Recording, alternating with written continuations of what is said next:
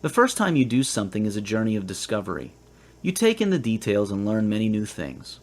At this point, there are no labels and memories to enable you to prejudge this new experience. Learning is at its highest. The 100th time you do it is often very different. For most people, repetition brings about unconsciousness. Most people do and see things that occur most often in their lives in an unconscious and unaware state. Because they have seen or done something else, they turn to relying on their memories of it and labels about it that they built in their minds the first time. Learning and discovery drops to zero. Memories of past experiences take over.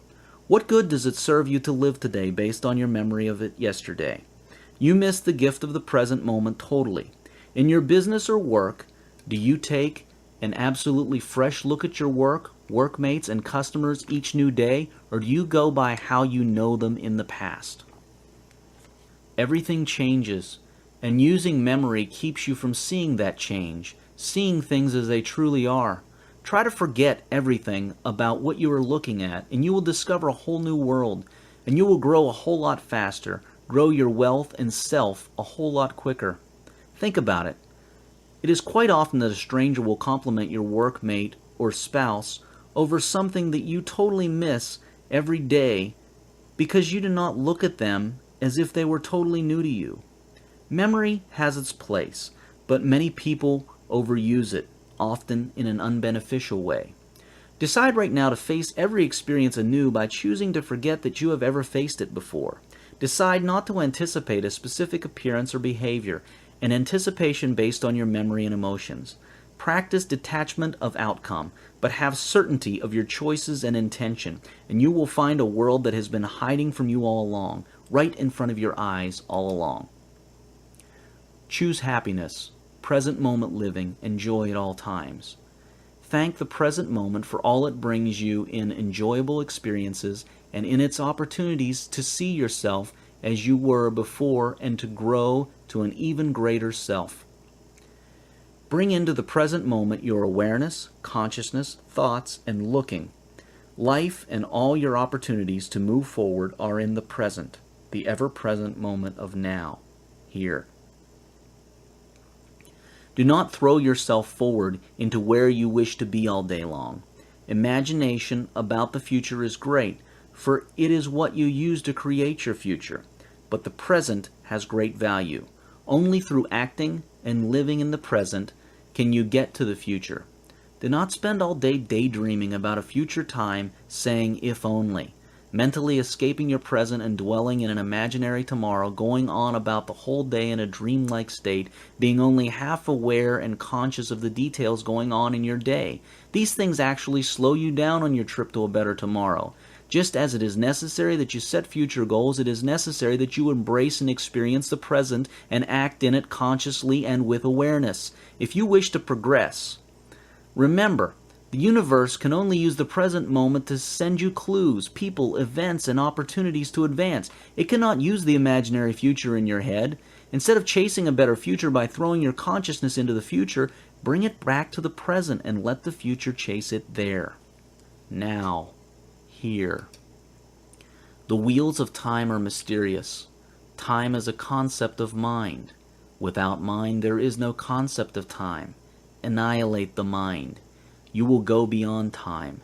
You will enter the realm of timeless. You will live in the eternal. Sivananda. Do not dwell in the past. Do not dream of the future. Concentrate the mind on the present moment. Buddha. BC 568 to 488. Be careful how you set deadlines for yourself. Time does not exist as an absolute. Quantum physics, our spirituality, and our understanding of eternity all tell us that the only time that truly exists is now, and the only place is here, now. For example, imagine that you had a goal of becoming a millionaire or a billionaire in a year. Think about this. Why did you choose 1 year? It is a very arbitrary date or deadline. It is a mere grab at a date.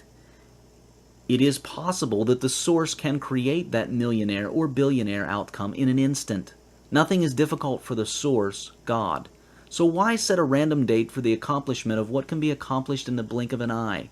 or at a time that is best suited for you that you may not have thought of right now. Making deadlines for yourself also introduces fear and doubt. Will you make it by that date? And often actually slows you down. What if you could have done it a lot sooner, but your mind keeps looking at that faraway date? It also makes detachment difficult, which is crucial for letting the infinite and unpredictable organizing power of the source work optimally for you. On the other hand, saying, "One day I will be a millionaire or billionaire," is no good at all. It is even worse. Instead, think of now as the only time. See it and know it to be the only real time. I am now a millionaire. Now I am. That is how you should always think, act, speak, and feel about everything. When people ask you when, say soon. Jesus always said soon when asked when by anyone. Soon fits a whole lot better in the now, here, scheme of things than setting a specific date. In your mind, it's all now, becoming, has always been. Remember, even quantum physics proves to you that time is not what you think it is. When you say, "I am a millionaire now," and the physical evidence around you does not show that, this does not mean that you are lying to yourself. Indeed, the moment of now holds all existence in all possibilities, all at one time, including you being wealthy. That statement is true. It is the eyes that lie. Einstein once said that no matter how persistent the illusion of time may be, the illusion of past, present, and future, it is still an illusion. Have patience with the unfolding of things. If you rush or force them, you interfere and slow them down. Nature is perfect. If you wish for faster results, the right way to shorten time is raising your certainty, increasing the clarity of your imagination, being of one mind. Do not keep changing your mind, concentrating, and most importantly, raise your awareness from the level of your conscious only to that of your conscious, subconscious, and superconscious mind and self. Most people are unaware of their subconscious and superconscious selves. If you perfect awareness, imagination, faith, certainty, and clarity, you can create results instantly. You are now beginning, and you will get better as time goes by. Just be deliberate in these things and choose to be more aware and certain, and it will happen. But do not be impatient, because that throws you into a state of wanting, and this delays results even further. I am. Present tense. That is how your goals should be written. But it is useless to write them that way if you do not think about them in the I am present tense mode. Be aware of and deliberate in your thoughts, and make sure that you always think of your goals and intentions in the I am present tense fashion all day long. I am is a command of the universe to immediately get into the process of manifesting your wishes into physical reality. It is a declaration of the state of being in the moment, of now, here. You must understand and remember this very clearly always. When you intend to have or experience something, you must know that you have it already. Really, you do have it already. All you will be doing from then on is receiving it, taking possession of it. Actually, you will be awakening to something that has always existed with you. Right now, as you read this sentence, you are already very, very wealthy. From now on, all you'll be doing is taking possession of this wealth, receiving it, or more accurately, becoming awake to it. And be grateful now for the things you desire to experience, for you know you already have the things. Gratitude now speeds up your experiencing what you choose because it ascertains your faith and state of being. Nothing is there to come, and nothing past, but an eternal now does always last. Abraham Cowley, 1618 to 1667. Time has only a relative existence. Carlyle. Time is a sort of river of passing events, and strong is its current. No sooner is a thing brought to sight than it is swept by, and another takes its place, and this too will be swept away. Marcus Aurelius, 121 to 180 AD. When you sit with a nice girl for 2 hours, you think it's only a minute. But when you sit on a hot stove for a minute, you think it's 2 hours. That's relativity. Albert Einstein. There is a bridge between time and eternity, and this bridge is the spirit of man. Neither day nor night cross that bridge, nor old age, nor death, nor sorrow. Upanishads. Time is breath. Try to understand this. Gurdjieff, 1873 to 1949. Know the true value of time. Snatch, seize, and enjoy every moment of it. No idleness, no laziness, no procrastination. Never put off till tomorrow what you can do today. Chesterfield, 1694 to 1773. You wake up in the morning and lo, your purse is magically filled with 24 hours of the magic tissue of the universe of your life. No one can take it from you. No one receives either more or less than you receive. Waste your infinitely precious commodity as much as you will, and the supply will never be withheld from you. Moreover, you cannot draw on the future. Impossible to get into debt. You can only waste the passing moment. You cannot waste tomorrow. It is kept for you. Arnold Bennett. Eternity is the infinite existence of every moment of time. If we conceive time as a line, then this line will be crossed at every point by the lines of eternity. Every point of the line of time will be a line in eternity. The line of time will be a plane of eternity. Eternity has one dimension more than time. Gurdjieff, 1873 to 1949. What a folly to dread the thought of throwing away life at once, and yet have no regard of throwing it away by parcels and piecemeal. John Howe. The present is only a mathematical line which divides that part of eternal duration which we call the future from that which we call the past. H.P. Blavatsky.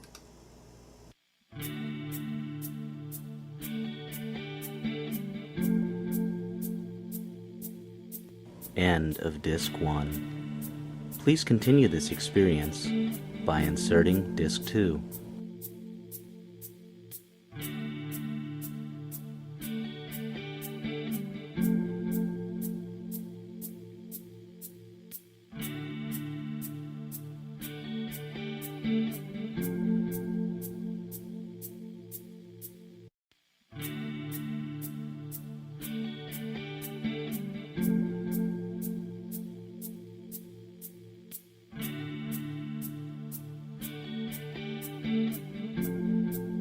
A Happy Pocket Full of Money by David Cameron Gikandi.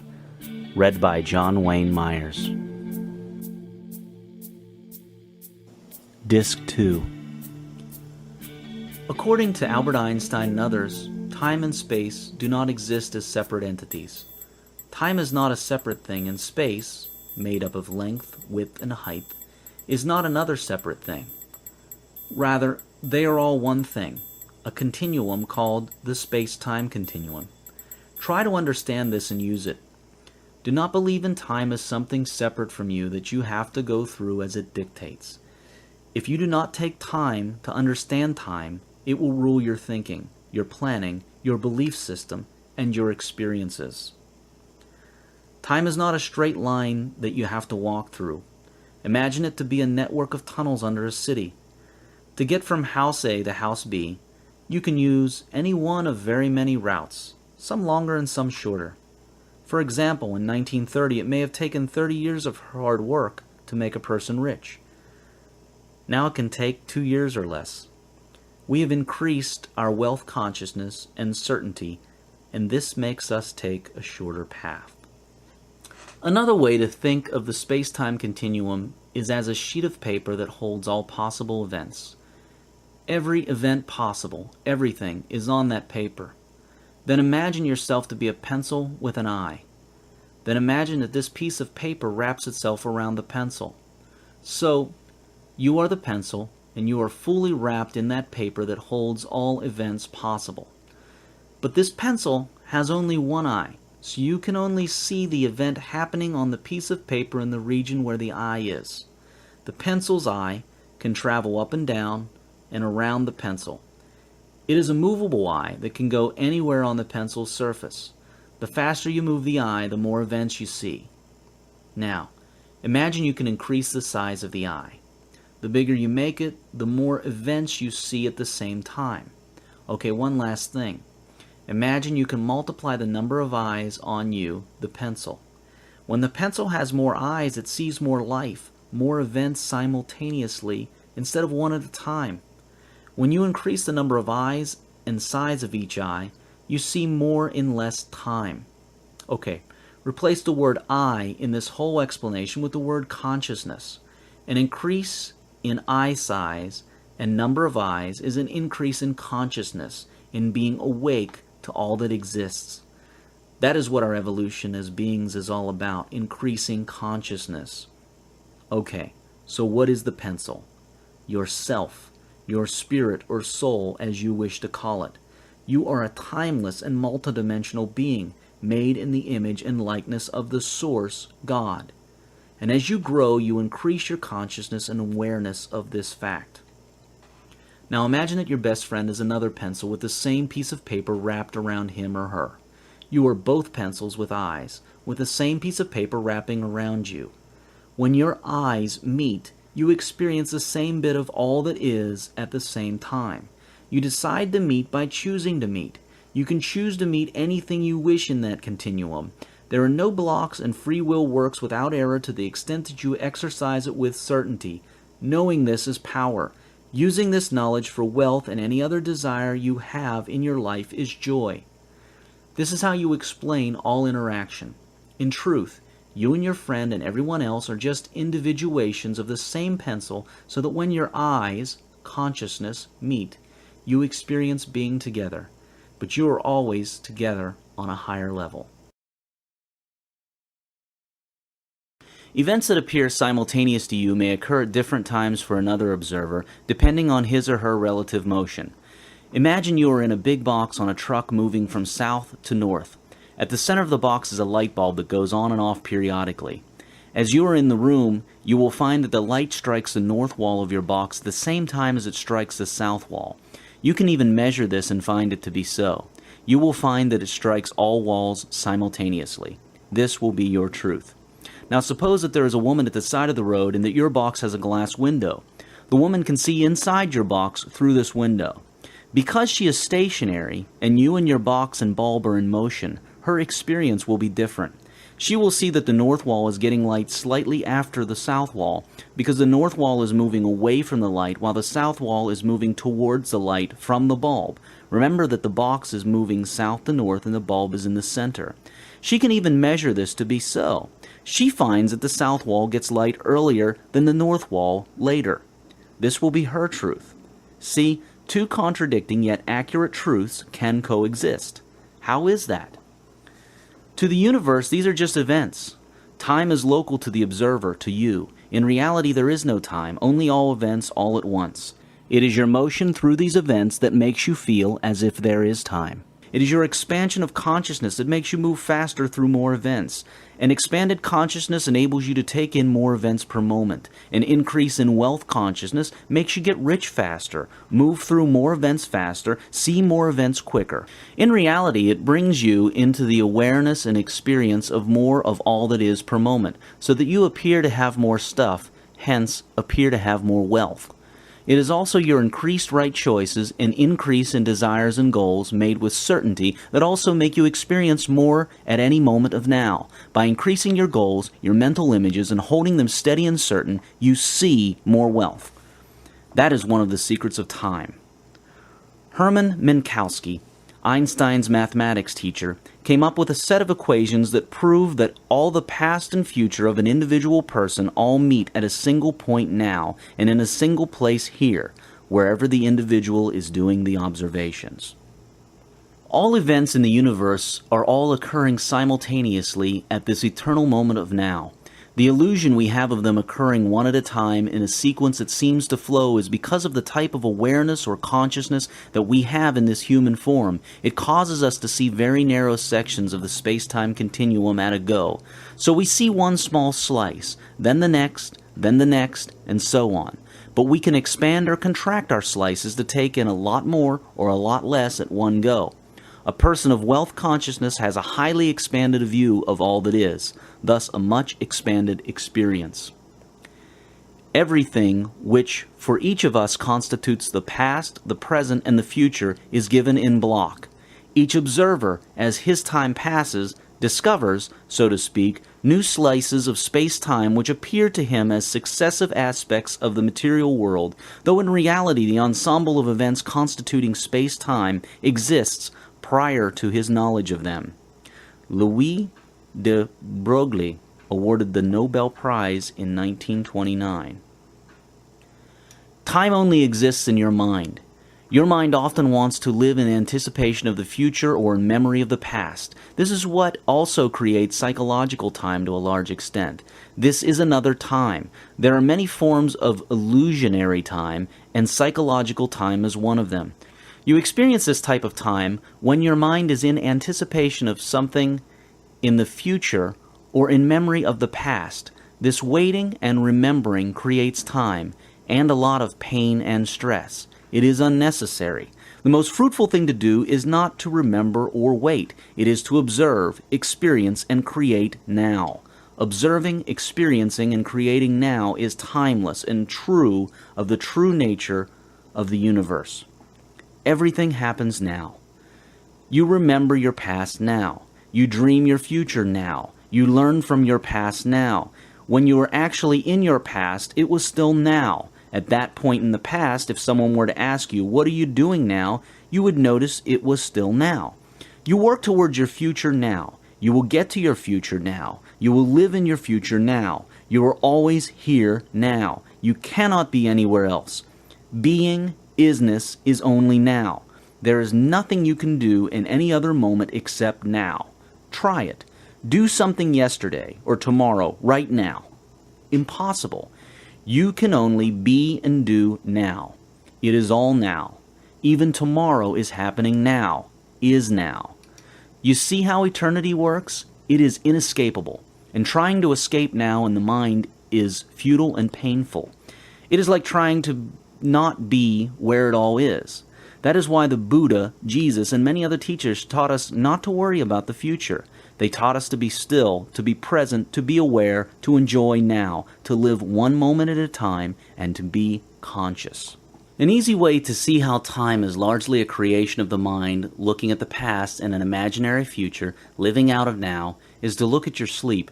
When you go to sleep, you can clock 8 hours of sleep, yet when you wake up, it feels like you spent no time at all. It feels like you just went to sleep a moment ago. You do not feel as if you have gone through 8 hours like those that you do during the day when you are awake. Yet, as you know from research reports, people dream pretty much throughout the night, although they remember just a few dreams, if any.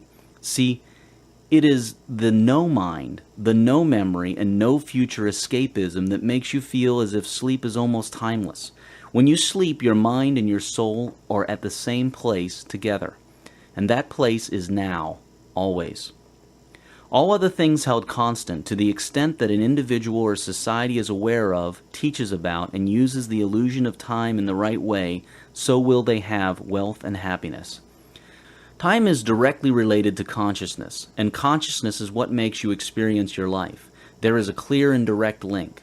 You now know this, so you are much more aware. This awareness will start leading to your increased consciousness. This increase will lead to more wealth. You may not notice it at the beginning, but as long as you keep firm your intention to be wealth conscious and aware, it will happen. You may not know exactly when it will start happening. In truth, it already has.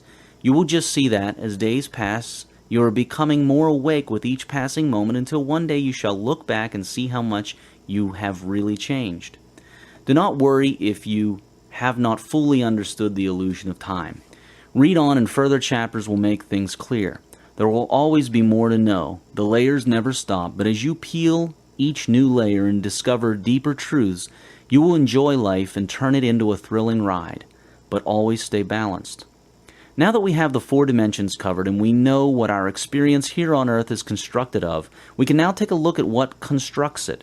What does the construction, and what causes this construction? We have looked at the materials, now we look at the builder. We shall first look at how the builder builds, using state of being, thought, words, actions, and the laws of the universe. Then we shall have a look at the builder. Who is this builder? Here is a clue. You are. All beings are builders and co-builders. Before we look at the builder, we shall first look at how the builder works with the materials of space and time. How do you build? Specifically, how would you build a happy and very wealthy life? Let's have a look. Images of the mind, the blueprints of life. The next step to getting wealthy is to know how life works. In other words, how does the force of life take instructions and turn them into things and new moments out of the quantum energy field? What type of instructions does life take so that it may create each new moment in your day? In what format and specifications? This chapter seeks to answer these questions with you. They are the most basic questions, but they must be answered first before we get progressively deeper into the essence of wealth. In fact, you may have heard the principles in this chapter before. They aren't really new, yet few people understand them fully, and even fewer use them, despite their simplicity. Although imagination is such a basic part of becoming wealthy, it is an integral part. Every other part uses this simple part at some stage. Your mind's images are literally the blueprint from which your world is built. In the chapter on quantum physics, you see scientifically how physical reality is produced. In other chapters in this book, you will also see imagination's interconnections with life. But let us first look at imagination, images of the mind, in and of itself. Life is images of the mind expressed. Life is images of the mind expressed. What this means is that life, the source, uses your thoughts, your mental images, as the instructions by which to create your reality in the material world. Life expresses your mental images into physical reality. To express is to make known, to state, articulate, communicate, convey. The force of life makes known your thoughts to yourself and everyone else by forming them into experiences and objects that can be experienced here in the physical world. You experience your own thoughts firsthand, your images of your mind, so that you may know which ones are suitable and which ones are not. That is how you know yourself, that is how you experience yourself, and that is how you grow. This is a supreme purpose of this physical world that we are now in. It is designed to enable you to experience yourself. It is designed to enable you to experience an idea and its effects and consequences. Life does not select which ones of your images to express and which ones not to. How would it choose for you? It therefore expresses all of them to the extent that you have them and believe them. You have true free will. This free will is truly free because of the fact that all of it is acted upon without filtering or favoring. Free will is truly free because of the fact that it actually gets results all the time, not just some of the time, and it gets them exactly.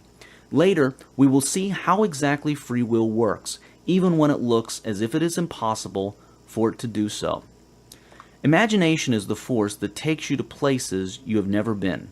Napoleon Hill said that imagination is the most marvelous, miraculous, inconceivably powerful force the world has ever known. Life is imagination, images of the mind expressed in the physical form. Feed your imagination daily and accurately with pictures, movies, and concentration. Spend time doing this in detail every day. Imagination is the most powerful force, and it is so because life uses it to know what to create next. Most people spend little time imagining. They imagine using idle thought haphazardly and wonder why their life is not rich for them. Imagination has the power to make or break your life. It is your mind and your choice. Images, images, images. Life is images of the mind expressed. Imagine your life as you wish it to be, picture perfect with color and details in your mind every day. Spend an hour daily doing your images, and throughout the rest of the day, keep your thoughts in harmony with your images of your chosen life. This is so important that it cannot be overemphasized. The source, God, works perfectly, giving you exactly what you envision and think about. Exactly. No more, no less. It is therefore extremely important that you have crystal clear images and thoughts consistently. For example, many people wish to have a nice car, but the mistake they make is to get a nice car as their goal. What do they expect the universe to give them? There is physically no such car called nice car. Be crystal clear. Envision the exact car, its make, model, color, options, and all that. Go to the car yard and look it up on the internet and know exactly, or as exact as possible, what it is you wish to have as a nice car. Then envision that every day. The more you think about it, the closer you get it to you. This is the effective way to image. Life is images of the mind expressed. Do you wish to travel to another country for a dream holiday? Go to the travel agency and get all the details from them. Get the brochures, flight itinerary, prices, hotels, and car reservations, and all that. Build up the whole trip exactly in your mind in full color and spectacle. Life is an expression of inner images. Everything we do and experience is an expression of our images, our imagination, and our thoughts. Work on your images. To change your life, change your imagination, and change your thoughts. The life that you are living is the life that you have imagined. Envision and imagine every aspect of your life as you would like it to be. Do this daily for at least an hour. Your life is images of your mind expressed to the extent that they are believed. Walt Disney, against all odds, criticism, and a string of failures, stuck to his imagination and became the entertainment king of the world. Mickey Mouse was launched at the lowest point of his failures. No one could have predicted that an empire would have been launched on a mouse. When we willingly go where our most desired imaginations take us, we become creative forces that have no limits. Albert Einstein said that imagination is the greatest creative force. Learn to be willing to go where your imagination and desire takes you. If you wish to put a boost to your visualization, use the 8 hours a day of sleep you have. It is easy to learn how to be awake in your dreams. In such a state, you can be the author of your own dreams, painting your perfect life and living it during your dream time. Remember that the subconscious mind cannot distinguish between real and imagined experiences, and dreams can be the best form of visualization. This skill is called lucid dreaming, and several books exist to teach you this skill. Have many reasons to live and be wealthy. The more reasons you have, the more wealth you will get into. Instead of having bills paid as your only reason to get wealthy, have reasons such as travel, collect art, buy homes, have beautiful clothes, express your love to others with gifts, treat your friends and family to some good things, buy a boat, save the environment, and so on. Visualize these reasons accurately. Reasons convince the subconscious mind, the heart, to internalize the goal. They also give it working substance. The more reasons you have, the more powerful your imagination, the faster your results. Surround yourself with images of things you like. Get brochures and magazines of vehicles, homes, places, things, bodies, sports, and activities that you like. The clearer your images of your visions are, the clearer and faster you achieve them. Dream big. Hold the dream high enough, consistently enough, and the dream must manifest into form by law. By universal law, it cannot fail to do so. Do not worry about how. It is all taken care of for you as long as you do your part of the thinking, acting, speaking, and being in accordance to that dream. Just dream, visualize, and then start doing something. Do the next thing that you feel you should do in accordance to that dream, and keep on moving. The little that you do triggers something else you had not foreseen, and on this goes until it completes. Are you dedicating at least 30 minutes of your day focused only on visualizing and imagining your future? Life is images of the mind expressed. Imagination is what designs your life. Have dedicated imagination time, but also hold those visions high in your mind all day long. The world is an illusion, as we will see much more clearly as we move on. See it as an illusion. Believe it to be an illusion designed to be a tool to know and experience yourself. Once you do so, you will always remember to create the next version of the illusion that you wish to have. You literally create the next version of the world by painting your mind's images with certainty. The world does not have to be as it is. It simply is because we agree it is. Your subconscious mind cannot tell the difference between a clear and vividly imagined experience and a real experience. Visualization creates a new subconscious. Visualize your wildest dreams and fantasies. Live large. Back it up with faith, belief, and certainty. The subconscious mind is where your self-image is stored. It powers your conscious thoughts and your actions. Reprogram it using visualization and belief, and you reprogram your world. Your world is your self-image revealed to you in the way that you can experience it.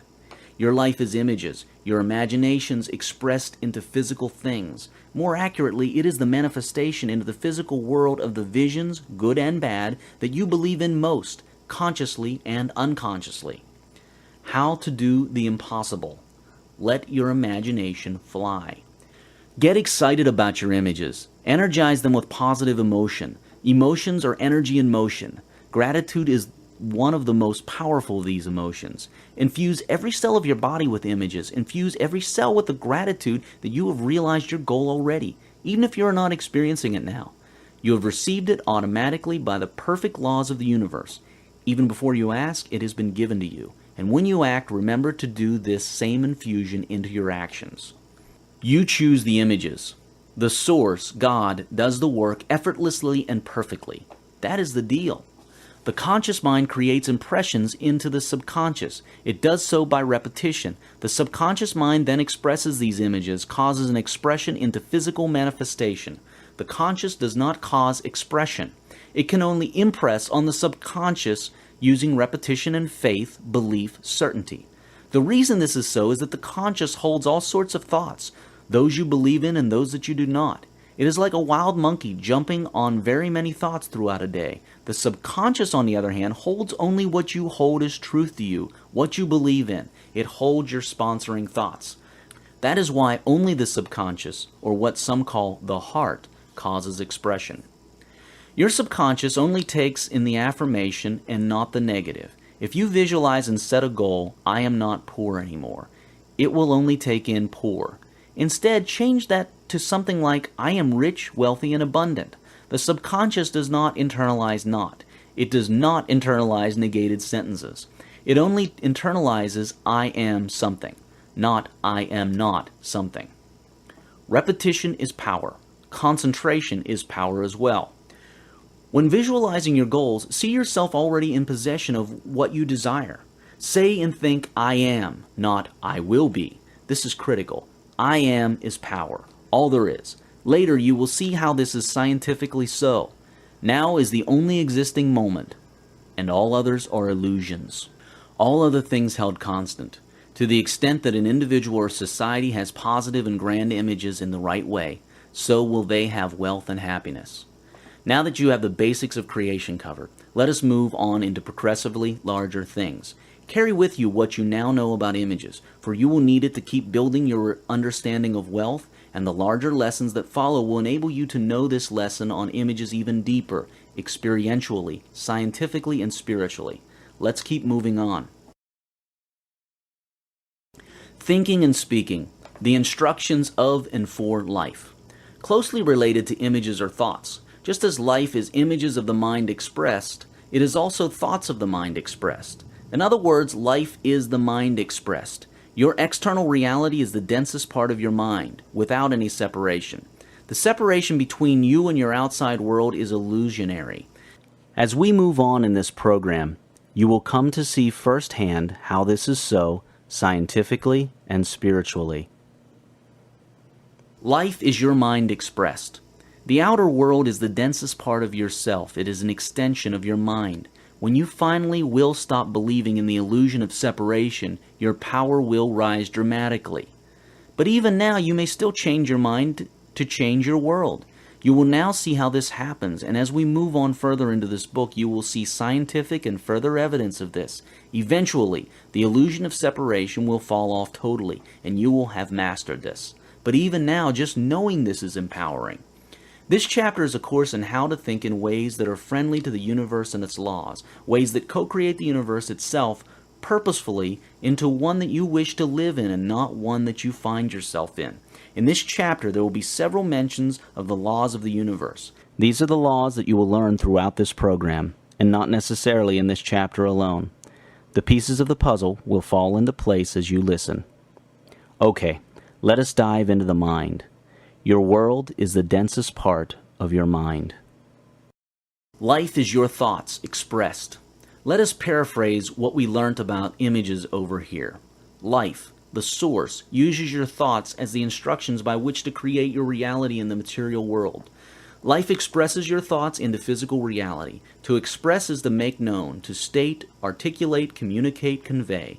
The force of life makes known your thoughts to yourself and everyone else by forming them into experiences and objects that can be experienced here in the physical world. You experience your own thoughts firsthand, your images of your mind, so that you may know which ones are suitable and which ones are not.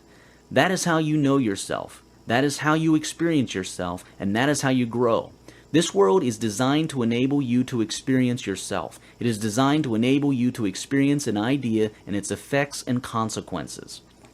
Your state of wealth externally is an extension and testament of your state of wealth internally. How clear and certain you are in thoughts of wealth is evidenced externally. Life does not select which thoughts to express and which ones not to. How would it choose for you? It therefore expresses all of them to the extent that you have them and believe them. You have true free will. This free will is truly free because of the fact that all of it is acted upon without filtering or favoring. Free will is truly free because of the fact that it actually gets results all the time. Not just some of the time, it gets them exactly. To the extent that your thoughts are not conscious, deliberate, and focused in any topic of life, you will be affected by the outcome of the thoughts of other people. And to the extent that your thoughts are clear, focused, and non-contradictory, your results will be sped up. A few people are able to perform what many people call miracles simply by thinking only one way and strongly about a thing. The idea that the outcome of their intention may not happen as they wish it to happen does not even occur to them for a split moment. Suffering is always the result of an error in thinking. It is an indication of being out of harmony with the laws of the universe. The only purpose behind the existence of suffering is to show a person when a thought is in error and alert them of the existence of a higher thought that would serve them better. Suffering stops as soon as the higher way is found, that higher thought. In the presence of suffering, try not to resist. Instead, examine with an open mind, and the answer will always show itself to you without fail. Concentration gives thoughts more power and speed in achieving goals. Your dreams, thoughts, and visions will build your world. You will rise and fall with the rising and falling of your thoughts. Repetition breeds integration and internalization. To attain wisdom, read this material repeatedly and think in the right way over and over again. Through repetition, things are embedded into your subconscious. They cross over and become you. You can predict the future by looking at the thoughts, words, and actions of today and applying the law of cause and effect to them. You are never denied answers to your questions. Whatever questions you ask believingly and earnestly will be answered exactly, no more, no less. If you earnestly and believingly seek and ask how to earn $1 million, the universe will conspire to bring you the knowledge, tools, people, and events to give you that answer. If you ask how to earn $1 billion, you will also get answers worthy of that amount. Einstein was not born a mathematical and physics genius. He simply asked the right questions believingly.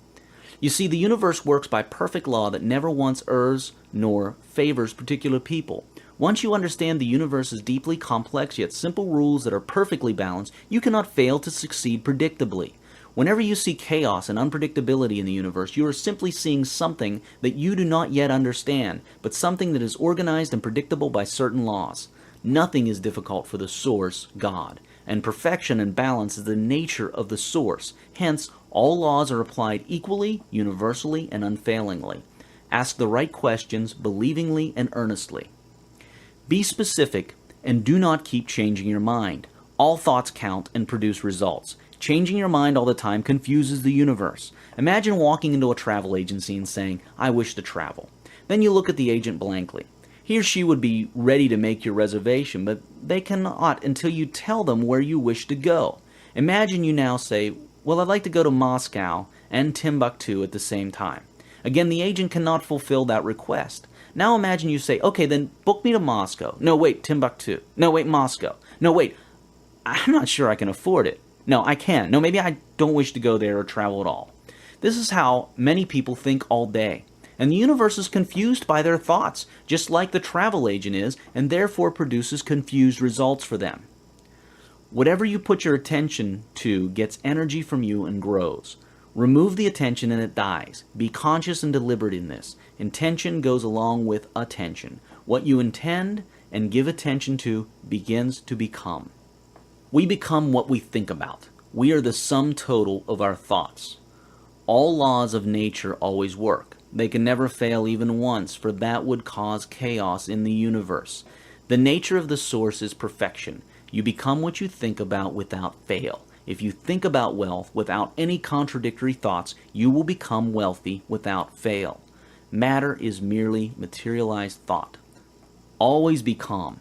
A calm mind is unaffected by fear-causing and anxiety-causing situations. Never proceed in a confused and anxious state of mind. The thoughts you would have in the state are erratic and suicidal. Calm down first and remind yourself of the laws of the universe before you proceed. Thoughts attract like thoughts. Souls attract like souls. Minds attract like minds. It is a reciprocating dance. That is how it works. It is also correct to say that thoughts attract like matter and that matter is objectified thought, that is, thought made into object. Also, the body in the world is a denser extension of the mind, and the mind is a subtler extension of the body in the world. They are not separate. Use this knowledge to understand and recreate your surroundings, your wealth, and your health. Do not let your mind dwell on dissatisfaction, even if you are now feeling dissatisfied. That only feeds the maintenance of the dissatisfying conditions. Change your attitude, look at these conditions as perfect outcomes of your past thought, an opportunity to recreate yourself anew. Thank them for this gift. The combination of intention, belief, and detachment enables you to move through life calmly, knowing that the universe always fulfills your intentions, but does so in the most appropriate fashion, using sequencing and intelligence beyond your comprehension. Life starts working out, and you start smiling, marveling at how all things seem to just work out for you. When you face a challenge or problem, you can relax because you know that it is all part of your intended outcome and it will be solved for you. Even before that challenge or problem came up, it was pre-solved. It is only there to take you one step closer to your desired and intended outcome. With this approach to life, you will find life working out automatically for you, based on your desires and intentions that you back up with belief. As you practice this and get more confident and relaxed with this new way of living, old habits of fear and anxiety and frustration and failure will fall off gradually, and you will start succeeding faster and faster. And as you get better at it, and as you become more aware and conscious of your whole self, the time between thought and its physical manifestation will shrink. Ultimately, it can disappear altogether, and there have been and are people who have showed us this capability. The most amazing thing about life, as many have discovered, is that the act of creation is very much an act of realizing that something was already there. The universe is designed that way. It is all here, now, all that could possibly be. A person is able to experience what is already there through choice, and that choice is made increasingly possible by increases in their understanding and perception of life. Have intentions, but not preferences or addictions. Choose future outcomes by your intentions and desires, but accept all present moments. Present moments are the perfect outcomes of your past thoughts, states, and actions. They are a gift to you to enable you to experience yourself and grow. Resisting and cursing the present only perpetuates its nature. Speak to yourself and ask yourself your questions, expecting an answer. You will soon develop a knack of getting answers from within. They come as feelings, not words, but you can get what they mean. You can get the gist or the gestalt of them. Learn to distinguish between genuine feelings and thoughts or emotions that mask themselves as feelings. When you intend, be of one mind. Have no alternatives or preferences, but practice detachment in the moment of now. Accept joyfully what is happening in the present, for you have brought it with your previous thought, words, actions, and state of being, and it is only here to let you have a look at yourself like a giant live mirror. What you resist persists. Do not wish your present were different. Live happily in your present. Be of present mind, but make choices about your future and intend your future with one mind, single mind, focus, and precision. Never stop learning. Observe and affirm the truth, and the truth will set you free. If you were broke, say so. Look at it in the eye, admit it, then look to see the errors in your thinking that caused it. Always affirm the truth, for what you resist persists. What you face and bring into the light releases you. But be careful in your admitting. It is more correct to say, I previously had thoughts, actions, and states of being that have led to this broke manifestation that I am now observing, than it is to say, I am broke. In fact, never say, think, or feel that. I am statements are always carried out by the universe. Change the cause, not the effect. Thought is cause. Physical is effect. Trying to change the effect directly is banging your head against the wall. For example, if your sales have dropped, it is not because your marketing is wrong. It could be that you have a negative attitude to your business or an aspect of it, for example. People have attitudes like, I hate going to work, I hate this job, I hate this customer service task, I wish I could just relax and do nothing all day. If you have them and you are wondering why no matter what you do in your business, things are not working out well, these could be a cause. Dig deep, be aware, and analyze your state and thoughts. They are always at cause. Now here is something that might take some time to ring true. Understanding of this brings enormous power. Here we go. Remember how we saw that you are at cause over things that happen in your world. Those who have taken time to study and experience this know experientially that every person causes 100% of the world. Now, remember that thought takes time to manifest into the physical depending on the subject matter. So what then are you looking at when you use your eyes to see things? What are your eyes seeing?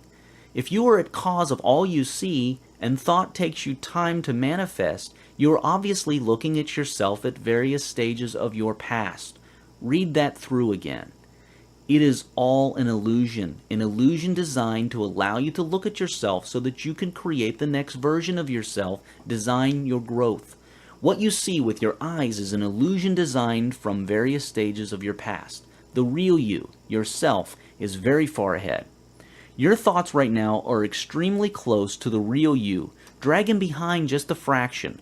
The real you is what causes the thought, the wordless you from which thought springs, the observer, the soul. But that's another topic. Let us get back to illusions and how to use them to create wealth. The way to use this world you see with your eyes is to see it as your past and actively use it deliberately to observe yourself and see what to change and grow. That is one way to use the illusion, which is a gift brought to you kindly so that you may know yourself. Present results are the effects of previous thoughts. In other words, when you look at the world today, you are actually looking at yourself as you were yesterday. The world at any present moment of now reflects your thoughts and state of being before the present moment of now. It is all an illusion. Use it as the illusion that it is, and you will live wonderfully and richly. Insanity is doing the same thing repeatedly and expecting a different result. What are you doing? Are you doing the same thing every day and expecting a different result? If so, have a good laugh now, a heart laugh, and then change from now. There is such a thing as the sponsoring thought. This is the thought behind the thought. The sponsoring thought is what has more creative force than the sponsored thought. What we normally call thought is actually sponsored thought. Look at your thoughts closely. They have a sponsor, a cause. If you think you need to eat food, that thought has a cause behind it. This is the sponsoring thought, in this case a belief that you are hungry. Start becoming aware of it. It is from the subconscious mind, or what some people call the heart. Sponsoring thought is the way of thinking that you truly believe in and hold true. It is your subconscious programming. If your thought and sponsoring thought over something are uncoordinated, if they do not agree, the sponsoring thought wins. That is why people who pray begging to God never get their prayers answered, because their sponsoring thought is one of not having or lacking. Be aware of and correct your sponsoring thoughts. Science has proven that deep meditation temporarily shuts down the part of the brain that tells you where you end. Meditate, and you will reach vastness of mind and consciousness that you never thought possible.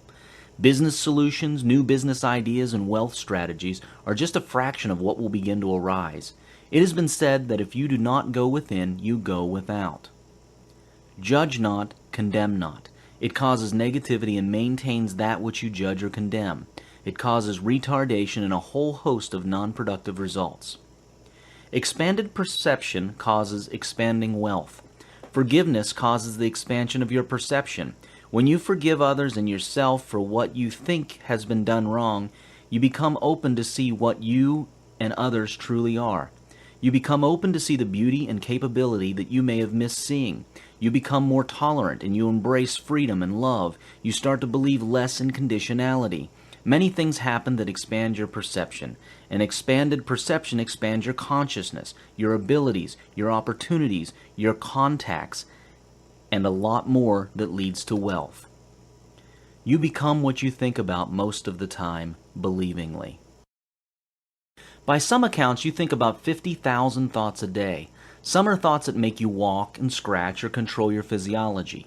Others are unconscious daydreams. Many are repetitive, but only a few of them are conscious and deliberate. Start watching your thoughts, being aware of them. Do not let them remain random as they have been. Make more and more of them conscious and deliberate. By becoming aware of your thoughts, you will wake up and become a deliberate designer of your life. You become aware by simply deciding to be aware. Turn your mind into a sunny, beautiful island that allows in only positive thoughts and influences and absolutely shuts out every negative thought or influence. Act as if you have an alert, positive mind defense force in your head that has 24-hour active duty defending you against internal and external negativity, and it has to win all encounters. Form a mastermind group. This is a group of people of like mind as you. Get together frequently and exchange ideas, materials, and motivation. Where two or more are gathered, the power multiplies, and the power of the whole is more than the sum of the power of the parts. A mastermind group is very powerful. It multiplies the power of each participant greatly. When a negative thought comes up, at that instant say stop. Immediately move on to a positive thought. Do not even entertain the negative thought for a second. But remember that this is different from resistance of negative thoughts. What you resist persists. There is a big difference. Negative influences can come up from friends, TV, news, your imagination, seeing things, and so on. When you notice these negative influences and thoughts arising, you should shut them down instantly. There is no resistance involved. But when you find that the negativity is so strong that you have to resist it, that you cannot simply go around it without using resistance, at that time you should face the negativity head on. Do not resist it. Instead, bring it into your light, face it, and examine it with detachment. Try to look at it directly from a detached point of view and see what it is composed of, why it is arising, and why it is affecting you that way. Break it down and understand it and what is powering it. Ask yourself why it is there, what it really is. By being mindful and watching it, studying its composition, and finding its root causes and answers, you are able to overcome it. You get there in your mind first. We climbed Mount Everest in the mind first. We got to the moon in the mind first. You learnt to walk in the mind first. Get there in the mind first. It's that simple. Anything you wish to have it in your mind first. If you wish to have a massive new house, have it in the mind first in exactness and detail. Live in it in the mind first, and it will follow in physical. Try to avoid reading or watching bad news as much as possible.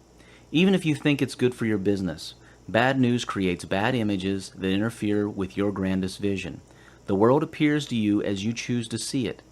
Bad news is often a self-fulfilling prophecy. Now, you know that thoughts create your reality. But if you're trying to link all of your reality today with your thoughts today, you're making a mistake. Today's thoughts affect some things today, but some of the more solid things in your reality today are the result of many days of past thoughts. Depending on the subject matter, focus, and certainty, thoughts take varying amounts of time to manifest into the physical. Think about your thinking. Think about the things you think about. Watch your thoughts and be deliberate in them. Thoughts are timeless and forever. You can intend and create into the past just as effectively as you normally intend into the future. Most people never consider this possibility, yet it is a powerful and useful one. This ability lies in the timeless nature of spirit and in the timeless nature of quantum energy packets that are the building blocks of the entire universe. What has become physical can be changed by thought, but it is a lot harder than making physical what is not already physical. What does it mean to pray ceaselessly? Consider this. It has been said that even before you ask, it is given unto you. It has also been said that ask and it shall be given unto you. Do you catch that? Asking is not begging. You do not beg the source, for it is already given to you even before you ask. Begging and wanting simply give you a lack of that which you beg and want. This is not just a spiritual idea. It is also provable using quantum physics. The quantum soup literally contains all possibilities of everything. Now, here. In other words, that spiritual promise is also a scientific fact. Let us move on. It is also said that you can do anything if you believe. It has also been said that whatever you put your attention and intention on takes form. That is how you create things out of the quantum soup of pure energy, by attention, intention, and belief. Many masters, teachers, and sages from all cultures and times have told us to not worry, to practice detachment, to trust in the mysterious workings of the universe, not only because the universe works with supreme intelligence, but also because you may not be aware of what your soul or higher self is choosing. Here, then, is what it means to pray ceaselessly. You have a desire. You will it to come into being, to manifest. You intend it wholeheartedly, clearly, focused, and with certainty. You pass this intent on to the source in whichever way you know how. Simple intention is enough, although meditation, stillness, is more effective when you have time to do so. So you pass on your intent, and you become detached from it. In other words, you watch it from behind the scenes, without a desire that it happens in any particular way or time or sequence. And because you know this works, because of your certainty and consistency, detachment and gratitude, it will take form in the most unexpected and miraculous of ways. That is prayer. Praying without ceasing is going through the whole day, every day, with such focused intention for all your life's desires, with certainty, detachment, and gratitude. This is not something you do once at a special time during the day and act totally different and confuse the rest of the day. It is something that becomes a lifestyle. That is praying ceaselessly. Prayer is meant to be active, ever present, and part of normal wakefulness. It is co-creative with the source. It wills to action. It is self-assertive.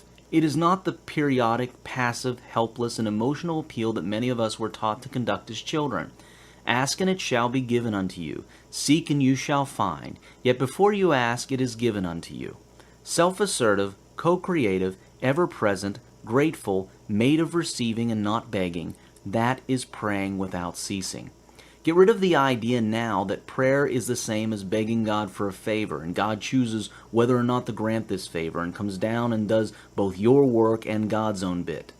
Prayer is actually will that is co-creative, and your part of it is in clear intention, certainty, gratitude, detachment.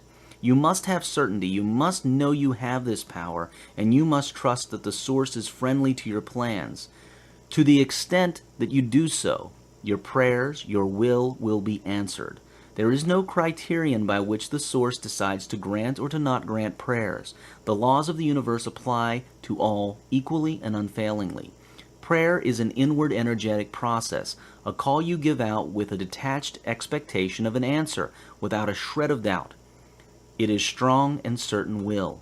When you realize that even the request is not necessary, that you are one with all that is, including whatever it is you wish to have, and the grandeur of that wish and the conveyor of the wish, you will truly be praying and receiving without fail. For your prayers will be of pure gratitude for what already is given unto you even before you ask. The request is not necessary. Just be grateful and smile. Play ceaselessly as well. Have fun with life. Life is joy.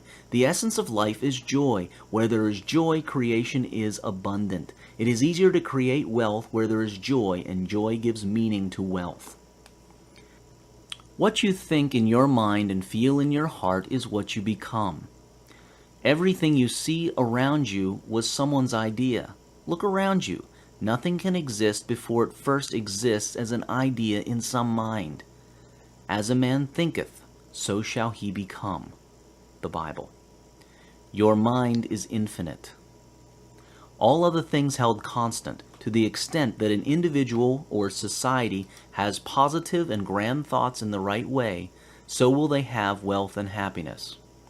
Well, yet another building block is covered. You now know how to think and speak in the right way for wealth creation. We have one more step to cover in the thought field. We saw how images work. Images are an aspect of thought. Then we moved up to cover the whole of thought itself, and now we shall cover the last aspect of thought. Let's keep on moving. Goals. The roadmap to and in wealth. There is a certain way in which you should set your goals. What are goals really supposed to be for? Goals get you thinking in the right way to wealth. Goals focus your thoughts, format them in the right way for the universe, and keep your images consistent and non-random. Hence, there is a right way to set goals. A lot has been said before on the importance of setting goals. This is nothing new. What you are about to see now, however, is quite likely new to you. You will now see how you should set your goals to get to wealth fast.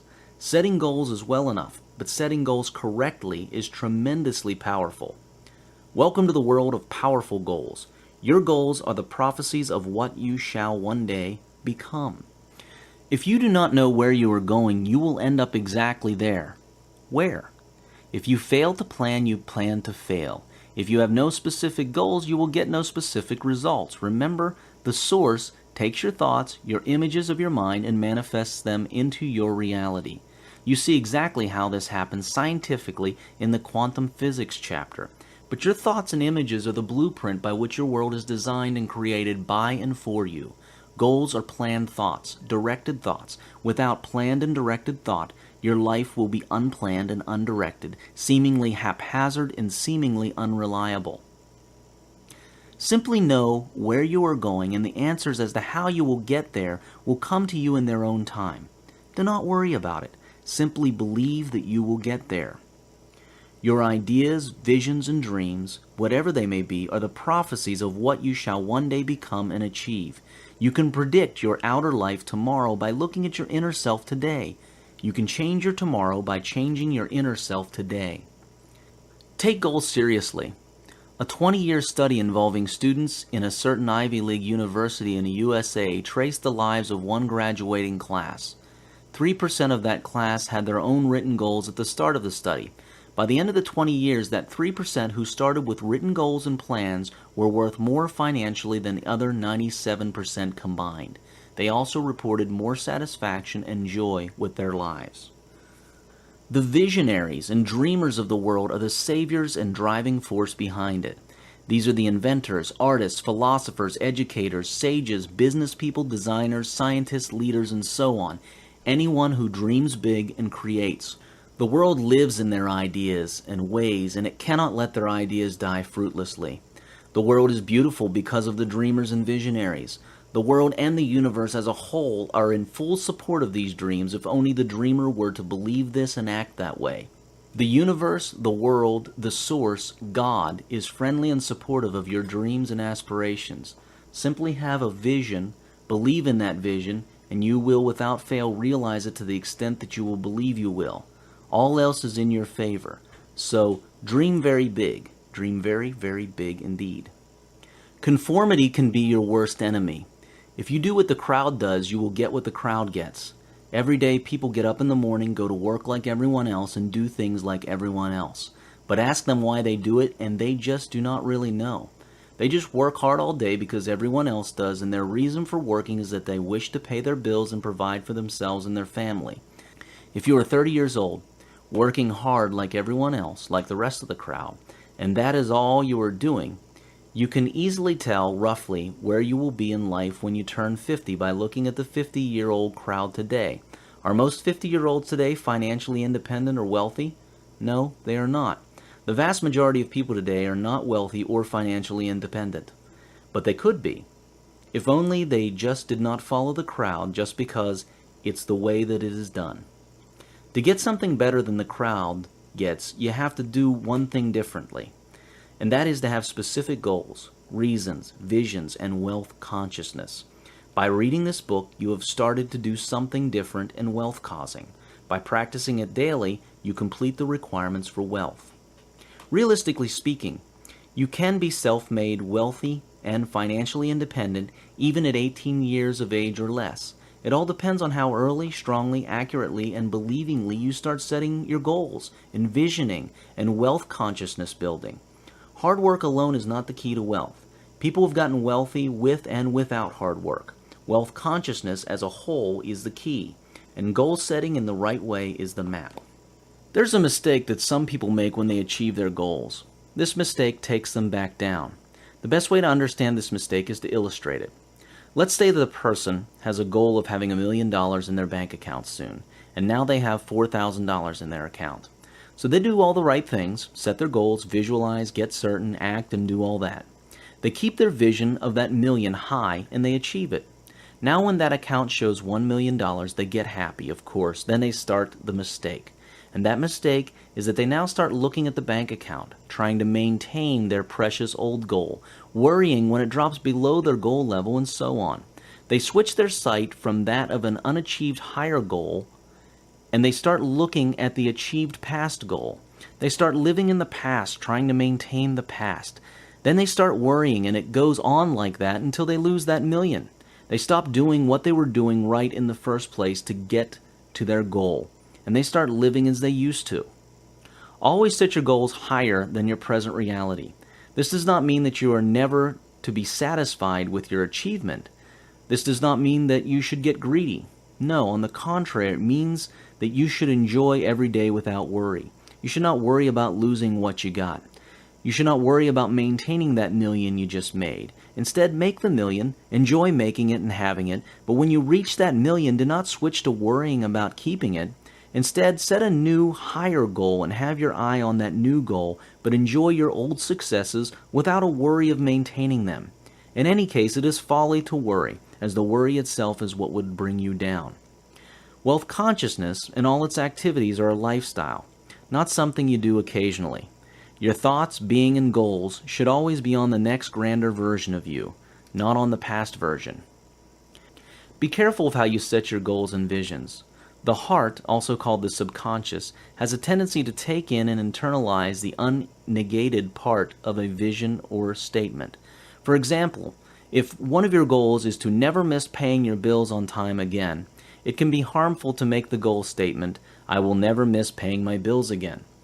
That is because only the "miss paying my bills again" might be taken in, due to the bringing up of fear that statement brings about as soon as you say it. Instead, make it out to be, "There is always more than enough money to live the life I choose, to enjoy myself, and to invest." Failing to plan is planning to fail. Plan and set goals and visualize them. Master this skill. Keep your goals always beyond your comfort zone. If you achieve all your goals and fail to create new, bigger ones, you stop growing. That can be dangerous, even though it may feel comfortable. Did you know that most people start getting the symptoms and diseases associated with old age within a few months of retirement? Through retirement, they signal to their brains and body that life is now wrapping up, coming to an end, society does not require their services any longer, and certain functions can now start to switch off. Retirement is not the problem, it is the signals that people accept that is the problem. Again, there's nothing wrong with retirement, but watch your signals. The lack of goals to achieve can be dangerous to your health unless it is what you wish to have. Goals do not have to be about money and career. There are countless of worthy things to set goals on all over the world that have nothing to do with making money or a career, from personal goals such as sports, travel, and hobbies, to global goals such as environmental and charity work. You do not ever have to know how you will reach your goal. Just do your part, let go, and you will reach it.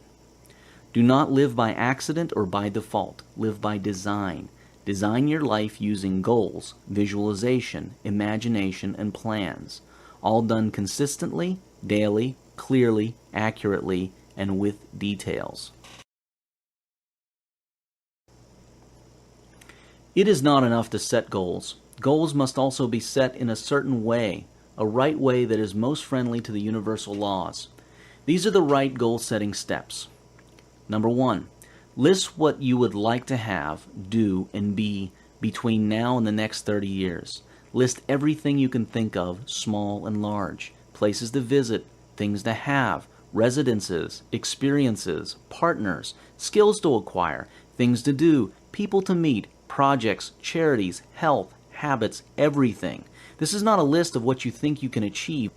It is a list of what would give you the most incredible life of your liking, whether you think you can achieve it or not. A life that is unbelievably fantastic for you. Your list should have at least 100 things in there. It is not hard to come up with at least 100 things for 30 years. To be very wealthy, have about 5,000 things. Even small details regarding your desires should be in there. Number 2, for each goal you listed, write the reasons why you wish to have it. If, for example, you wish to have a large home, write down the reasons why. In other words, what will you do with and in this home? Put drama into it. Reasons empower your goal and make it easier to imagine and visualize and attain it. They give life to it and make the subconscious accept it a whole lot better. Number 3, get cuttings from magazines, brochures, the internet, photographs, etc. of the items in your goals and stick them in your journal. Start a goals and visualizations journal on paper or computer. In it, place pictures of the things you wish to have: cars, stocks, buildings, boats, land, travel, clothes, or anything else. Refer to it often. Twice a day is highly recommended. The more real and detailed your visualization and imagination is, the faster and more accurately you will realize your goals. Pictures are very important to have in your life. Number 4, every day read your list, look at your pictures, and then spend at least 20 minutes twice a day imagining, animating, and visualizing in detail all your goals. If you meditate, and it is highly recommended that you do your goal visualization, do your goals visualization in meditation as well. Meditation puts you closest to the source, the best place you can be to plant your seed of visions into the field of infinite possibilities and creation. Number 5, then, here, now, do something that takes you closer to your goal. There is always something to do now, however small. It will open the next step to you, a step that may be unseen until the first act is taken. Every act is an act of self-definition and creation. Act deliberately and with awareness so that each act takes you closer to your goals, not further away. Act with purpose. Number 6, do everything with gratitude. Think, speak, and act with gratitude. The gratitude of knowing that you are guaranteed success if you act in the ways of these laws. Gratitude is a statement of certainty. That is power. Be genuinely grateful and excited about the fact that you already have your goals realized, for they will be by universal law guaranteed, and so they are. This type of gratitude works wonders. Number 7, enjoy your fruits. Enjoy experiencing your goals when they manifest into your reality. They are sure to do so, guaranteed by universal law. Make sure your goals and visualization journal is portable. No point getting a journal that only stays home. You should also record important thoughts in it that you have, plus experiences and conditions. Record as much as possible on your journal at the end of a day or whenever is most convenient for you. A journal greatly helps you discover and create yourself accurately. Do not worry about the structure of your journal, just make it easy to use for you. In your journal, also write problems you encounter. Suffering is an error in thinking, as you will see later in the conditions chapter. Writing down your suffering helps you evaluate it clearly and discover the error. Write down your feelings as well. This is very important because true feelings are communications from the soul, that part of you that is closest to the source. Do not confuse feelings with emotions and thoughts. Be careful about that. Write down good ideas and inspirations immediately when you get them. Perhaps the best time to get inspiration in a waking state is just after you first wake up in the morning. Instead of immediately taking on your baggage and planning the day or whatever, stay laying in bed and ask yourself about something large you would want to know. It will come to you very clearly then. Just when you wake up, before you are fully awake, relax and gently ask yourself the most important questions of your life. Gently, without arousing yourself. The answers will come to you in amazing ways, in ways that they never do during the rest of the day. In addition, when you start practicing what is in this book, ideas will start coming to you in large numbers from all sorts of sources, seemingly by coincidence. Have your journal handy. Do not wait to write later. Write now before you forget or lose it. And do not forget to record the dreams that you have at night. One day you will find the use of that, all in good time. Dreams are not just useless images that come to you as you sleep. People think of the time they are awake in the day as their live time, and when they sleep as their rest time. They think that all their decisions and useful activity is done when they are awake. Well, the amazing thing is that you, yourself, soul, or spirit, as you wish to refer to it, never sleeps. Your spirit, or soul, or whatever other term you are comfortable with, never ever sleeps. It just changes states of consciousness, dimensions of consciousness. You are multidimensional. Waking is one state or dimension, sleep and dreams is another, and there are many more. And they all count, they all influence your life in the waking state, and vice versa. Even if you do not believe this, remember that all thoughts count, and dreams are thoughts, so they count, and of course, influence events in your life.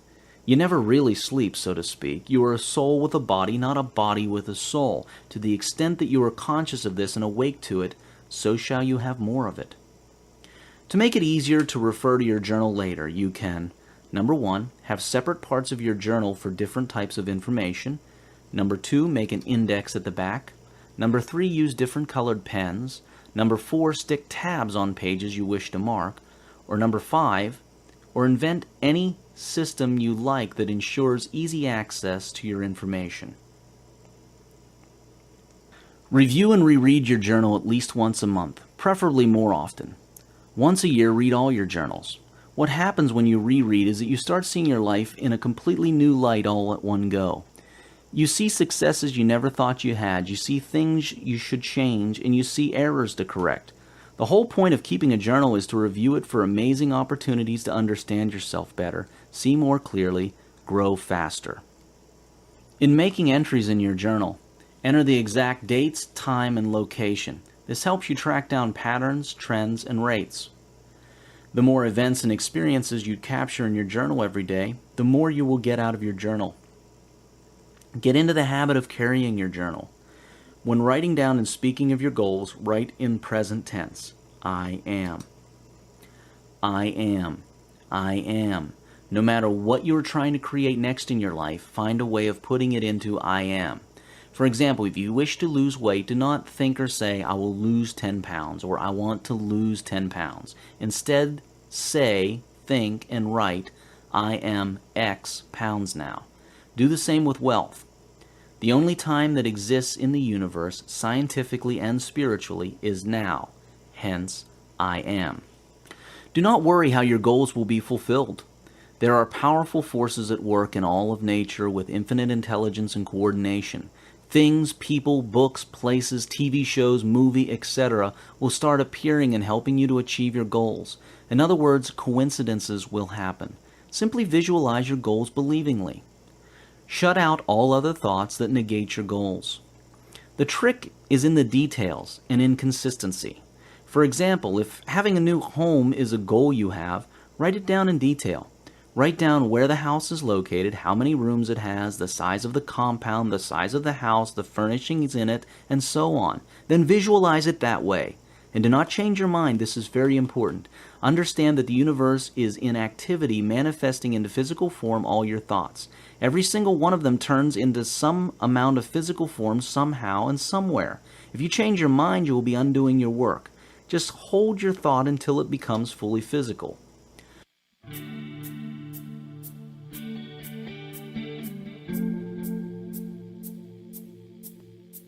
End of Disc 2. Please continue this experience by inserting Disc 3.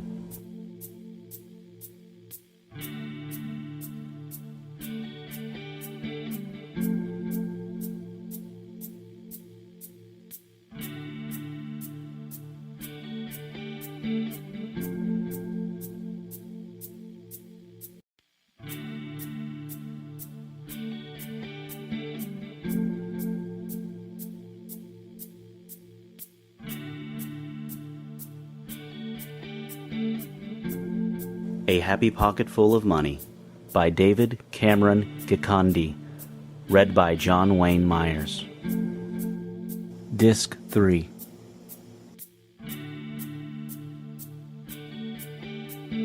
target dates for goals are best set to the eternal moment of now. Even if you're setting a goal that you would like fulfilled 10 years from today, state it and think of it in present tense. Setting an arbitrary date in the future introduces a state of wanting and waiting. Wanting prevents achievement. Arbitrary target dates also interfere with the natural functioning rate of the universe, which you do not usually know. When you say, by the end of next year I will be a millionaire, how do you know that you could not have become one by the end of next month? Anyway, the only real time and place there is in the universe is now, here. Be exact. Define your goals and visions exactly. If you aim at nothing, be sure that you will get nothing specific. Talent, intelligence, and hard work without exact goals often lead to frustration. Thoughts take time to manifest into physical reality. Most people only think a few months ahead. Today they may think, I need to buy a house soon, and then they start stressing over it and struggling to get it. That is the haphazard short-term approach. Try long-term. Imagine the power of setting goals 30 years in advance. By listing down and visualizing daily everything you would ever like to have over the next 30 years, you set in motion the forces of thought power in the universe well in advance. Even if you do not wish to buy a house now, as long as you know that one day you would or might wish to buy one, start visualizing it now. Thoughts take time to manifest into physical reality, so the earlier you start, the better. Life then starts working automatically. You start realizing your goals in time without stress and time pressure. Things simply fall into place. Remember that in your 30 years goal setting, even though you think you need something 25 years from now, set and think of that goal in present tense, now. I am and not I will have. The universe will take care of the appropriate timing for you. You have to know where you would like to go if you wish to make sure that you get there. Otherwise, you will not get there. Have goals, plans, images, and visions. Have journals to record, track, and refine them. Without goals, plans, images, and visions, you will either not go very far or not as far as you are capable of going. How many goals should you have? You can never have more than enough. The wealthiest people have hundreds. Some have thousands. Some have so many goals it would take 200 or 300 years to have them all manifest. You should aim at having at least 5,000 goals. Understand the nature of goals. Number 1, goals are images of the mind, the stuff that the universe uses to create. So the more you have, the more you give the universe to work with, and nothing is impossible or difficult for the source. Number 2, goals have a tendency to just come true in the most unexpected times and sequences. The more goals you have, the richer your life experience will be. Number 3, when you reach a goal, its power disappears. You no longer have a driving force, and the universe no longer has anything to work with. So the more goals you have, the better. A person with one goal will achieve less than one with 100 goals. A person with 100 will achieve less than one with 1,000 goals. The fewer goals you have, the more you will achieve less results or the results of other people. The more you set, the more you get. How could you possibly have 5,000 goals? Easy. Think of details and of everything. List everything, even small things like have lilies in my garden, decorate my grandmother's house for her, fly in the Concorde, stay at the Ritz, donate to the Wildlife Conservation Fund, buy a BMW convertible, a Jeep, a jet, a boat, have a saltwater aquarium in my living room, get my father a golf set, buy books for orphan children, take a trip to the Great Wall of China, meet these people, date these type of people, work with these type of people, these type of shoes, clothing from this designer, these type of chairs from this shop, these ski boots, see these places in these countries, and so on. You can never run out of things which you would love to do, be, and see in this planet. The more you have them in your awareness, the more you will start meeting with coincidences in your life that make them come true. Life starts working magic, and you have passion and excitement. Remember, wealth is abundance expressed. Again, wealth is abundance expressed, translated into physical, manifested. Abundance is all there is. It is your true nature and the nature of life. When you think of wealth, do not think only of money and business. Think of everything that you wish to have, do, be, or see in your life and the lives of others. All life. Here is the greatest insight. You are merely an observer. Life gives unto life all on its own. In any case, it all exists. All you do is observe and experience. Try to understand this. You are an observer with a body to experience your observations. It is what you choose to observe and experience that determines what you observe and experience. It is all there for you automatically. So choose many things, and you will see many things. Another thing you should understand about goals and thoughts is this. Your goals are caused by you and everyone else, and vice versa. In other words, when you intend to have a boat, it causes an inspiration in a person suited to build boats to get into the boat business.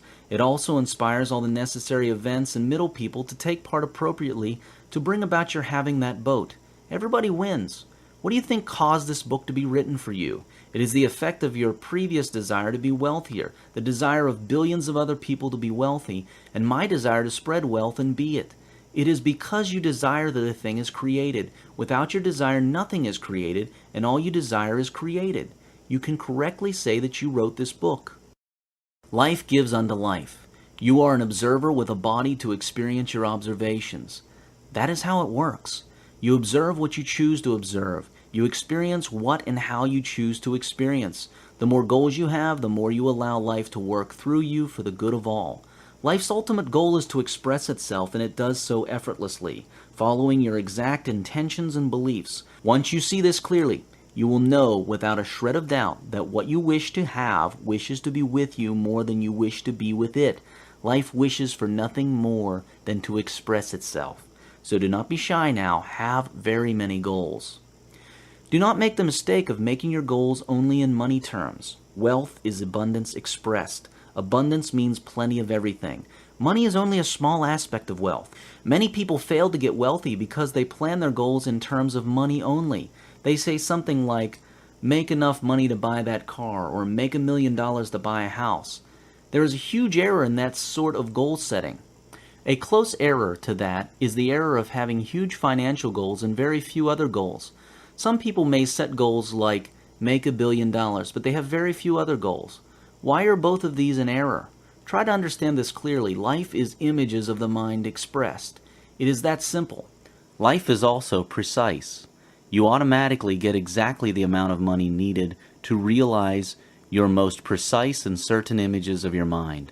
And although you may think that money is the only way to get a certain thing that you like, life knows that there are many other ways of getting it, not just through purchase with cash. So if you have very few other goals and images in your mind, if you hardly think of anything else except money, there will not be much material for life to work with. To illustrate, imagine that it was possible to open a person's mind up for examination. Now imagine there were two fictitious people, Jorg and Lee, and they both wished to become wealthy. Lee wished to have $1 billion, and that is all they thought about. On examination, Lee's mind showed few images of anything else. Even concerning his business or job, there were few images or goals related to customer numbers, quality, products, and so on. There are also few images and goals on all other aspects of his life. Lee just had a strong wish, desire, and goal of becoming a millionaire. Now, Jorg also wished to be wealthy. However, unlike Lee, she also had cultivated many interests and desires in all aspects of her life. Her mind, on examination, was full of vibrant images of a wide variety of many things. It even had specifics on small details such as the clothes she wished to have, places to travel to, the deco in her offices, ways she wished her customers treated her, gifts she wished to give to her loved ones and the rest of the world, and so on. Now the question is, all other things held constant, who do you think became wealthier and in a much easier and seemingly coincidental and lucky way? Jorg, of course, will be the wealthier and in an easier way. Life ensures that all of your mind's images that you hold true and clear are fulfilled. It's okay to wish to be a billionaire, but how exactly do you visualize $1 billion?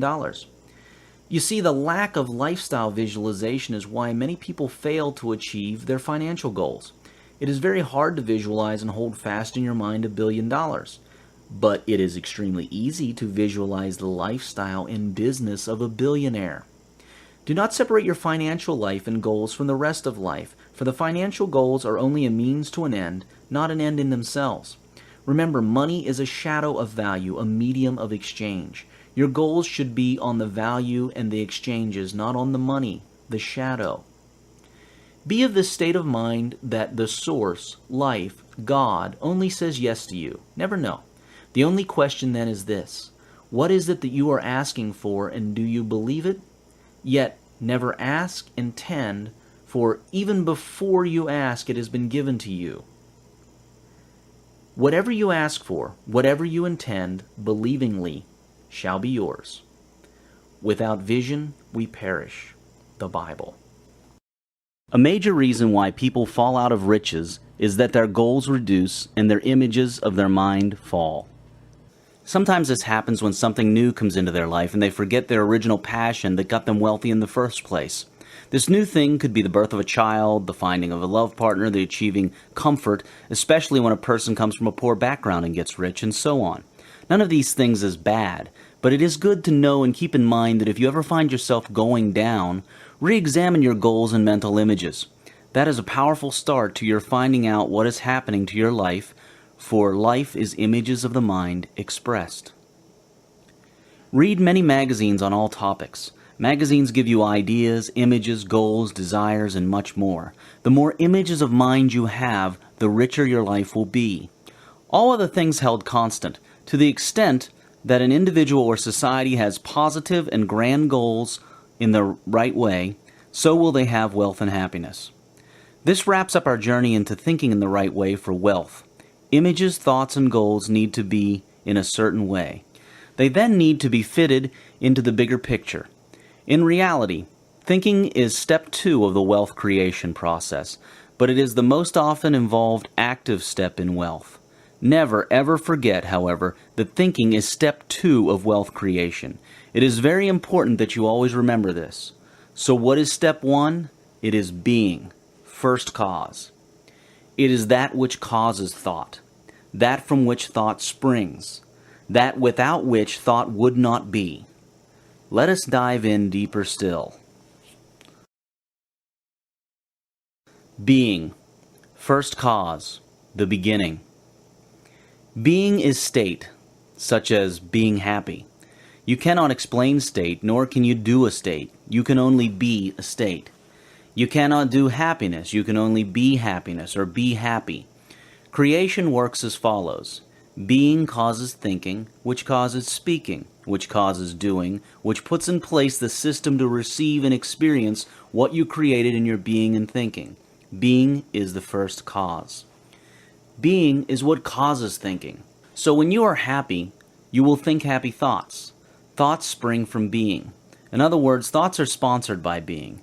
In fact, nothing happens without being. As you will see in later chapters, even conditions occur because of a state of being, and not the other way around as most people think they do. Happy conditions do not make you happy. It is being happy that causes happy conditions. Unhappy conditions only show up to prove your pre-existing state of unhappiness. By the time you finish reading the chapters on cause and effects and on conditionality, you will clearly see how this is so. The first step to experiencing massive wealth is being wealthy. Being wealthy is an internal state. It has nothing to do with the outside world. The internal state of wealth is a decision you make right now, and you become it right now. You need nothing outside of yourself to make this decision. Once you make this decision to be wealthy, you become wealthy. It is hard to speak of this because you can only be a state. You cannot do a state nor speak a state. We shall now try to speak of this state, and when you finish this chapter, you will clearly see how being works and how you can be wealthy right now. Be wealth, now, here, just like that. Be wealth. Do not try to get wealth. Be wealth. To help you understand that, consider happiness. Do not try to get happiness, be happy. See? You can either try to do things that make you happy, or you can instantly decide to be happy. Just make a decision. You've done this before sometime in your life. Everyone has at one time or another said, you know what, I'm not going to let this bother me. I'm going to be happy and stop worrying about this. Which is easier?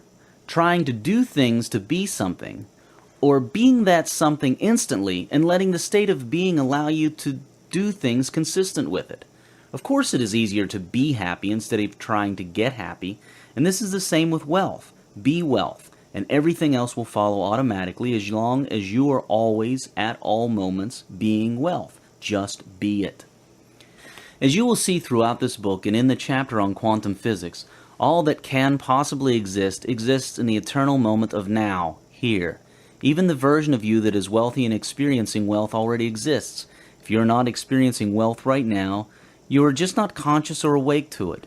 When you choose to be a certain state right now, here, you activate the fastest forces of creation. What happens then is that you immediately move your consciousness to that other you, in this case the wealthy you. Being is the fastest way to create things because it causes an instant shift. Material manifestation follows instantly to the degree that you have become the state without doubt. Again, to the degree that you have become the state without doubt, your reality will quickly shift to reflect it. As impossible as this may sound now, it will all make sense when you consider the real workings of the universe, especially after reading the quantum physics and conditionality chapters. The fastest way to create is to simply be, right now, whatever you wish to create. Then do not negate it by thought. Do not think about it. Just be. All your thoughts, words, and actions after that should be of that new state you choose to be. If you are not wealthy and you wish to become wealthy, just decide right now to be wealthy from this moment of now. Do not then start to think about it. Just choose to be. From then on, all your thoughts, words, and action should be of a wealthy person. In ultimate reality, this is not a lie to you. You are actually all things anyway, even though you may be experiencing small sections of the all. By choosing to be something else, you cause your environment and circumstances to shift to experience the new state. Remember, thought comes from being. A state of being is what causes thought. A state of hunger causes thoughts of hunger. Being is first cause. Being is, thought is doing. Being just is. Being takes no time to be, but thought takes time to do things into being. So the fastest way to wealth is being wealthy, now, instantly. Change your being to a wealthy one. Do so by deciding right now and knowing it to be so with certainty, against any evidence to the contrary in your physical world, which is an illusion anyway. Do it with certainty and clarify and keep holding that state of being. Know you are wealthy, for in ultimate reality you really are actually very wealthy indeed. And you will very quickly begin to experience this wealth, very quickly indeed. Not many can pull this off because they doubt this, but we all have the capability to do this. Simply declare, knowingly and certainly, I am, and then do not start thinking about it all over again after that. That will only introduce delay and doubt. This is what I mean. Remember the last time you were in a state of being broke or sad? You did not consciously think about the state, questioning whether it is real, whether you were really broke or sad. You just took it for granted that you were. You believed it unquestioningly. You were just the state, and that was that. You were simply it. Now do it with wealth. Be wealth. Believe it, and make it as that is that. No questions asked. The universe will obey. The sequence of creation is as follows. The unified field of consciousness that is non-physical, God, the source, individuates itself into non-physical units, individuated spirits or souls of various beings and objects. These units then take on individuated physical forms, the objects, people, and beings that we see. Whatever it is that you see physically is created in this sequence from, of, and by the source of all that is, God. You are a co-creator in this creation sequence. You create together with the source in the same sequence. In regards to wealth, therefore, you can now see how futile it is to look at your individuated physical aspects, like your bank account, your material wealth, your body, etc., and let what you see influence your individuated non-physical aspects, like your mind and thoughts and states of being. That is looking at the result and letting that influence the cause. It is like short-circuiting the system. It will only lead to the enhancing of that physical state. For example, if you look around you and see that you are broke and you let that dictate to you that you are a broke being, and you keep thinking from a broke point of reference, and you think broke thoughts and thoughts of inability, you will remain broke. The right way to do this is to never look at the ground. Never look at the physical and let that dictate to you that this is who you are. You are not your conditions, you simply cause them. The correct thing to do if you are broke is to simply choose your greatest vision of yourself, a vision of wealth. and keep that state of being of wealth, those thoughts of wealth, steady and ever present. Act as if you were wealthy, no matter what the physical looks like, no matter how broke your physical world looks like. This will turn around the physical to match your thoughts and states of being. Always remember, the physical follows the spiritual and the mental. It's the design of the universe. One way of creating things in this world is by thoughts, words, and action. But this is the slow way to go about things. The faster way is by change of state, being. For example, when you say that you are hungry, that is a state. When you are confident, that is a state. You are being. You need nothing outside of yourself to be of a certain state. To acquire wealth, it is much, much more effective to be in a state of wealth, to make your being one of wealth, to feel wealthy and to think wealthy, speak and act wealthy. You will have a hard time becoming wealthy if you feel poor and then think, speak, and act wealthy. Your state, how you feel about yourself, your being, your I am declarations, this is the fastest way to acquire wealth. The way you change your state is to decide to change your state. Simple. And you can do it now. It is like being unhappy and simply deciding that you're tired of being unhappy and you just decide to be happy. Everyone has done this before. Now do it with wealth. Expect to experience massive success. Always maintain that state of knowing you have and experience abundance. Expectations such as these, knowing at this level, cause attraction and remove repulsion. This is extremely important. Expect massive success. Know yourself to be of such power. Money, an illusion, a shadow of something else. The first step to having wealth is to know what it is. And few people know what it really is in and of itself. What is wealth? What causes it? What causes the cause of it? Let us start with money, the world's symbol of wealth, and then move deeper. Money is not real. Money is merely legal tender, a form of exchange. We use it to exchange value. It represents value. Money is the body of value. It is the physical representation of value that rises and falls in ourselves, within us. Not within things outside of us, but within us. For without us, what can the value of a thing, such as a car, be to us? Nothing, at least not to us. In other words, it is we, the observers, that place value in things. But this value is really value in us. We give value to the material things.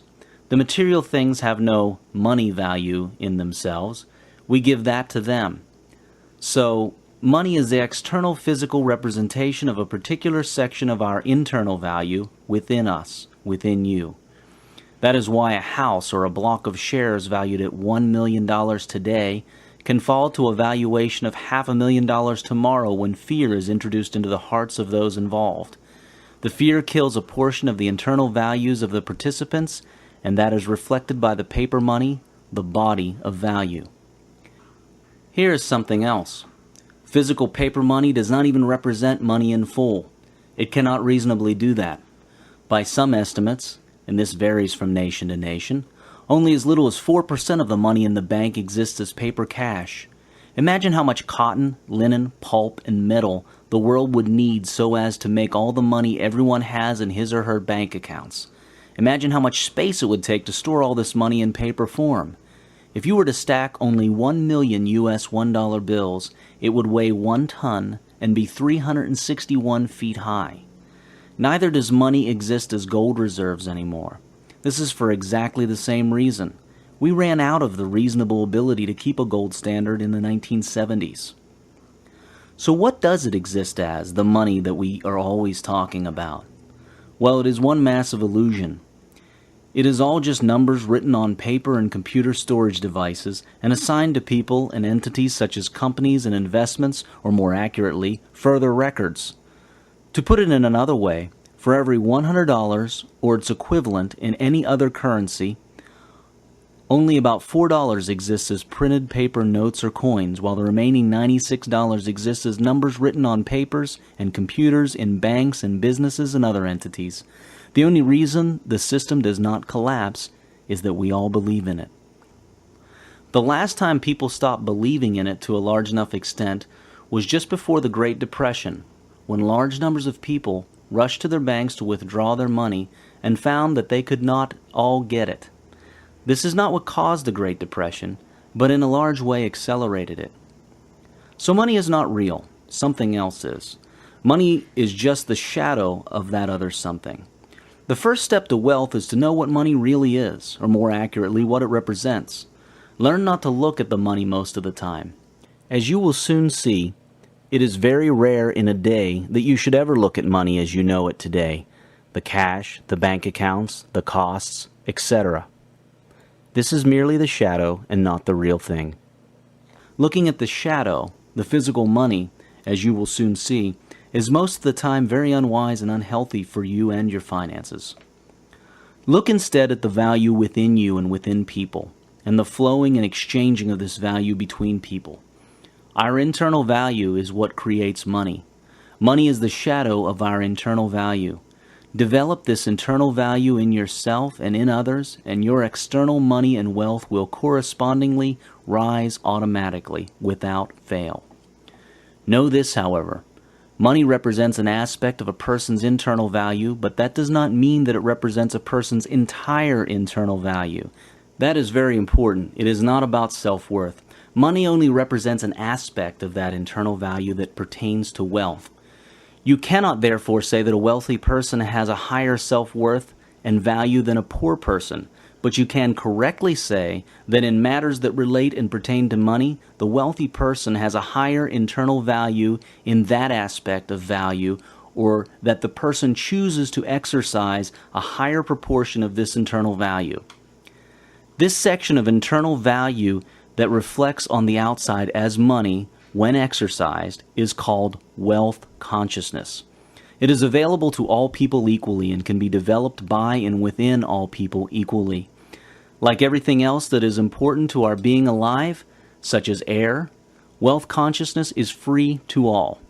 But you can choose to develop it or not develop it, or to exercise it or not. At any time you can change your choice and nothing outside of you can stop you. You require nothing outside of yourself to increase your wealth consciousness and therefore your money. All you need is within you right now. You may have forgotten it, but it is right there. You will now remember it.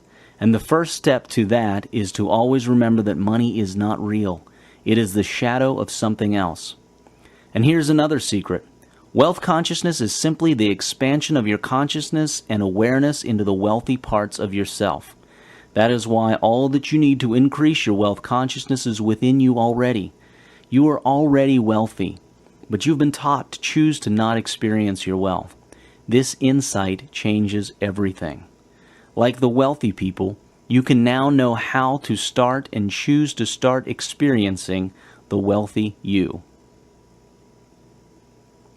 You have more wealth capability within you than you can possibly experience in a lifetime. You need not worry that you have reached your limit of becoming wealthy in any way or because of any condition. Neither do you need to know how to convert wealth consciousness into paper cash money. As you will see, it will happen automatically. All you need to do is expand your wealth consciousness and exercise it, act on it, be it, and the situations and opportunities for the equivalent conversion into cash money will present themselves automatically to you. None of the extremely wealthy people today could have, at the time when they were not wealthy, possibly predicted and planned the exact sequence of events that would lead to their immense wealth. They most probably had a set of goals and a plan, but any one of them will tell you that they met countless coincidences and opportunities that joined the dots for them in a way that they could not have predicted.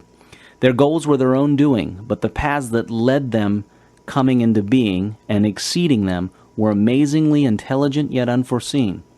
You shall now see how to make them happen in your life. You may not be able to predict their sequence, but you can certainly make these fortunate coincidences happen to you every day of your life. By the way, it is not only paper money that is not real. A lot of the things around you that you hold so real are really not real at all either. You are about to embark on a beautiful, empowering, and liberating journey that will show you exactly what your world is in a way that you have never looked at it before. It is a journey that will open your eyes and free your wings. You are about to look under the hood of life. You are about to learn how to customize your world to your liking. You are about to attain wealth consciousness. Once you do, avoiding success and wealth will become very difficult. Yes, you heard that correctly. Once you have wealth consciousness, it will be very difficult for you to not have success and wealth. Success and wealth will follow you automatically wherever you go. You will not need to concern yourself with their quest, yet they will find you. You will be free to experience other aspects of life that you may not have ever dreamt of before, dimensions of self and life that are truly amazing. The same goes with happiness, for you will see it here in this book as well. Let us now get started on the real stuff, if you are still interested. You can remember the past and look toward the future, but you can only be yourself here, now. Your being can only be here, now. Being, manifestation, is only here and now. Millions of people consume their waking hours trapped in their daydreams, worries, and other non-present moment thoughts in their minds. They are awake but very unaware of their full surroundings here, now. Wake up. Smell the coffee. This simple waking up will produce an amazing change in your life. Try it. Commit to waking up one day at a time. This, combined with the I am present tense thought and visualization, is an amazing speed boost for achieving your desires. What you are, so is your world. Everything in the universe is resolved into your own inward experience. It matters little what is without, for it is all a reflection of your own state of consciousness. It matters everything what you are within, for everything without will be mirrored and colored accordingly. James Allen. To get wealthy outside, get wealthy inside, using the sort of information in books like this one. To get to billionaire status, raise your images and certainty to equivalent levels, and act with such certainty, with your purpose infusing your actions. The world is inside you. Nothing and no one slows you down or speeds you up except yourself. To the extent that you recognize this, you will change your world. Wealth is a whole lot easier to acquire than you believe it is. It is simple. The hardest part of wealth acquisition is the taming of your own mind, a thing that is totally within your own control. It is correctly said that success is something you attract by the person you become. What is being? You cannot think being. You cannot act being. You cannot talk being. You can only experience being. Being is isness. It just is. Being is consciousness. Being is of no mind. In fact, sometimes mind can destroy being what you wish to be. Being is something you choose to be right now. Not later, but now. When you start thinking about it, you destroy it. Once you are, you are. Any thought after that should not be about whether or not you are. It should only be to fulfill that state of being, to experience it rather than determine it. It is often a good idea to be of no mind. Be still. Thinking has its position. Thinking is a tool just as your arm or leg is a tool. You do not use your leg all the time. You only use it when necessary. The mind is a powerful tool. It makes many things possible. Yet it is so powerful that it often takes over us. The mind should only be used when necessary, and it is only necessary about 10% of the time. Research has shown that about 90% of our thoughts are repetitive. Most of them are worries about the future or reliving the past. This is clearly unnecessary. The only real moment is now. Escaping now is the cause of much tension and failure and trouble in our world. Your normal state throughout the day should be of no mind. You should be a watcher, not a thinker. You should watch your mind. Just as you observe the things outside of you, start observing your thoughts as well. In this way, you cease to be under the control of mind. You stop identifying with mind and identify with yourself, the all-knowing being. You start living in the present instead of the past or the imaginary future. Your tensions fall away and your success blossoms. However, do not judge your mind or curse it if you realize you have been under its control. It is a beautiful tool if only we learned how to use it correctly. You already know how to use it. Use it only to make your intentions, to give life its appropriate images, to bring forth new experiences into the moment of now, and to work with things in your moment of now, Not 5 minutes from now, but right now. You will start to notice that in the moment of now, you never have any problems. You have events, but not problems. Problems exist in the mind, in your thoughts. As events, they are just events that happen and change as soon as they happen. In fact, mind is at cause of many of the events now and their sustenance.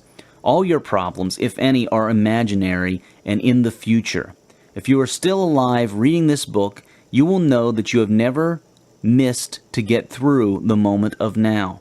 If you are here reading this, then you never did fail a moment of now. You never did fail to get through now successfully. Even death, the ultimate fear for so many people, is not a problem. Those who know what death really is also know that it is not a problem. Hence, they do not fear it. Nothing in now is a problem. Nothing now is a problem. You are designed to execute now perfectly. But the minute you start worrying about the future, identifying with your mind instead of using it, you start having problems. Remember, the future does not exist. It is in your mind. Even when you think of the future, you think of it now. When you actually get to it, you get to it now, not then.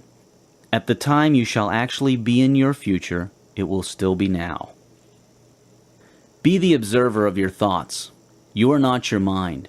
Your mind is a powerful and beautiful tool, but never identify with it. Use it to think in the right way and turn it off when you're not using it. In truth, you do not need to use it most of the time. Think about this. Have you ever been in a life-threatening situation that just popped right up in your face unexpectedly? What happened then? Your mind may have done some things, but it mostly shut off. Your self, being, took over and in a most intelligent way handled the situation in the best way possible.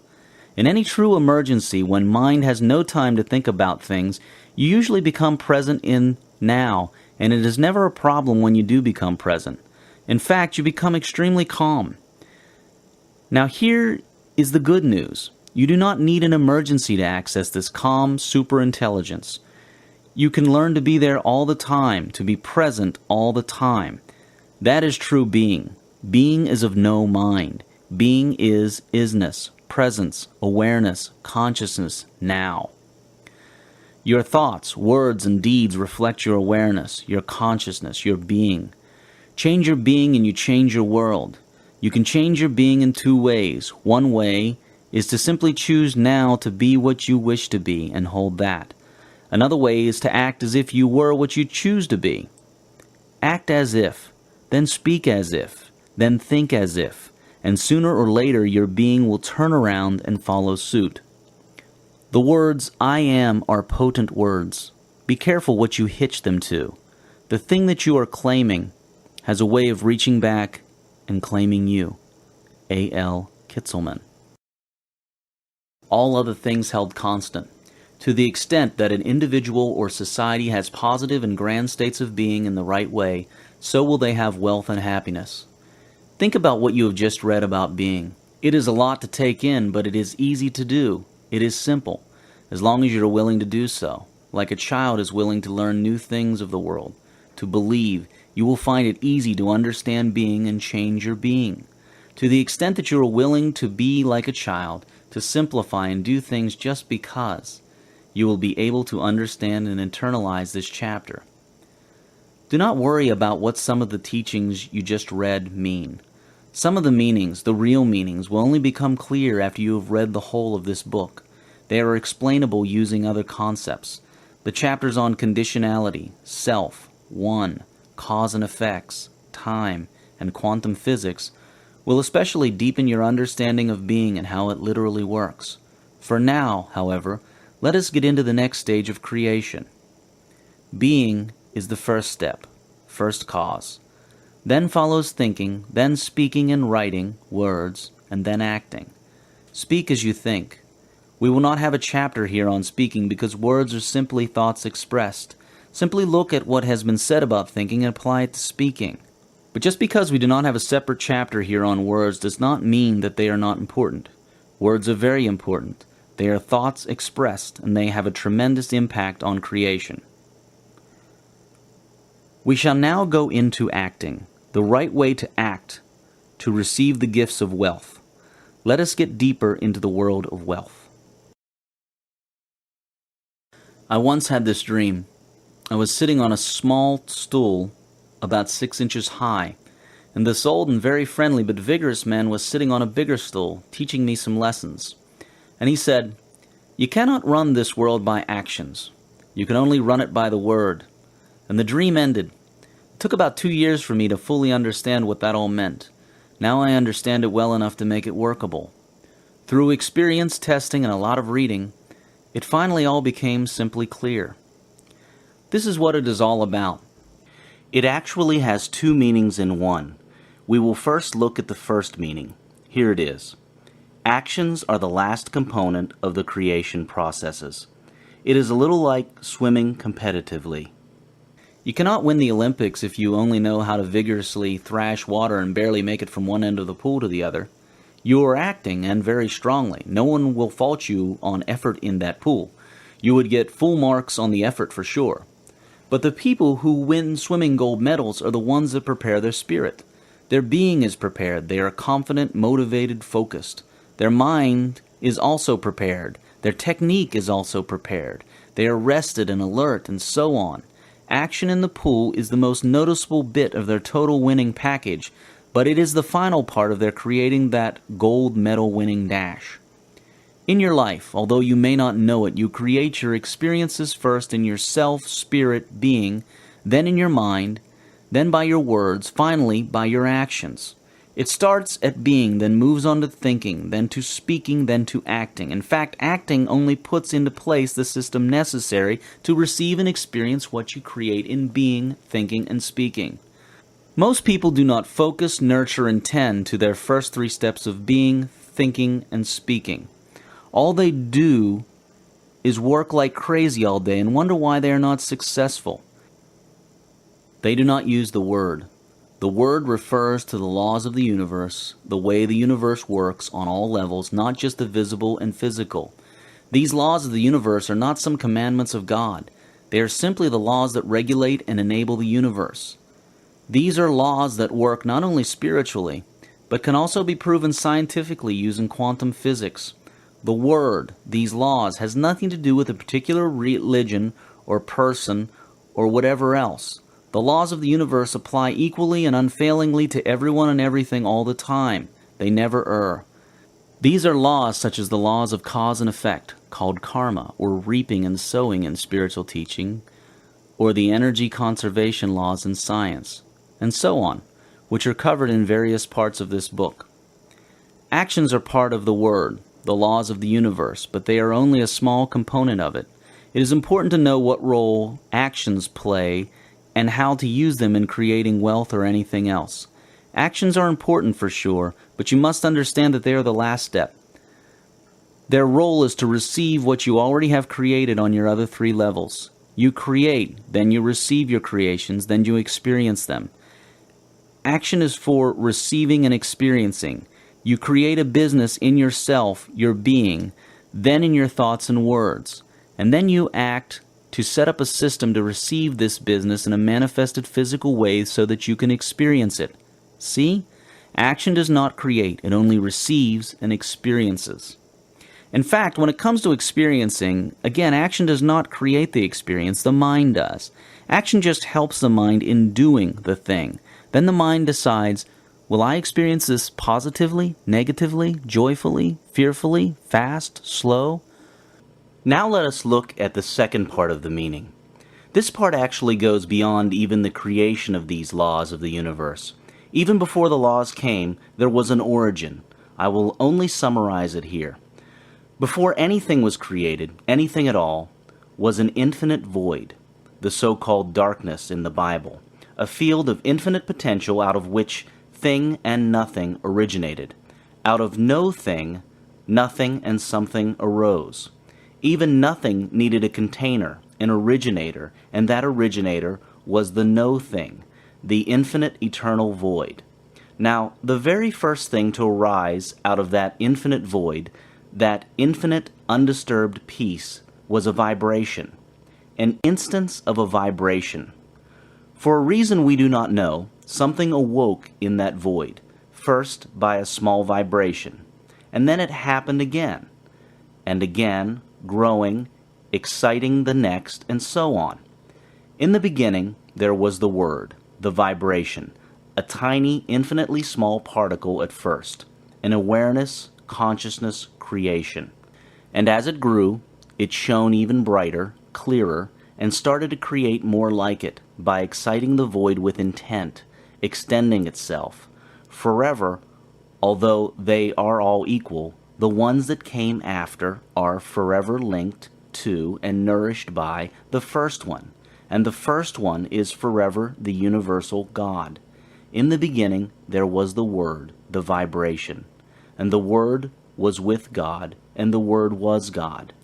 That is how creation works, and it cannot work any other way except this way. Therefore it applies to you, because you are an extension of the original. Yourself, your spirit and soul, is made in the images and likeness of the original. So how does all this work? Look at it again. Then remember all we have learnt about quantum physics. The first step of creation of anything is your vibration. Remember that everything vibrates, and it is by that vibration that we harmonize and attract experiences to ourselves. Consciousness, in a sense, is a vibration. Happy conditions arise because you are happy, and not the other way around. Wealth comes to you because of your wealth consciousness. So before you act or do anything at all, first ask yourself, how am I vibrating? How do you tell? You tell by how you feel. Your feelings show you your vibration. So how do you feel in relation to money? How you feel determines what you attract to you. You are like one huge radio with a tuning knob, and you can tune into any experience simply by matching your feeling to it. Action is a necessary step, but the last step, nevertheless. It cannot be used effectively to initiate, as initiation is the function of being, then thought. Know all this, and you will stop thrashing about in the pool. Always do an excellent job. Always focus on the task and produce excellent value from it. Do this no matter how small the action seems. Even the smallest action has a potentiality to be the cause of the greatest next opportunity for you. In this universe, absolutely everything is a cause for another thing and is caused by something else. Even your smallest action may cause a previously unrevealed big thing that you need. Even an action as small as a smile and good service can cause the opening of a relationship and doors that you never thought possible. Ideas are worthless without action. Action makes it possible to receive what is coming your way from your intentions. Intention initiates creation of wealth. Action enables reception of it. Take action. Even the smallest action may be what is needed to move you on to great wealth. Everything counts. Every act counts. Every act defines your next world. The universe is one huge chain reaction. Do not try to do anything, just do it, or do not, but do not ever try to do it. Either you set out to do it, or you do not do it, but never set out to try to do it. If you try to do something, the universe will try to give you a result. But if you just do something with a resolve that it will be done, not it may work out, but it will work out, the universe will honor that resolve and give you back with its own resolve. You already know how to do the things that you're not doing. If you were making $100,000 a year, you know how to take that to $1 million. If you sat and thought it through, you would realize that you have some plans, some clues, that can get you there, or at least get you started on that path and that higher income level. In other words, you cannot possibly say truthfully, I do not know what the first thing is that I should do to increase my income. It is not possible. You have a clue of at least the first step, however small it may be, and that is all you need to start, and the rest will reveal itself to you as you move on. But if you are not doing it, if you are not acting on that first clue or step, you won't get step 2. Bridge the gap now by doing what you know now. Start now. Just do it. The next step will become clearer and available after you take the first. If you are not in a perfect business, do not wait until you are. Start now in the one you are in and move gradually to the one you wish to have. This is the same with location, knowledge, etc. Start now. Do not wait until things are perfect before you act. Stop reacting and start creating. As if. Act as if you are already the person you want to be. Act as if it is impossible not to get where you wish to go. Opportunities increase as they are taken. Sun Tzu. Take advantage of the opportunity most available to you now, and it will open up previously hidden paths to more opportunities. By law of cause and effect, your taking advantage of the closest opportunity to you will cause the unfolding of many more opportunities previously unavailable to you. All other things held constant, to the extent that an individual or society has positive and grand actions in the right way, so will they have wealth and happiness. As you can see, acting is not difficult. In fact, it is the easiest part of creation. In the past, it has been overemphasized, but as you can see, it is the last step of a very big system. This alone, the ignoring of the previous steps to acting, can explain a lot about why many people are not as wealthy and happy as they wish to be. Now you know. But always remember that acting is very important in the chain of events, even if it is not the leader of the chain. Do not now ignore it. The way to wealth and happiness is the way of perfect balance. Balance your body, mind, and soul. Balance the time and emphasis you give to being, thinking, speaking, and acting. Don't just act all day long and do little structured thinking and visualization, for example. Nor should you spend all your time on spiritual nutrition and ignore acting and everything else. That would not only be selfish, but it would also fail to complete the cycle of creation. Now that you have the full set of creation tools with you, let us look at the fuel that makes them work. The tools of creation are just that, tools.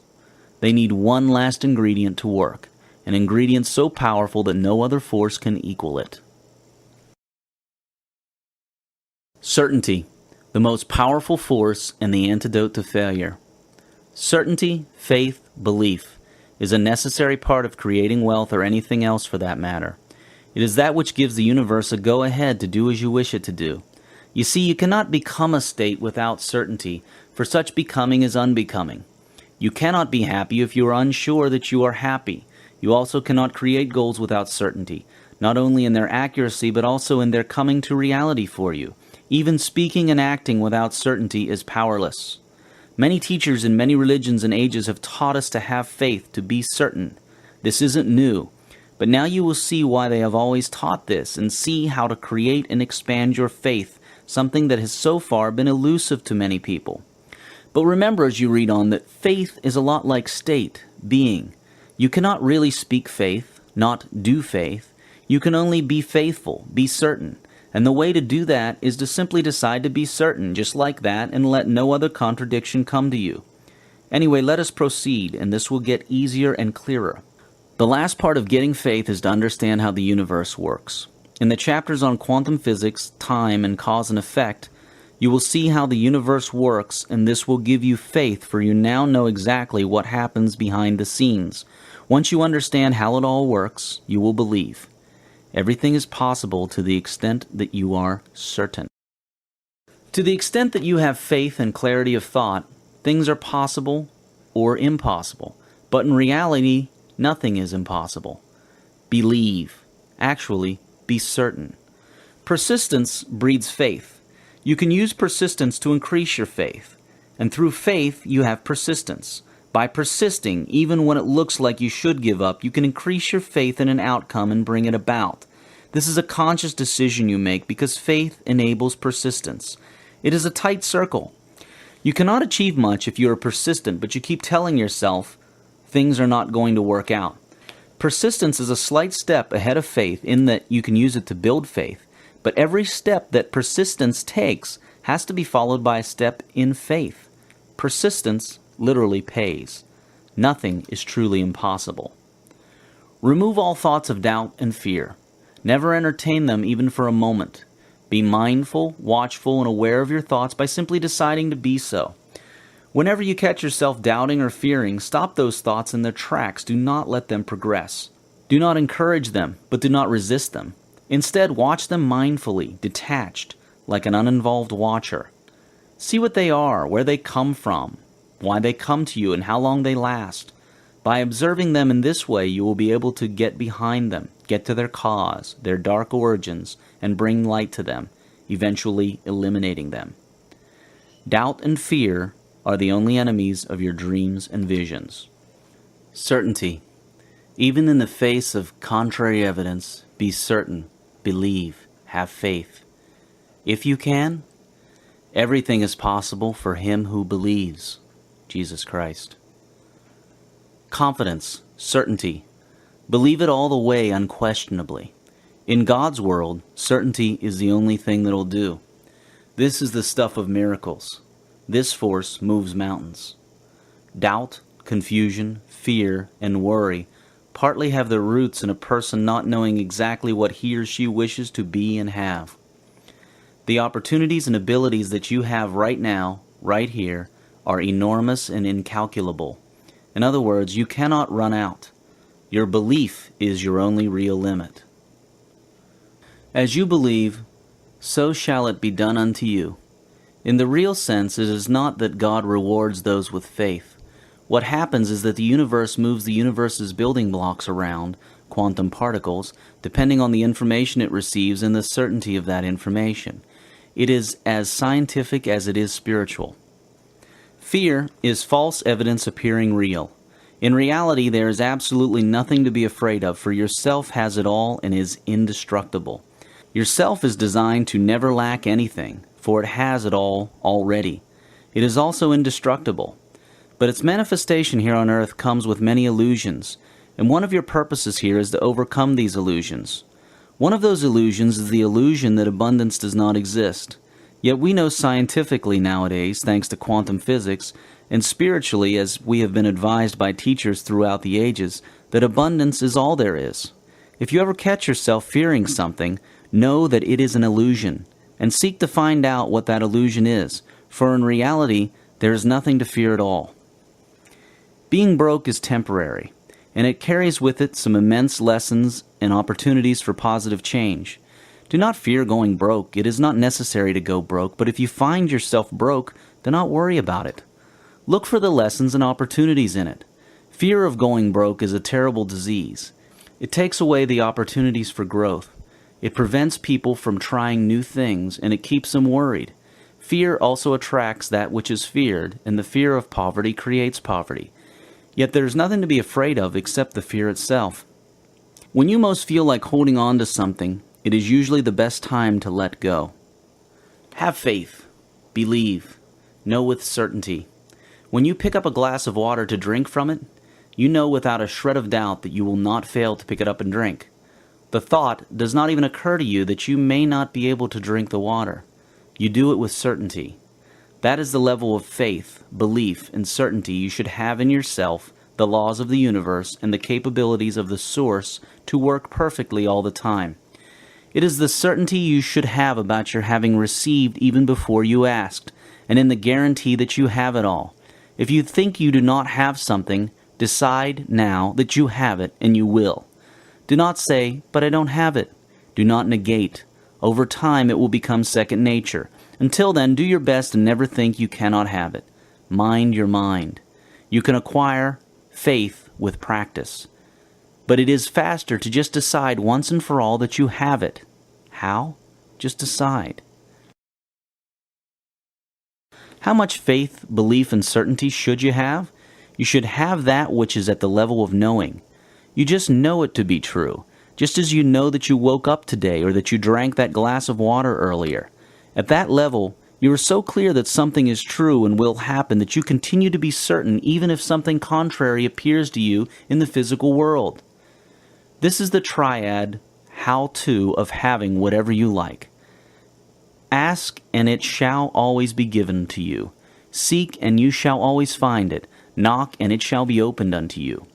But the triad has one catalyst that must be there for it to work. Belief. For belief makes all things possible. These are not empty promises. They are not rewards given to nice people only. It is the way the entire universe works without fail or exception. This triad and catalyst can also be written this way. Desire and intend, and you shall always have it. Quest for the truth and knowledge, and you shall always know what you seek to know. There are no real boundaries to your growth, for you are more than welcome to experience any choices you make. But you must be certain that these statements are true. For if you believe they are not true, or they are partially true, or selectively true, that is exactly what you will get. When in doubt, act your way into belief. If you are not confident, act as if you are, and that will make you confident eventually. Do this with everything you are not confident in but wish to be, and your circle of confidence will begin to grow and encompass more and more aspects of life. Persistence pays, literally. It also strengthens you and reinforces your belief. Persist, but in your persistence, let things happen. Let life work out. Do not worry, be detached. Not knowing what one wishes to have clearly is a major cause of doubt and disbelief. Faith is the eternal elixir which gives life, power, and action to the impulse thought. Faith is the starting point of all accumulation of riches. Faith is the basis of all miracles and all mysteries which cannot be analyzed by the rules of science. Faith is the only known antidote for failure. Napoleon Hill. You can think and talk yourself into faith. Right now, people who continuously worry about things are thinking and talking themselves into doubt.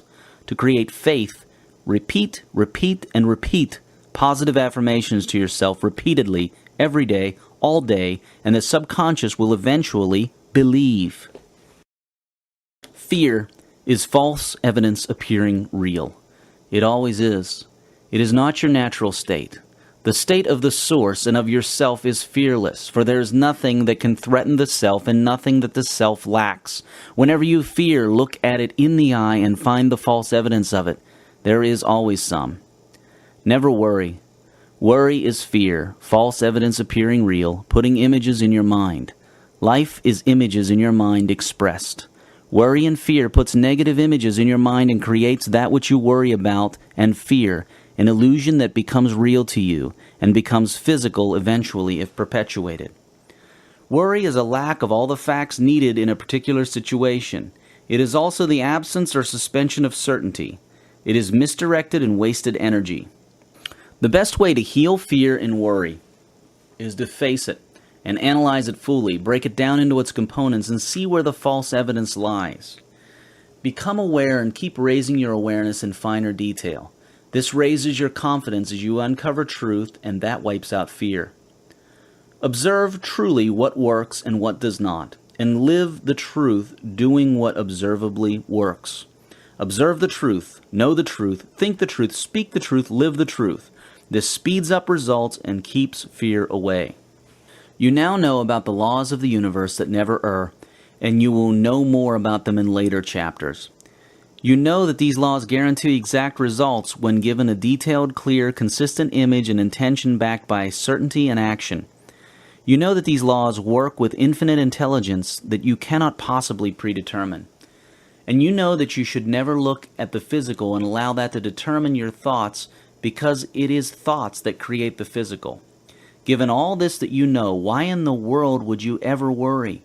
Look at these statements again, slowly, in their parts.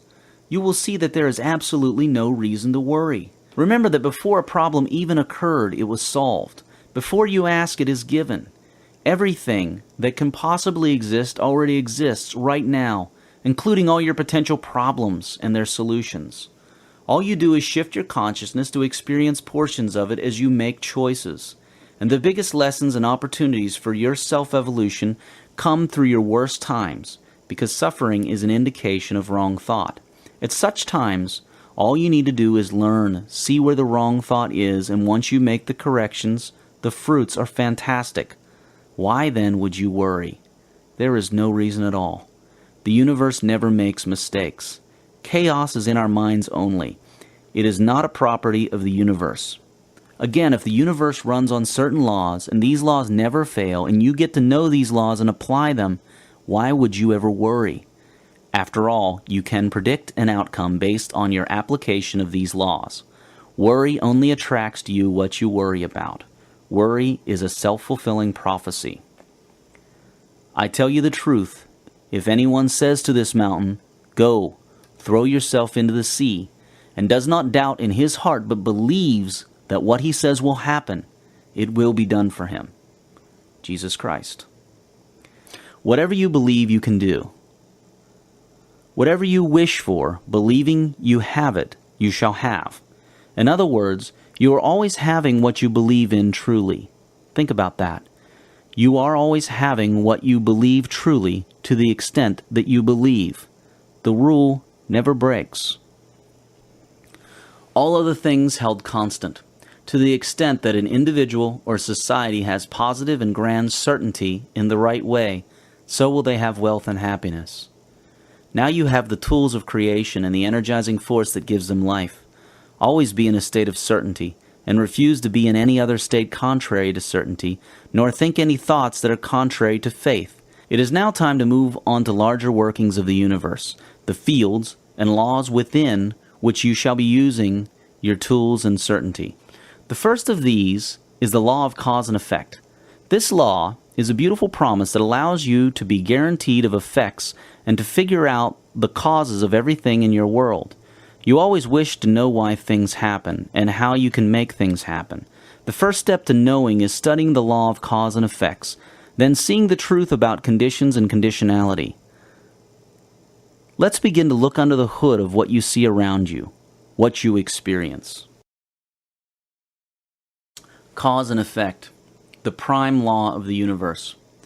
Here is the most important law of the universe. Here is a prime key to wealth consciousness. If you live by this, you cannot fail to get wealth. The understanding and living by the law of cause and effect guarantees that you shall not fail to cause the events you wish to experience, that you shall predict outcome and figure out the causes of your situations. Simply learn this law well and read the chapter on conditions and on success, and you will be well on your way to wealth and happiness. Wealth is created when you correctly plug your tools of creation, powered by faith, into the law of cause and effect. The law of cause and effect is the prime law that runs the universe. It is the number one law. Every spiritual and scientific teacher has sought to teach it. They may have said you reap what you sow, or you get what you give, or what goes around comes around, or karma, or consequences, or every action has an equal and opposite reaction, or many other similar statements. Quantum physics is now teaching us how this works, exactly, on a subatomic level, as we shall soon see in later chapters. Here's what we are now discovering. It is multiplicative. In other words, you will not only one day experience what you cause others to experience or its equivalents, but also you will do so multiplicatively.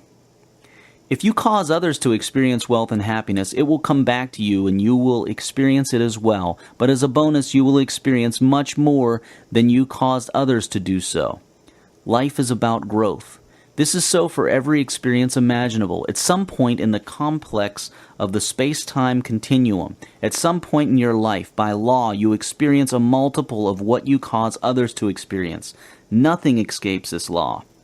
Even if you cannot see with your limited 5 physical senses right now where it is happening, know that it happens.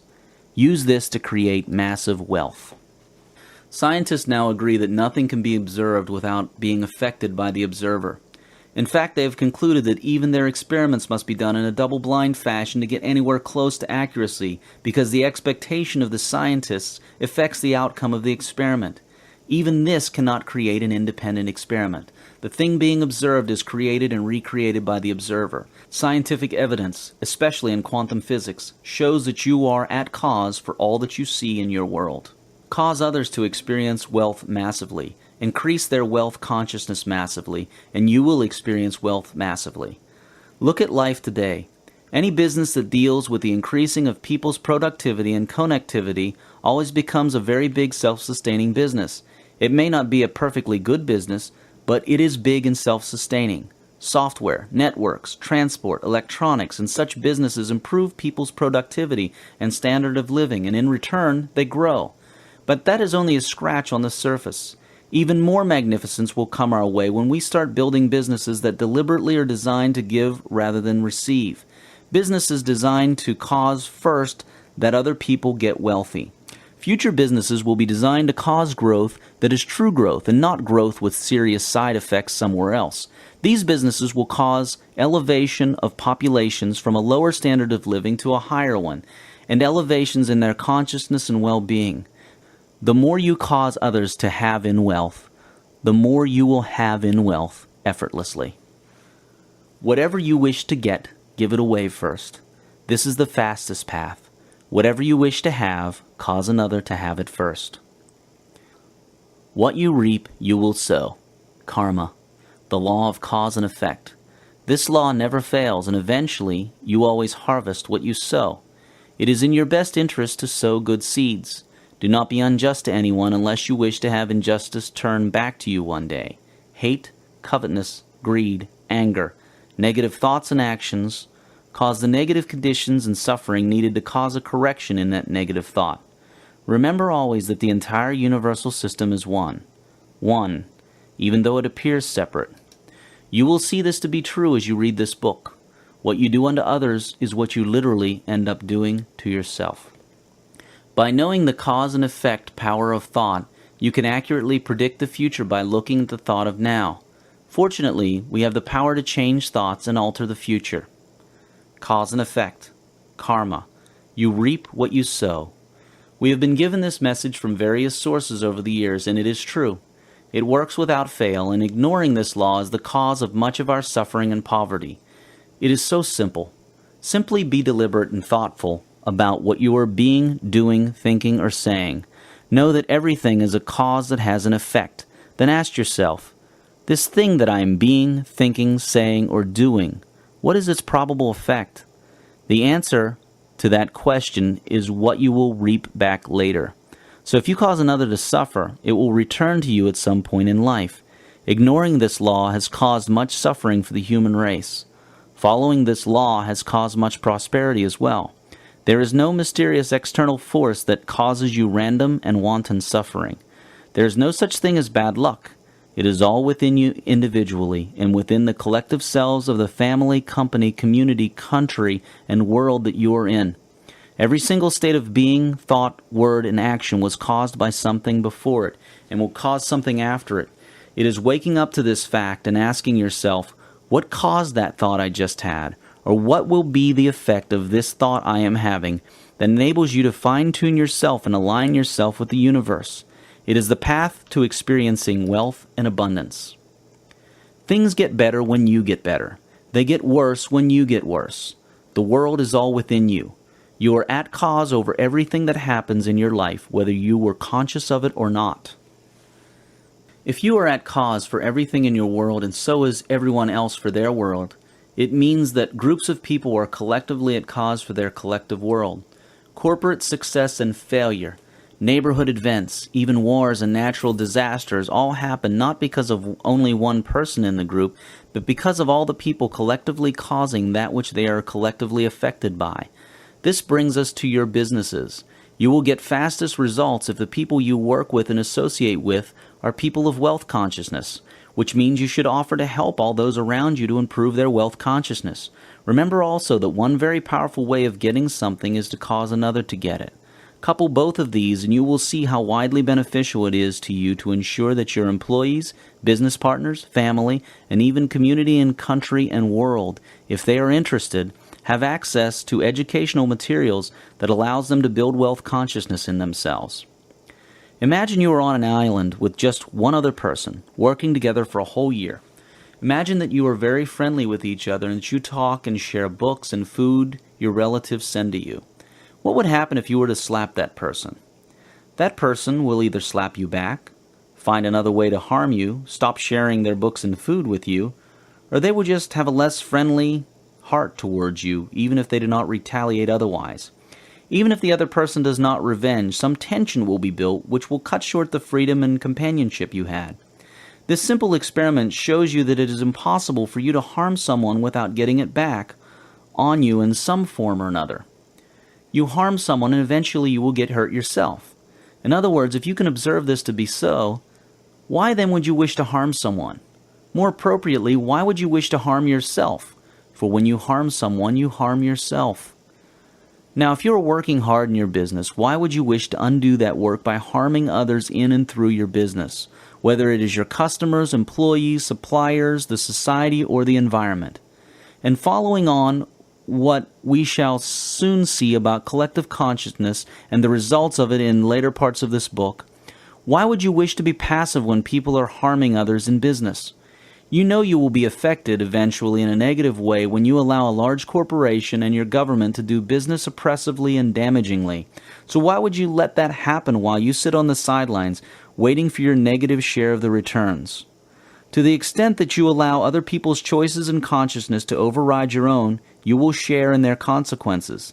To the extent that you determine and make your own choices about everything, you will enjoy your own consequences. Wealth follows these rules, as does everything else. I don't care does not exclude you. Ask the people who were alive during World War II.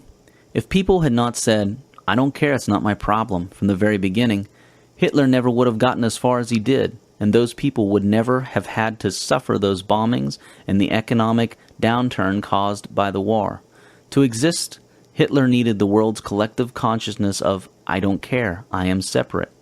If you really care about getting wealthy and staying wealthy, you had better start caring about the world. It is for your own sake. Commerce that is not built on true mutual benefit leads to imbalance, lack of peace, and eventually war. Whether you are a person, a corporation, or a nation, if you are making super profits at the expense of the person you are doing business with, you will eventually, somehow, someday, end up harming yourself just as you have harmed your trading partner. That is evident in the world and predictable by the law of cause and effect.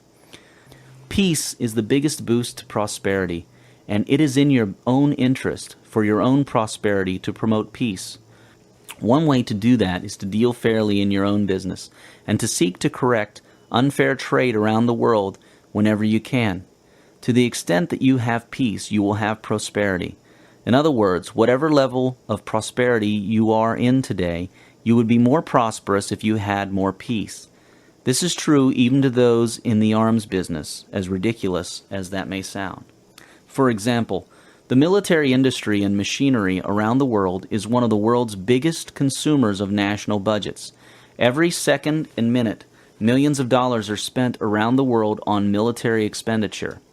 Yet this is unnecessary if there was peace. Military expenditure does not circulate around an economy as most other expenditures do. It is largely dead money. Look at all the expensive nuclear arms being destroyed now.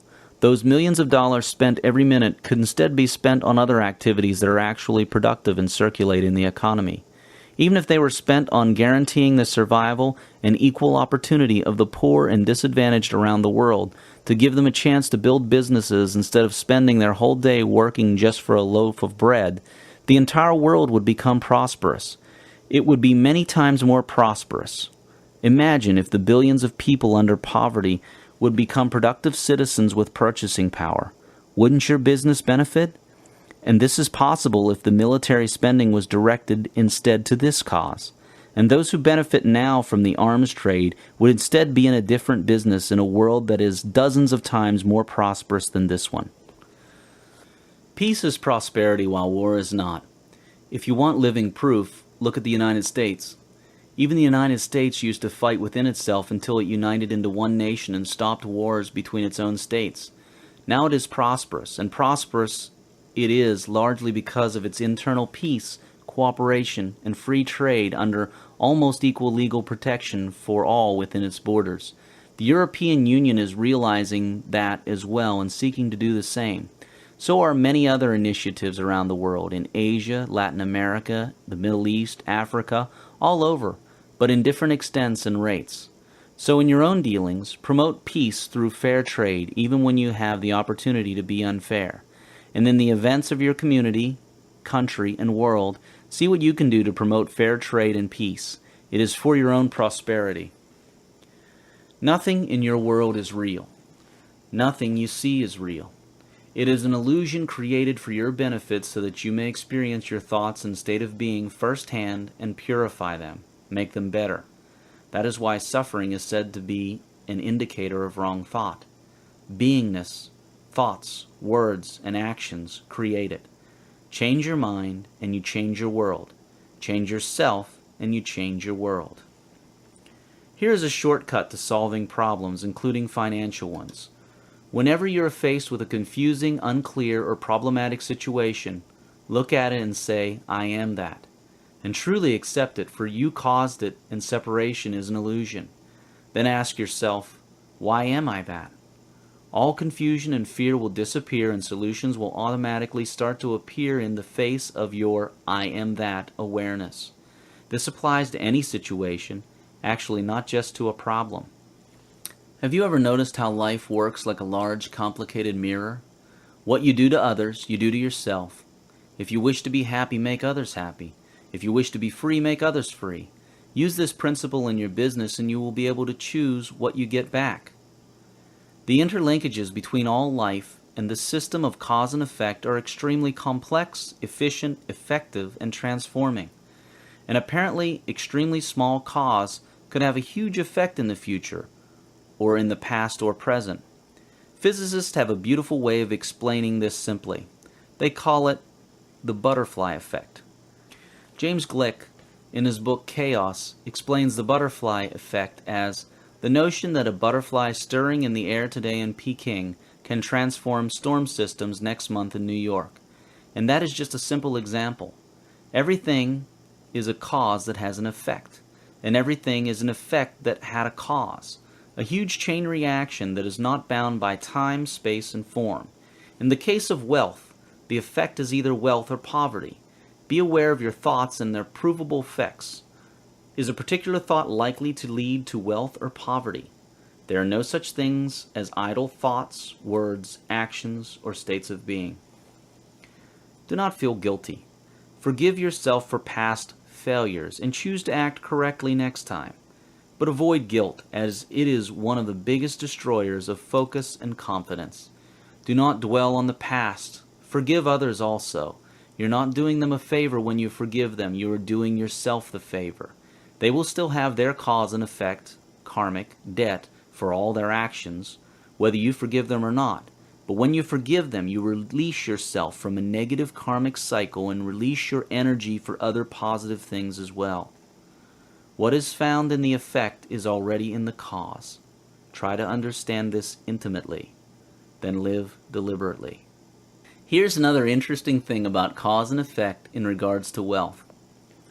Why do you suppose people get inspiration to start a particular business or career or passion or hobby?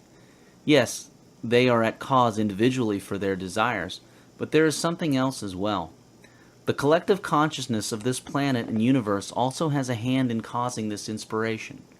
Remember, life always manifests images of the mind and grants every sincere and certain desire without fail. And the mind field is one. Your mind and all the minds make up the unified mind field. So the reason you have an idea is partly that others have caused it. That is how demand and supply works behind the scenes. If 1 million more people suddenly desire and believe they can have a certain type of fashion accessory, for example, an appropriate person with the appropriate level of desire and belief to go into the fashion business will have inspiration to create this fashion accessory and sell it to these people, and hence, all desires and beliefs will be fulfilled. The reason you have an idea is partly that others have caused it. When you visualize something you wish to have, someone is visualizing the same thing as something that they wish to give or sell. So the next time you have an inspiration, rejoice knowing that a group of people, small or large, is actively asking you and waiting on you to fulfill their desires. In other words, somewhere around the world, people are praying very hard for just the thing you are inspired to do. You are the answers to their prayers, and they are the answer to yours. Everybody is an answer to a prayer. We are all gifts and miracles to each other, even though we may not immediately see how that is so. There is nothing to worry about except for worry itself. You succeed. That is all you ever do. An easy way to understand that everyone is a gift and that we are all responsible as one unified mind is to think of Hitler. How could Hitler have been a gift to us? First, realize that he never would have come to power without the acceptance of the world as a whole. The world created the conditions necessary for him to rise. And as he rose, the world said, "He is not our problem. We don't care what he is doing to those people over there as long as we are all right." This separatist ideology, coupled with the way our collective states of being had created a fertile state of the world for Hitler to grow and thrive, is what caused Hitler. He could not have done it alone, just one small person against the world. He needed the world's conscious and unconscious cooperation.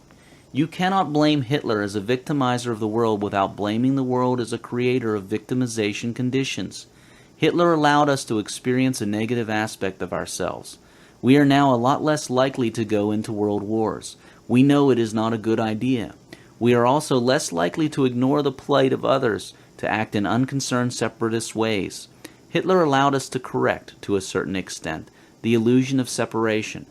All suffering comes from the belief in illusion. The truth sets you free. Everyone around you and everything that they do is a gift to you, allowing you to know yourself and redefine yourself. You are at cause of your world. Once you understand how a person as bad as Hitler can be a gift and how a person like him is caused by the world around him or her so that the world can experience its mind and beliefs, you will understand a big secret to wealth. Once you understand that Hitler acted as a mirror of the world, a focused collection of the little bits of indifference, belief in superiority and separation in each person and the world, then, you will understand how you can be the focused collection of wealth for the world. In other words, do not be afraid to dream big, to dream of grand wealth, and to believe you can have grand wealth. The world will make it happen, and it is in fact making you have those grand dreams to the extent that you are willing to have them. You are fully supported, whichever way you choose to go. All other things held constant, to the extent that an individual or society understands and applies the laws of cause and effect in the right way, so will they have wealth and happiness. What you now have is a good introduction into the universe's prime law. As you read the remaining chapters, you will understand this law a whole lot more clearly, especially after you read the chapters on conditions, success, and quantum physics. Now that you are armed with knowledge of the law that runs the universe, let us have a look at what conditions and success truly are. You are about to enter into one of the most beautiful, forgiving, and encouraging journeys that you have ever taken.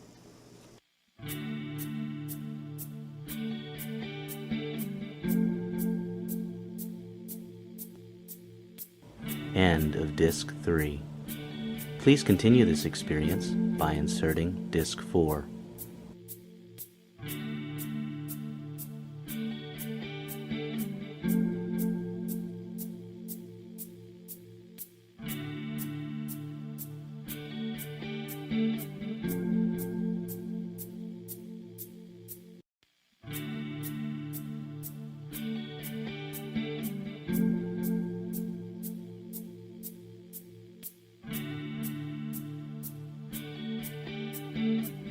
A Happy Pocket Full of Money by David Gikandi.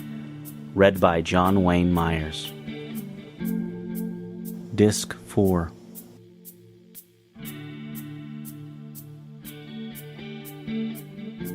Conditions. They are fantastic illusions. I once had this rather complex dream. It was in a language that was, well, symbolic, but wordless would be the best way to describe it.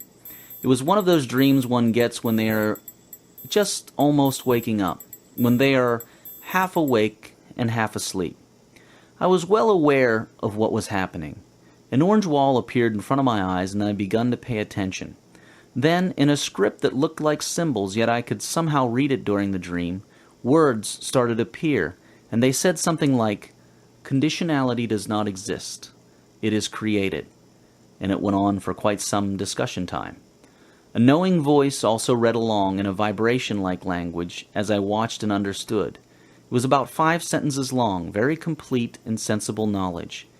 It ended in seconds, and I quickly got up and pulled out my notebook to try to write again the exact words that were spoken. But the minute I started getting frantic looking for a pen, I lost the words exactly. In any case, their composition was not linear like these sentences in this book are. Nevertheless, I of course was able to keep the understanding even though I lost the exact wording. Here, in this chapter, is the essence of it. It is a little easier to understand if you first understood the real nature of time and quantum physics. Once you fully understand time, you will also understand that it is a scientific illusion. Einstein and other brilliant scientists have shown to us how the space-time continuum really works. We now see how everything, the past, present, and future, all exists in the eternal moment of now. But being little participants within this moment, we experience a sensation of time as we pass other participants in that continuum. As we see in quantum physics, the quantum soup is quite literally all these things and options that can possibly exist existing all at one go. In other words, everything you can possibly imagine and more all exists already, and it exists at this moment of now. Everything. So a wealthy you and a non-wealthy you all exist simultaneously, but you are experiencing only one of them. You are conscious, awake to, and aware of one. Okay, it is time for you to put your thinking cap on. Here we go. If everything exists all at one go right now, can you see how conditions do not exist as real properties of the universe? If all possible outcomes exist, how can there be a condition against certain outcomes existing when they already exist? Look, just a moment ago you read the last sentence. You have already read it. How then can there be a condition that you have not read it when you have already read it? It is not possible. So because everything possible, everything conceivable already exists, it is not possible for a condition of it not existing against its already existence. Your being wealthy already exists scientifically and spiritually. All you need to do is shift your awareness, your consciousness, to that part of yourself that is wealthy. There are no conditions of that part existing. Nothing can stop it from existing because it already exists. But you can create other outcomes that look like conditions. For example, another thing that exists, but you may not be experiencing it, is you being not wealthy materially. You feeling procrastination or feeling out of time, you going to the casino and getting a gambling habit, being in a poor country, having no education, and so on. All these are independent existences that are the opposite of wealthy existence. But just because they exist does not mean that the wealthy existence does not exist or exists depending on these other existences. People make a mistake of saying, well, if I was born in a wealthy family or in a good country or with this gift or that knowledge, or if I went to college or had that thing happen to me, I would be wealthy. They assume that wealth has a condition. Yet what they call a condition is actually another independent existence. In other words, you can get to wealth with or without having to pass through the so-called condition. You do not need to fulfill these conditions to get wealthy. But when you believe in conditions, then they will be there. There are countless paths to wealth, and conditions are just one of those paths. It is your choice whether or not you wish to go through conditions. Even time, which looks like a condition, is not a condition. People think you need a lot of time and age to get wealthy, so it happens that way for them. But it does not have to be that way.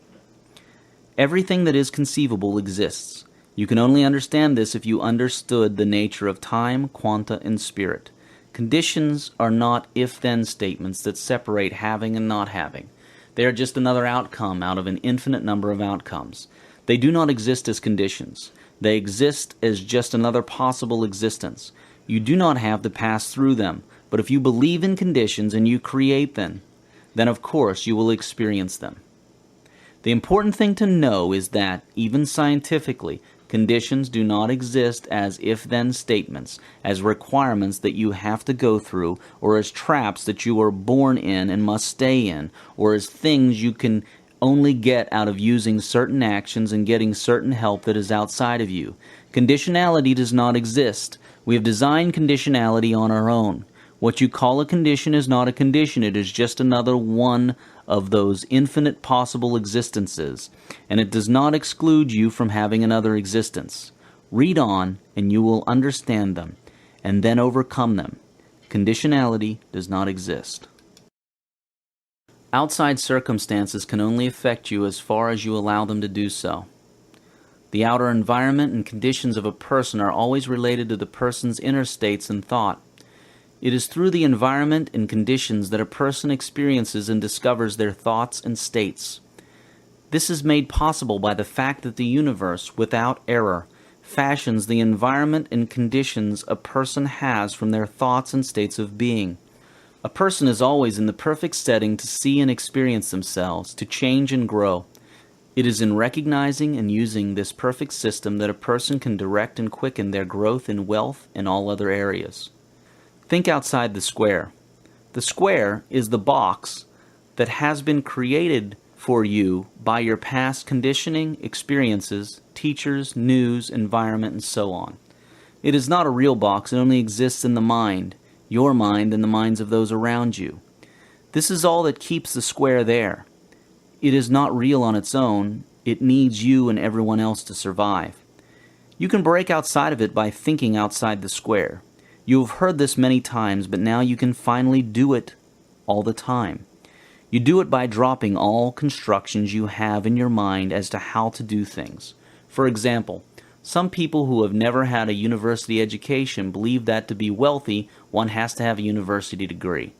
They were told that, and they think they may have observed that, so they hold it true. But this limitation can be removed simply by dropping that construction and its belief in it from all thought. Many have dropped it and succeeded wildly. In fact, Bill Gates of Microsoft voluntarily dropped out of college. He just never did finish that undergraduate degree. And millions around the world have succeeded wildly without a college degree. This is not to say you should not go to university. Universities have a very important role. But if you find that your square, your box, is that you have not been to university and you are unable to go there, then simply drop the construction and your belief in it, and your square will drop. That is thinking outside the square. You can do this in anything, from product development to finance, to new business ideas, to anything else. You do it merely by being aware, intending to do it, and consciously dropping your constructions. Question: how do you build a totally new and radical house or car? You build one by dropping all previous constructions of how you have been told a house or a car needs to be built. Drop it all and have a clean slate without any shoulds or should nots. Then drop the slate. Let it all come to you. Inspiration unrestricted by should or should not is key. It is a very deliberate yet unbound thing to do. Very fruitful. Ask Einstein. Make all conditions serve you, for that is what they are here to do. They are an experiential field created wholly for your enjoyment, self-discovery, and learning. This is because they are fashioned out of your previous thoughts, words, actions, and states of being. Face all financial and other difficulties calmly and without worry. Even before they occurred, they had been solved. Even before you ask, it has been given to you. Simply receive. There are no coincidences, accidents, chance, or luck in this universe. The universe works under perfect laws that never make an error even once. The source, God, does work perfectly. Everything works out perfectly by law. Things only look like coincidences and accidents to those who do not see the truths behind them. Nature works with effortless ease and precision, with infinite organizing power in incalculable ways, without resistance. You do not have to understand how your wealth will be created. Simply hold your vision high, think, speak, and do by your vision, and automatically, coincidentally, it will all work out. Do not resist whatever happens along the way, for it is nature's incalculable ways working out to bring you what you envisioned. Just hold your end of the bargain by keeping your vision high and steadfast, and think, speak, and act by your vision. Be detached. This allows nature's creativity to work for you. Detachment means not preferring anything else than what is happening right now, but having the freedom to choose a different future. What is happening right now is the perfect manifestation of your previous intentions, thoughts, words, and actions. Preferring an alternative now leads to delaying the achievement of your goals. Such preference is wanting, and wanting perpetuates a state of wanting. For example, if it is your desire and intention to become a multimillionaire, and you've done your part in aligning your thoughts, words, and actions with your vision, you must admit that you do not know which is the best and optimal path for you to take to reach that goal. You cannot predict the exact day-to-day events from now on that you need to lead you to your desired outcome. But the source can do that easily. Your inner self can do that as well, and it will take you there in the best way possible. Let it work its magical way by not resisting the moment of now that it brings you. Just do your part, and let it do its part. It is the fastest, most effective, most enjoyable way. And you can be happy and restful always, for you know what is coming eventually. Calmness is power. Calmness puts you in harmony with yourself and nature. It puts you in control of your thoughts, enables you to have right thought. It is testament to the fact that you are not your circumstances, and you are not inferior to your circumstances. Calmness is confidence. Calmness is your true nature. Perfect balance, perfect stillness, and perfect peace. Always say, I am calm. Calmness is not suppression. True calmness is clear and open. It does not hide or suppress anything internally in order to show its calmness. It is pure and natural. Calmness represents and can be developed by knowing, internalizing, practicing, and living the laws of the universe, the laws of life, laws such as the ones in this book. Suffering indicates an error in thinking. It is a cue for you to find and change that error. Often in the deepest moments of suffering is the biggest opportunity to find new truth. But suffering is not necessary. In fact, the most enlightened of people have been able to eliminate suffering completely. Suffering is just a means of communication from yourself to your personality and mind and back to self, to put it briefly, and is only used when there are no other options. The people who are most resistant to the more subtle clues from themselves find themselves suffering the most. Those who are most aware and tuned to their self through things such as active intuition are able to work out life deliberately instead of having life work them out. Conditions do not exist.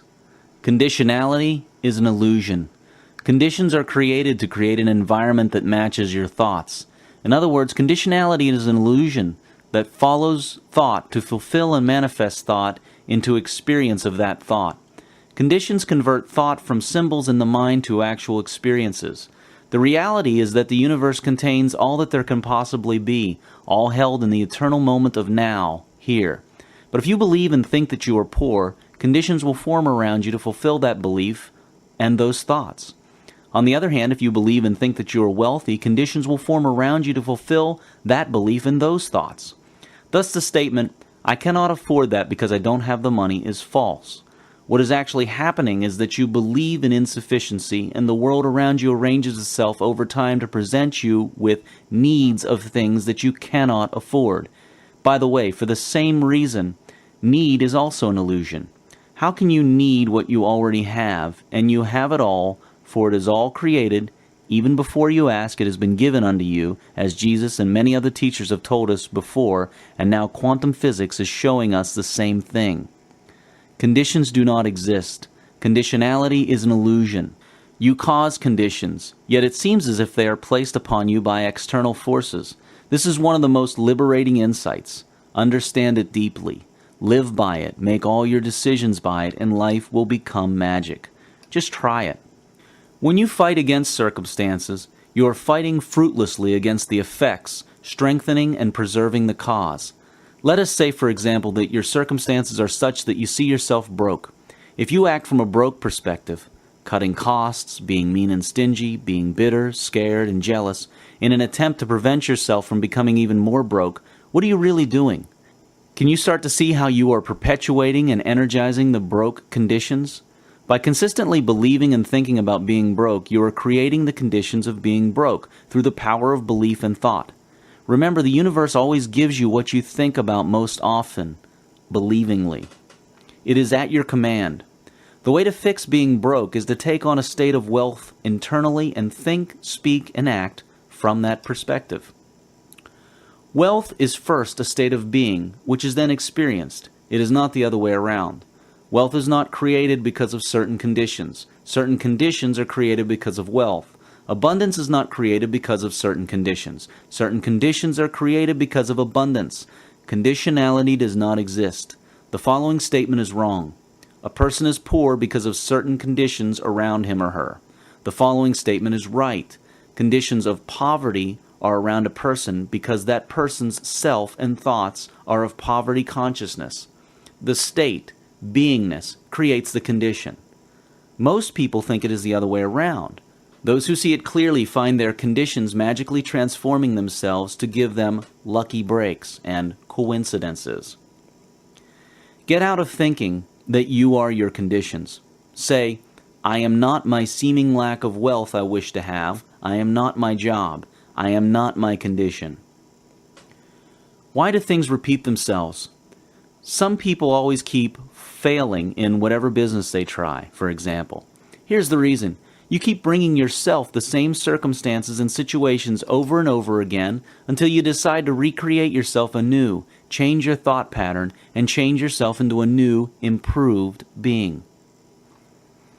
Avoid judging things as right or wrong. Things are just things. Their classification lies in the choice of the observer of these things to classify them as good or bad, right or wrong, fun or not.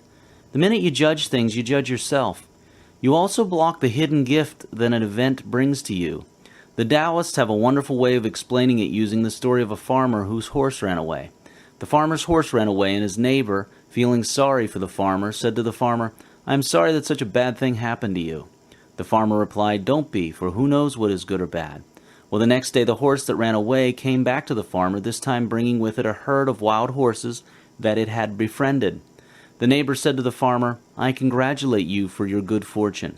The farmer replied, "Don't, for who knows what is good or bad." Well, the next day the farmer's son tried to mount one of the wild horses and fell, breaking his leg.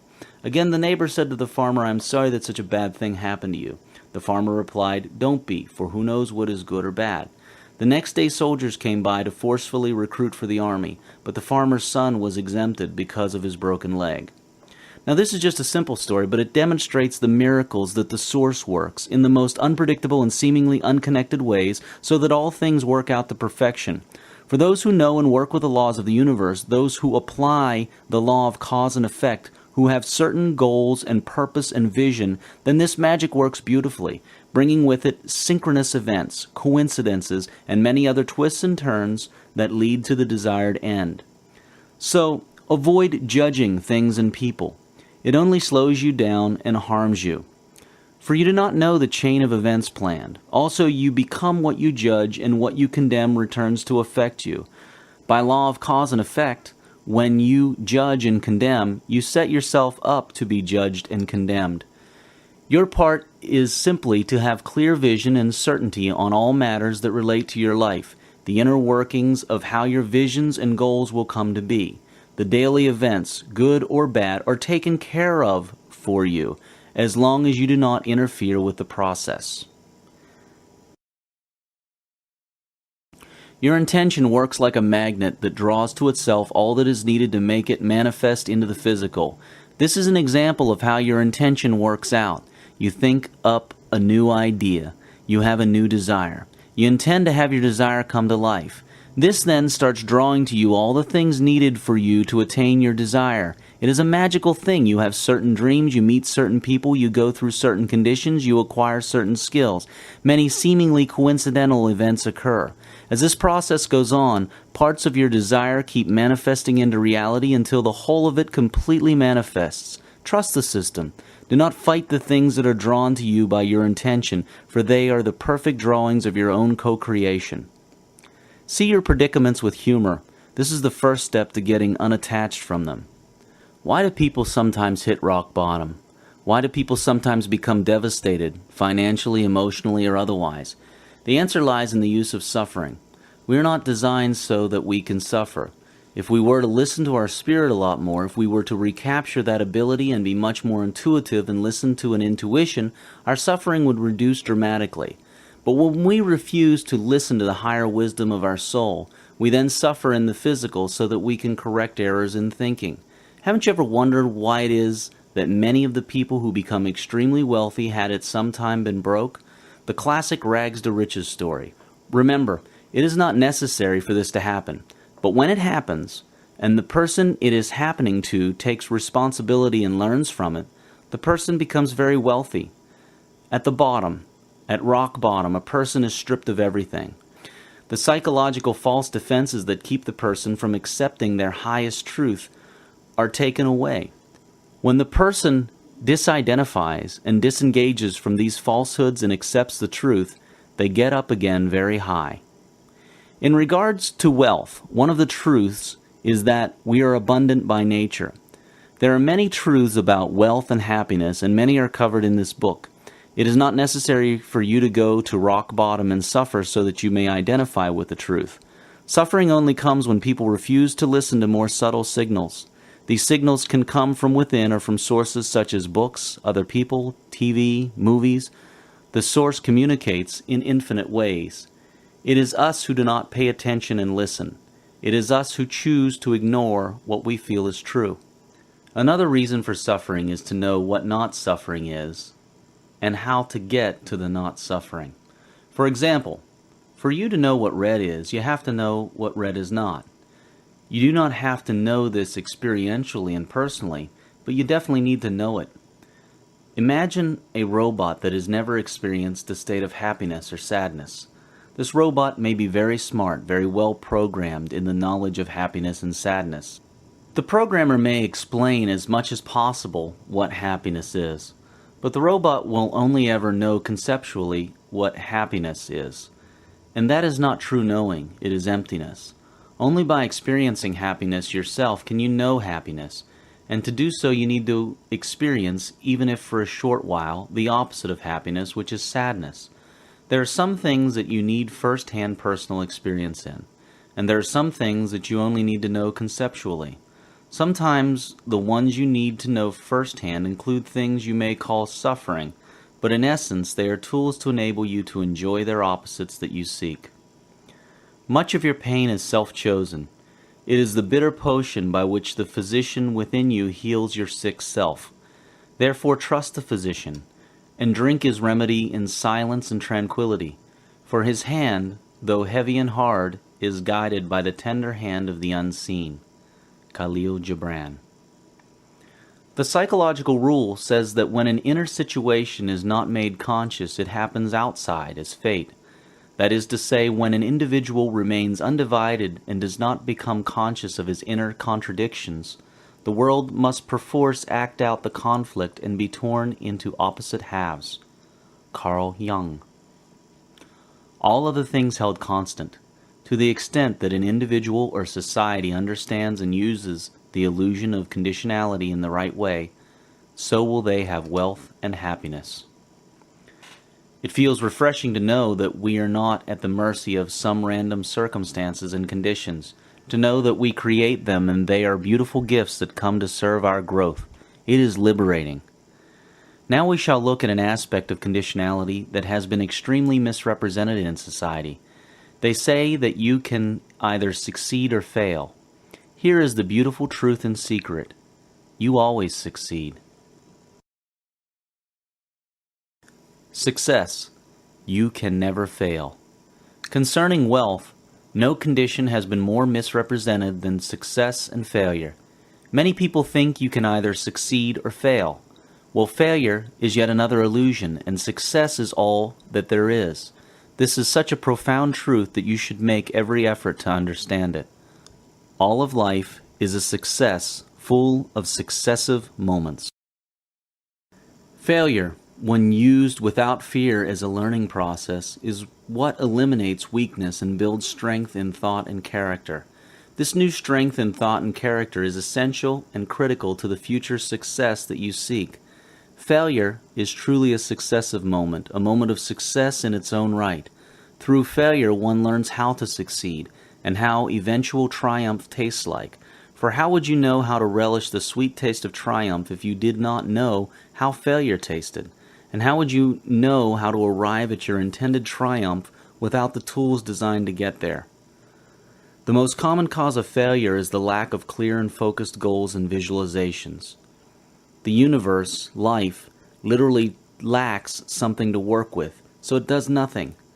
Life is images of the mind expressed, and without images there is no expression.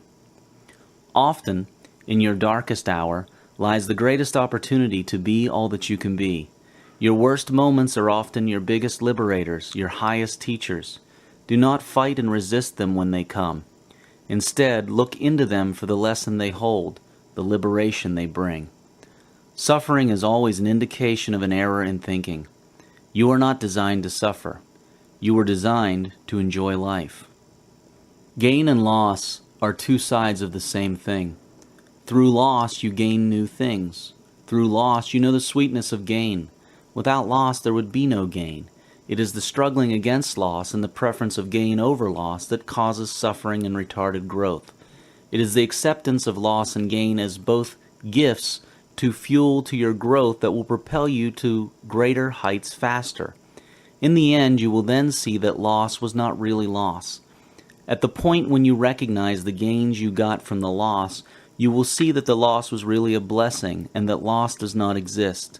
Every loss has a gain, if only you accept and look into it for it and have patience.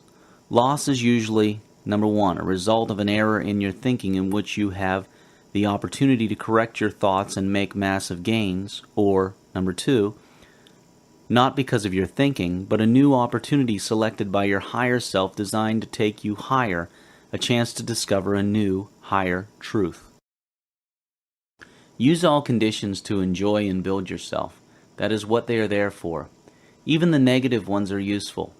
If, for example, you are faced with a situation in which you are under oppressive people, first make sure you choose to be in a libertarian, self-loving, and loving state, the opposite of oppressive, of being internally. Think, speak, and act liberty, self-love, and love.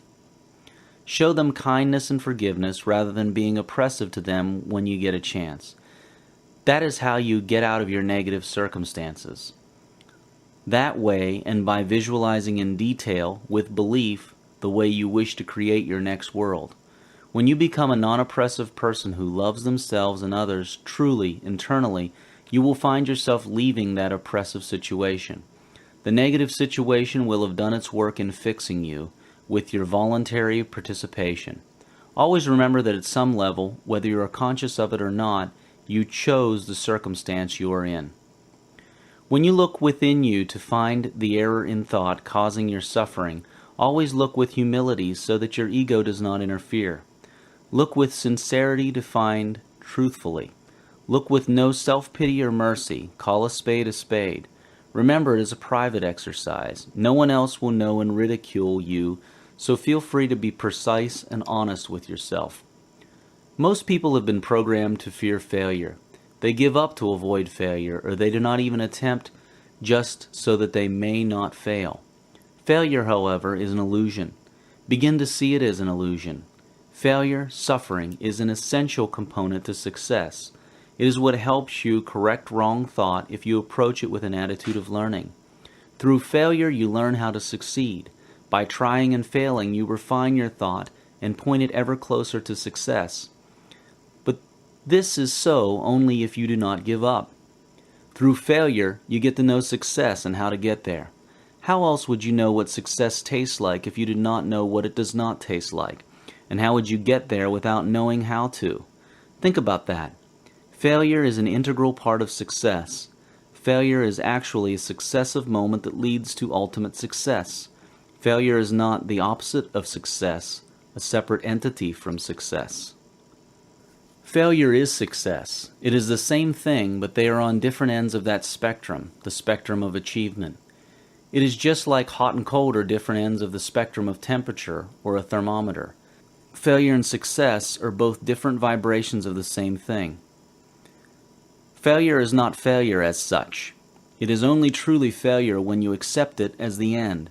But if you accept it as a blessed part of the process, a part that helps you succeed further, and know what this further success tastes like, then you can never possibly ever fail, ever. Failure is an illusion. Stop fearing it. Love it for the gifts it brings you. Life is a collection of experiences. The challenges make up part of the experiences. Use the challenges to become better, and enjoy the rewarding and triumphant experience that follows every challenge. Every try is a success that leads to the eventual desired outcome, the big success. View it that way. Your survival is guaranteed. You do not have to qualify for your dignity and life. All other things held constant, to the extent that an individual or society encourages and applauds all moments, events, and attempts, seeing them as successive moments of successes, so will they have wealth and happiness. Now that we have defined success and uncovered the illusion of failure, it is time to look at the object of the quest for success. In other words, what people want. Here is another secret: desire, but never want. The steps to wealth and happiness. You are now on a journey. at the end of which you shall know how to create all the wealth and happiness you ever wished for, now without any limits. You shall soon also know many timeless truths about who you really are, what you are doing here, and what this game of life is all about. Here are the steps of the journey that you are now taking with this book. Number 1. You shall first take a simplified look at quantum physics, for knowing what you and the world are made of is the first key to knowing how to make it your way. After this, you will never look at the world in the same way again. You shall have an amazing sense of involvement and power in the universe. Number 2. Then the secrets of time shall be unveiled, beginning with the fact that time does not exist. You shall learn how to use this illusion instead of being used by it. There is only now. Number 3. You now will learn how to create your universe out of the quantum field using images of your mind. This is the first part of the creation lessons. Number 4. You then learn how to create using your thoughts. You will learn the right way to think and what the mind is really for and when to shut it down for your own benefit. Number 5. You will then look at the power of true goal setting in the thousands in a way that you may never have heard before, a most powerful way. Number 6. Next will come the most powerful creation tool of all, your state of being. Number 7. The final creation tool, action, will then be uncovered in its true position and purpose to you. Number 8. You shall then learn the magical and vital ingredient of certainty, and learn how to have it in plenty. Number 9. Now it will be time to look at the prime law of the universe and how to use it to have happiness and wealth in abundance. This is the law of cause and effect. Number 10. While still in this law, we shall look at what conditions really are. This will shock you, make you laugh, empower you, and free you. Number 11. While still on conditions, you shall see how you are and shall realize ever-present success and never fail. Number 12. Then you shall look at a prime killer of wealth and happiness and how to totally avoid it. Number 13. You will then move on to progressively larger things. You will start with your self-chosen purpose here on earth. Why did you come here? You shall see. Number 14. Then the gift of giving and the gifts it brings in return will be fully given to you. Number 15. The power of gratitude now shall be unveiled. This will prove to be extremely powerful for you. Number 16. Finally, it will be time to look at consciousness. What makes you here, now, awake? Number 17. And then it shall get really interesting when you have a look at yourself, the first cause of all that is in your world. Get familiar with yourself and your world will change dramatically. Number 18. After that, you shall see what is larger than the self, that which you and all else are part of. It is the one. Knowing how you relate to all that is, the source, then experiencing this, will put you in a position of immense joy and abundance. Number 19. And on that note, you shall see how abundant you really are. Number 20. From there you shall look at your real nature and how to reclaim it. It is the nature of pure joy. Number 21. Then, coming around full circle, you shall see how to best handle paper money, as you know it now, to increase wealth. Number 22. And to close this part of the journey, you will be guided into the next empowering steps you may wish to take after you first finish this book. Want not. Desire, but never ever want. There's a good reason to watch your words, thought, actions, and states. Every state and thought is acted upon precisely by the universe, by law. Each word carries with it thousands of years of meaning and instructions on how it will be carried out. For example, the word jump invokes specific images in any person's mind, along with the appropriate instructions to execute it. And the universe, which has to assist in that jump, acts accordingly. Laws of physics, spirit, mind, body, coordination, etc. Even as you read this book, the words invoke in you certain things, some of which you can feel right now. Some people by now will excitedly know the words in here will enable them to make big differences in their lives. And that knowing is already starting to make changes unseen. And some people already know this as they read this. In regards to wealth, The most important word to watch out for is want and all its equivalents. Wanting communicates to you and to the universe that you do not have something, first mistake, and that you are in a state of not having it, but wishing you did, second mistake. The problem is compounded by the fact that wanting is a perpetual state. In itself, it has no finality. Think about it. You can never get what you want. Never. It only looks like people get what they want, but they never really do so. What actually happens is that very gradually they shift from the state of wanting to other states, and then they get what they had wanted initially. But as long as they are in a state of wanting, they cannot get that which they want. Here's how the illusion of a person getting what they want works. Remember the last time you wanted to eat and you got what you wanted. You ate something. Okay, you wanted something to eat. This is a wanting state. But watch what happened next. You started to go get something to eat. You actually shifted from wanting to a getting state, which has finality. You then shift to the present tense of having, finally, and you appear to have had what you wanted. See, you never did get what you wanted when you were in a wanting state. You had to shift states. This unconscious shifting from a state of wanting to another state is easily done all the time by people, but only for small things. But what if it was something so big, something you had never done before? Would you still get it if you wanted it? Unlike food, it would be harder for you to unconsciously shift from the wanting state because you have not gone through it before. If you found yourself wanting $20, it would be easy for you to unconsciously shift from the state of wanting to getting because you have done it before over and over again. But what if you wanted $1 million and you have never had more than $20,000 in your life before? Would you be able to shift unconsciously from wanting to getting $1 million? Most likely not. The solution is this: never want. You can never get what you want. Wanting something very bad is worse. In your thoughts, words, states, and feelings, replace want with desire or wish. Unlike wanting, desire does not necessarily have to mean you do not have something. It is a very subtle difference, and some people may say they are the same thing, but there is a world of difference. Some thesauruses may even say want is interchangeable with desire, but that is simply for some linguistic purposes. Remember, your thoughts are carried out with precision and perfection by the universe. It is the way the system is designed. Wanting is carried out with precision, and wanting represents a perpetual state of not having. Desire is not a perpetual state of not having. In fact, it does not necessarily have to mean you do not have what you desire. It is sad and funny to think that billions of people are kept away from what they want by such a simple little difference. It all lies in the precise execution of the universe. Precisely. It is not just the word want that should be avoided. It is the state. It helps nothing to avoid the word want, but to be in a state of want. That is useless.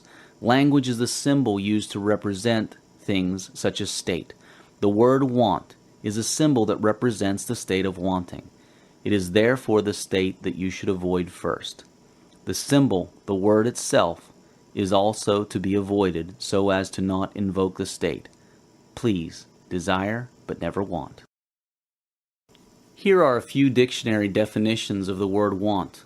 To be without, lack, to be destitute or needy, a defect of character, a fault, to be absent, to be deficient or lacking, to fail, not to be sufficient, to fall or come short, to lack.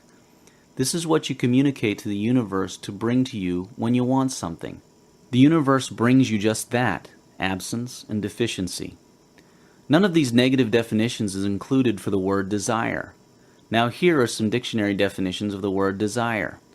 To express a wish for, request, the natural longing that is excited by the enjoyment or the thought of any good, and impels to action or effort its continuance or possession, an eager wish to obtain or enjoy. Not needing a particular result in the moment of now frees the subconscious mind from all thoughts about why you cannot have a particular result. This in turn opens the path to the particular result that was consciously intended. This is one of the benefits of intending with detachment. You intend a future outcome, you are certain of it, but you are detached as to what is happening in the present moment. For example, Assume that you intend to be a millionaire, but in the present moment, events are moving in a way that suggests you're not going towards your goal.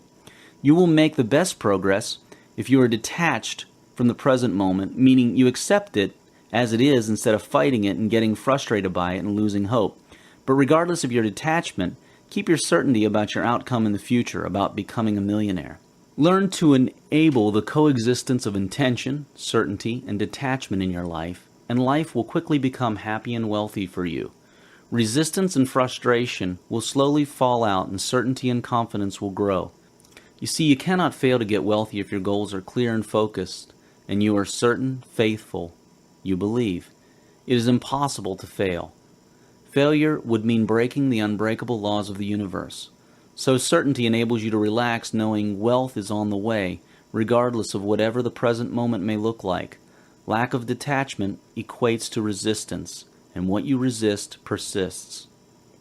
Eliminate all forms of wanting. These include regrets about the past, wishing things are or were different, looking forward to, wishing, wanting, worrying, and throwing your awareness and consciousness out into the future or past. In other words, do not hold on to the past moment. Do not wish you were in the next moment to come, but instead take in the moment of now in its fullness for all the gifts it brings to you. The faster way to create a great future is to simply intend, release, and get back to enjoying here now.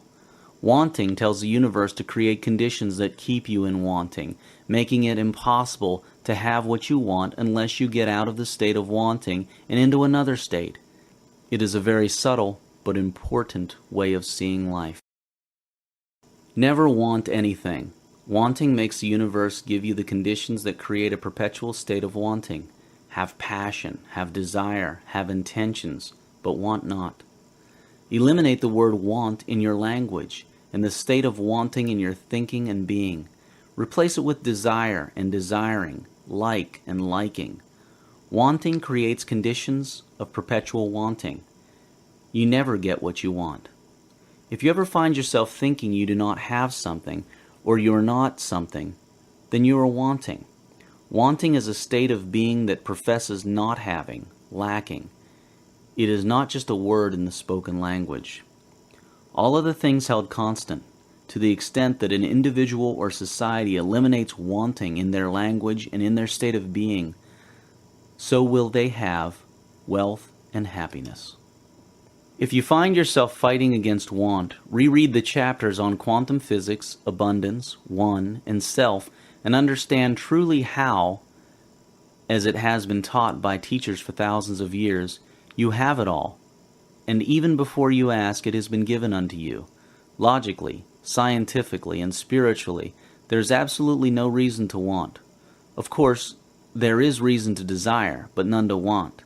Wanting is a belief in not having. You have it all. Why then would you wish to believe that you do not have it? Now that we have that all clear, let us look at some big and interesting things. We start with your purpose, that uniqueness of you that no one else can duplicate. Let us move on. Purpose. Why are you here? What is your purpose? Your purpose is separate from your goals. What is your purpose? Why are you here? Only by knowing and declaring your purpose and holding it high every day can you move forward fast in the right direction for you and have a great time doing so. The right question is, why did you choose to come here on earth? Where did you get your purpose? Consider this suggestion. You have free will. When did this free will start? Some people think it starts after you are born. They believe that they did not have a choice whether or not to be born, but once they are here, they have free will to make choices in their lives. Others believe that your free will is eternal, and it starts even before you are born.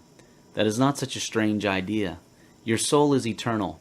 Your eyes tell you that life starts when one is born, but something deeper tells you that this may not be the real beginning. Purpose or destiny is what you, yourself or soul, chose to come to do here on earth, a choice based on its set of attributes and wishes. And the circumstances and location you were born in are perfect for you to collect the necessary tools to fulfill your chosen purpose were you to go through life with such an awareness. That is why your unique purpose feels so good once you find it. That is why it gives you so much joy doing it. That is because you chose it a long time ago. It is what you came here to do. Unfortunately, so many people do not fulfill their purpose largely because of the way our society and education is structured. Yet you can easily fulfill yours if you choose to. You first find your purpose by spending some quiet time thinking what makes you feel so good, what you have so much passion for. Do not think of job descriptions or careers. Drop all those labels society has taught you to believe in. They are the number one reason why people do not find their purpose. Just ask yourself, what makes me happy? It could be spending time with butterflies, or flying around the world making deals, or cooking, or speaking to people, or anything else. Once you do that, envision it, intend, and make goals toward moving to a point where you'll be working as a career in your discovered purpose. For example, let us imagine that your purpose is studying butterflies and you are now working unhappily in a non-butterfly related job. Do not despair. Start getting books and finding people in the butterfly field. Find out all that you can. Then start making goals and choices that will eventually take you out into a position that is butterfly related. Do not worry about money and all the other little worries you may start having. They will sort themselves out as long as you do not worry. And you will be very happy and successful once you work in your destiny or purpose, a destiny that you yourself chose before you were born here on earth. Your self-satisfaction will also rise and you will be making optimal contribution to the world at large. Sit down quietly and find out why you are here. You have a purpose. You may or may not know it yet. You can discover what it is by asking yourself this question and by being true to yourself. Your special talent is usually your purpose, or it may be something you always felt, especially as a child, that you could do very well. Children often know their purposes, but as they grow up, society and education systems confuse them, or it may be what gives you the most joy. In fact, your purpose cannot be in something that does not give you joy and satisfaction. Find it, then live your life by your purpose, and wealth will come to you a lot easier and joyfully. And you will love your work. Work is love made visible. And if you cannot work with love but only with distaste, it is better that you should leave your work and sit at the gate of the temple and take alms of those who work with joy.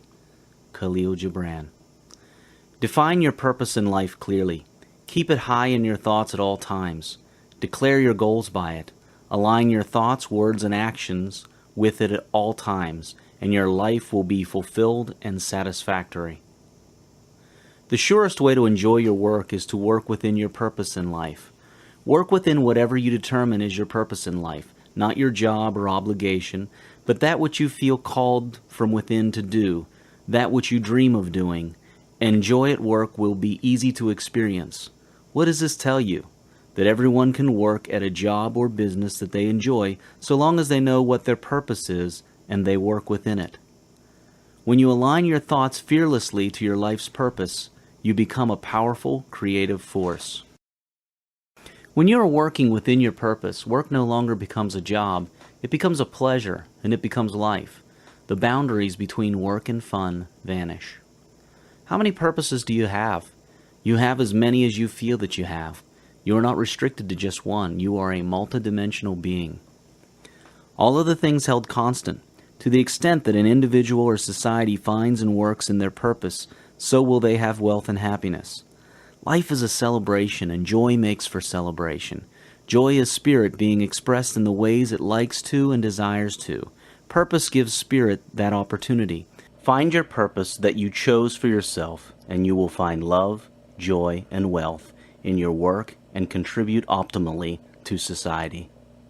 Talking about contributions, did you know that one of the most powerful ways to get wealth is to give? It multiplies sevenfold back to you. Let us move into another powerful insight. Giving. It's what it's all about.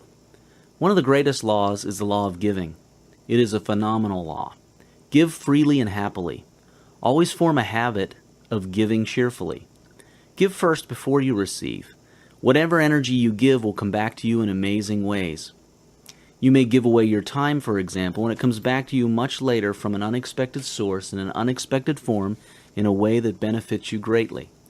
You cannot insist on a particular way and time it will come back to you, but you can be assured it will come back in the best way for you. Give, give, give, and do so cheerfully and freely. It is the energy behind the giving that matters, so do not give grudgingly. The law of cause and effect guarantees that you shall receive plenty for what you give. Life is for giving. Give what you have on you. Time, money, smiles, love, compliments, anything. And you will get back what you do not have on you. Give graciously and receive gratefully. Grace and gratitude are the energizing factors of giving and receiving. By taking care of society and nature, you take care of yourself. Share with and give to nature and society often. It is the goose that lays the golden eggs, and it needs to be protected and nourished so that it can protect and nourish you. Share, give, help others. In the proportion and to the extent that you cause others to build their wealth, so will you build your wealth. Invest some money in financial services and in institutions that lend money to others and enable others to build wealth. This is another great way for you to take care of society, to make it wealthy so that you may also get wealthier from it. The universe is all energy. Energy flows. Giving promotes this energy flow, placing you in harmony with the powers of the universe. Whatever you wish to have, cause another being to have it first, and you will begin to have it in abundance. Give and you will receive in multiples. For example, if you wish to have wealth, show others how to have wealth, and in an amazing way, you will soon find yourself wealthy. It is a very complicated system that works perfectly. Give cheerfully. Share, share, share.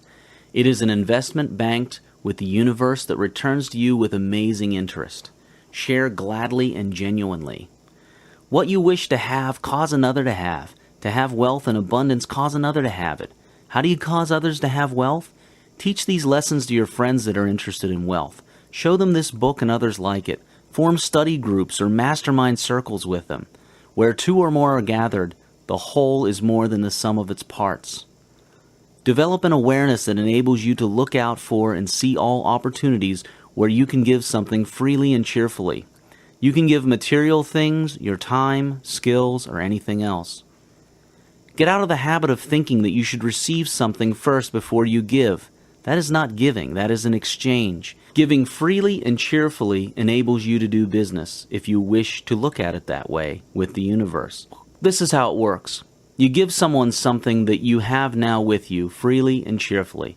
The universe, by law, finds the best way to give back that energy to you in the form of something that you do not have with you. It gives you back in multiples when it is most appropriate, in the most appropriate form. It is a magical process. Obviously, the more you give, the more magic you create for yourself. Life starts to work for you. Develop a strong desire and persistence to give cheerfully and freely. In your goal setting, remember to include several goals that are about free and cheerful giving. Giving, under the law of cause and effect, is one of the most powerful actions you can take. It returns in multiples, sevenfold. You cannot afford to leave out giving in your life plan. You cannot afford to leave it to chance occurrence. Develop giving into a habit, something you do naturally without having to think of it. This makes you into a consistent and persistent giver, and the universe will work for you. Give spontaneously. Work on the habit of giving until you get to a point where you enjoy giving. Enjoy it thoroughly.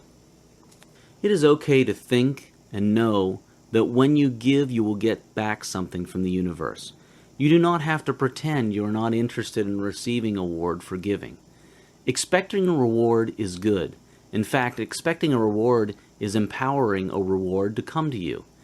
The violation of the law of giving comes when you start expecting to receive something back from the same being you give to, saying, "Well, I did this for you, so you should do that for me." In fact, demanding a particular reward back is a violation. It makes you trading-minded rather than cheerful and free-giving-minded. Never ask or expect payback from those you give to. The reward you receive will come from a source and a time and in a form that the universe finds best suited for you. You always have something to give. Time, compliments, talent, money, knowledge, share a book, etc. Giving has one bonus effect. It shows you what you have but did not know you had. Say you wish to have wealth. You then decide to give wealth first by helping others learn how to have wealth. You read books such as these, help where you can with such knowledge, share these kind of books, and so on. In that process, magically, you end up realizing you had a whole lot of wealth and wealth capabilities that you previously thought you lacked. You are surrounded with abundant opportunities to give, but you only see them when you decide to start seeing them. Learn also to receive graciously and happily. Do not feel uncomfortable receiving. You deserve it, and by receiving, you are in harmony with the law of giving and receiving. The trick to giving is to not force it upon those you give to. Offer your gift freely and cheerfully. Show your hand. Do not shove. Show. If the receiver does not wish to take your gift, respect that cheerfully. Do not get offended if your gift is not accepted. Allow the other person their full nature of freedom and choice. And do not make a person dependent on you. When a person becomes dependent on your gifts unnecessarily, you have not done them any good because you have reduced their belief and ability in themselves. Here is a likely scenario. Imagine a person who does not have much in material possessions to give and share with others. But this person is very charming and kind. The person gives 1,000 compliments to people he or she comes across without even getting one compliment back. This person uplifts their mood and confidence by finding ways to encourage and compliment them. But this person never gets a compliment back from anybody. Well, not to worry. The universe keeps its accounts perfectly. This person's giving builds credit in the universal system. One day, by the law of cause and effect, of giving and receiving, this person somehow gets the bicycle he or she has always wanted, just when the person needed it, in a way that looks like a miracle. It could be by winning some competition or having it given to them by a stranger, or one of a countless other possibilities, what people call luck. That is how giving works. Sometimes the universe takes little things that you have, can give, and do give, and it puts them into one big thing that you do not have and require, and it gives that to you at a perfect time. You give but little when you give of your possessions. It is when you give of yourself that you truly give. For what are possessions but things you keep and guard for fear you may need them tomorrow? And what is fear of need but fear itself? Is not dread of thirst when your well is full, the thirst that is unquenchable? There are those who give little of the much of which they have, and they give it for recognition, and their hidden desire makes the gift unwholesome. And there are those who have little and give it all. These are the believers in life and the bounty of life, and their coffer is never empty. It is well to give when asked, but it is better to give unasked, through understanding. For in truth, it is life that gives unto life, while you, who deem yourself a giver, are but a witness, and you are all receivers. Khalil Gibran, the prophet. All other things held constant, to the extent that an individual or society shares and gives in the right way, so will they have wealth and happiness. Now you know how to do business with the universe, so to speak. The universe itself is a giving universe, for life is for giving. You give and you receive sevenfold. You actually are rewarded for your kindness. The source, life, is all about giving, and the intelligence that runs the universe honors your giving always, always. Give cheerfully. Everything in life is a gift, especially with regard to wealth and happiness. Never cease to cause others to have wealth and happiness, and you will have wealth and happiness in multiples. But what goes with giving? Receiving. And what goes with that? Gratitude. Thank you. Let's have a look at that. Gratitude seals the deal. All of life is a gift. Every person, moment, and thing is a gift. It is only that we refuse to open the gifts, hence we do not get the gift sent to us. All things come to those who are grateful. There's great truth to that, and here's why it works so well. By law of cause and effect, your gratitude attracts that which you are grateful for. And you should be grateful even before you receive it because, by law, you know you will receive it. In fact, you have it even before you ask. Gratitude speeds that reception because it is a statement of belief. You are already enthusiastically and genuinely grateful, in a state of gratitude, because of what you will receive, or more accurately, have received and are about to experience. Note, the gratitude is there before you even receive what you are seeking. In reality, you have it all already. You just are not experiencing it yet.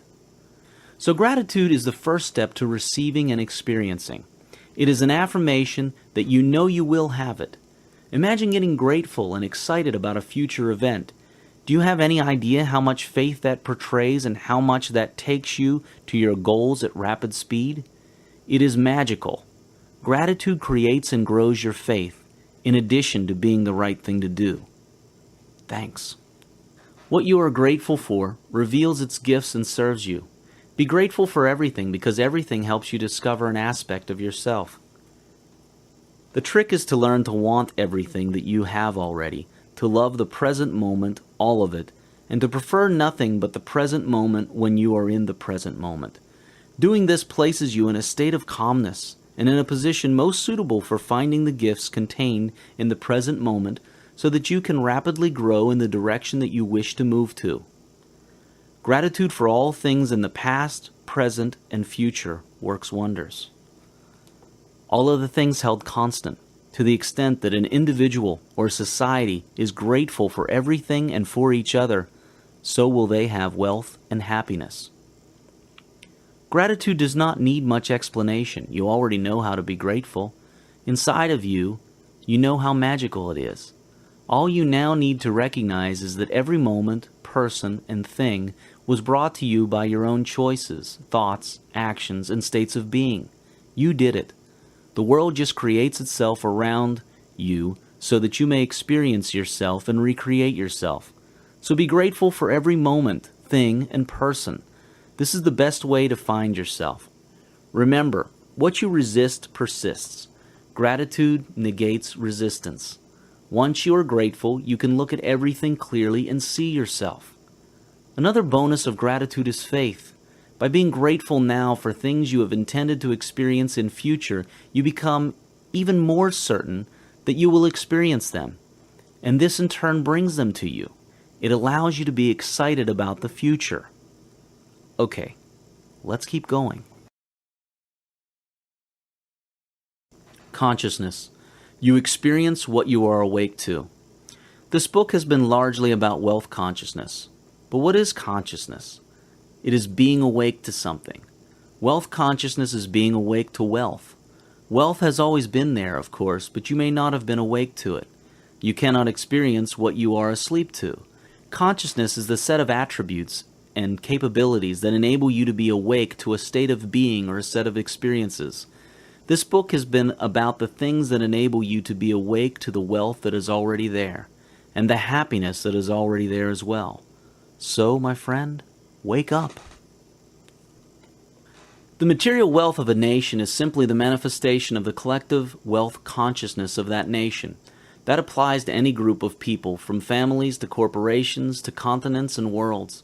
The least conscious person in a group of people will bring down the experiences of the most conscious. So a wise person does whatever they can to raise the consciousness of the group at large so that they themselves may experience more. It is self-defeating to do nothing or to lower someone else's wealth consciousness.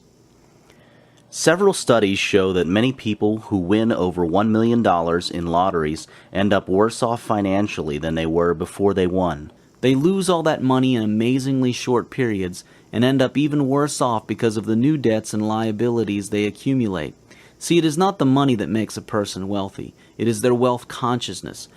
People without wealth consciousness are unable to get wealthy, even when a huge sum of money comes their way in a lottery win. On the other hand, people with wealth consciousness cannot fail to have money and wealth for extended periods. They may go broke occasionally due to an error in thinking or a higher choice, but they always bounce back up. They have no fear of getting broke because they know even if it happens, it is temporary and they are designed to come right back up. You can take away all their money and within a year they will be wealthy again, or at least be on their way to wealth. Luck has nothing to do with it.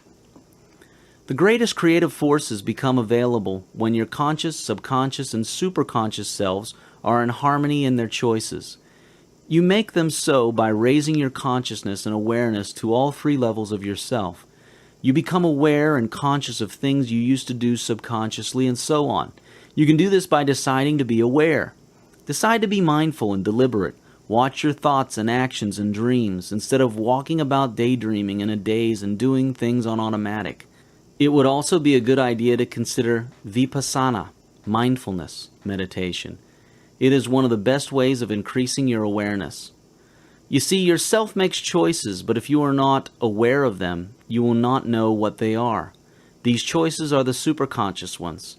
You start becoming aware of them by honoring your feelings, not emotions or thoughts masquerading as feelings, but genuine feelings. You also become aware of your superconscious through meditation. You also make choices consciously and you make some subconsciously. You can increase your awareness of your subconscious choices by deciding to be aware, watching your thoughts. For example, in the past you may have had idle thoughts of fear and indecision regarding a particular topic. These thoughts went on in your head all the time as you did other things. They were background thoughts.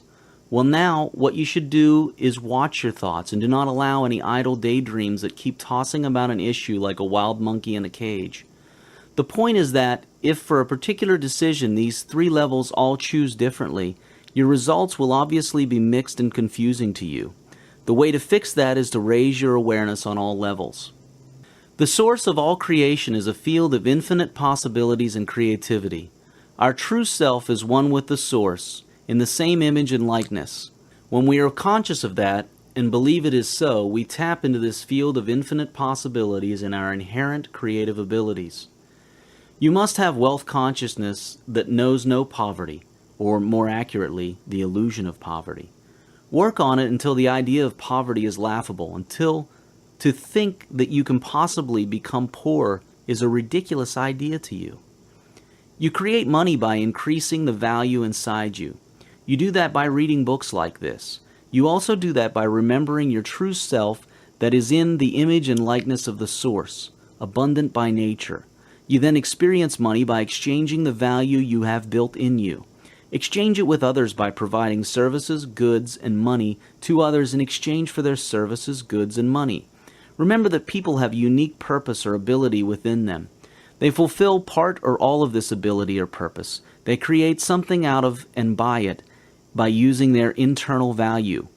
Their creations are therefore unique, and the exchange of these unique creations is what brings about the paper or cash money. Paper or cash money is just a medium of exchange for our uniquely developed internal value. Build wealth by building your inner value. Experience wealth by carrying out your purpose and ability using that built-up inner value. It all lies inside you. To build external wealth, build internal value, then exercise it. It is that simple. The biggest components of internal value are instantly available to all. These are faith or certainty, imagination, inquiry, and focus. Activity, taking action, translates inner value into outer value, material wealth. Wealth follows those with wealth consciousness. It is not the other way around. Wealth consciousness comes from states and thoughts of prosperity and wealth full of confidence. It does not allow any moment at all to think poverty thoughts of limitations, doubt, and scarcity, nor to have states of fear and disbelief. The earning of money has nothing to do with the direct manipulation of the papers you now call money. It has all to do with wealth consciousness. Wealth is a predictable result. The causes of wealth are predictable and accessible to all without exception. To the extent that you have wealth consciousness inside of you, outside things will enable you to experience wealth or hinder you from experiencing wealth. This is the same for happiness. To the extent that you have happiness inside of you, outside things will enable you to experience happiness or hinder you from experiencing happiness. And it is the same for everything else. Peace, love, non-judgment, non-condemnation, non-segregation, and so on. The collective consciousness is very influential on your own wealth and happiness. You can create many of the events in your life, but some events, especially the large events, happen because of the thoughts and consciousness of people around you in your society and world. You have heard this before in many forms, where two or more are gathered. You are not alone. You are not separate from everyone else. You as an individual matter a lot to the whole and vice versa. Your extent of wealth and happiness is co-determined by yourself and everyone else. Please understand this carefully. No one can stop you from being happy and wealthy. That is because only you alone choose to experience everything as good or bad, all on your own, and no one can possibly take away that internal choice from you. And only you can choose to have wealth or happiness, and no one can take that from you except yourself. But that said, you are more likely to meet good and happy opportunities and events if the people around you are of a suitable consciousness. Think of your mind as an extension of your spirit, your body as an extension of your mind, your immediate environment and other people as an extension of your body, the world as an extension of your environment, and thus the whole world as your own larger extended body. And the same goes for everyone. Thus, whatever good or bad that is in your extended body affects you to the degree that it is away from you. So it is very much in your interest to spread wealth and happiness consciousness around the world. That spreading of wealth consciousness improves the larger extended body as a whole, for what happens to one part of the body affects the whole. The advancement of just one individual in society causes a series of advancements of varying degrees for all others in society. So to raise yourself, raise others, and you will automatically rise as well. Even telling a few people is enough, but telling as many as you can tell shall shift this universe dramatically. This book is a start. Share it. Use the internet, email, and SMS text messaging on your mobile phone. We've invented these affordable communication networks around the world as a testimony of our increasing realization that we are one, and as a tool to keep growing in that realization. So use these networks. Remember them. One of the best ways to become wealthy and happy is by practicing meditation every day. Meditation puts you in touch with your higher self, and the teachings in this book become you experientially in every cell of your body. They no longer are theoretical constructs, for they become you. You no longer have to struggle to practice and remember them, for they are you. Start meditating, and one day soon you will have this happen to you. The recommended meditation technique here is Vipassana, mindfulness, insight, meditation.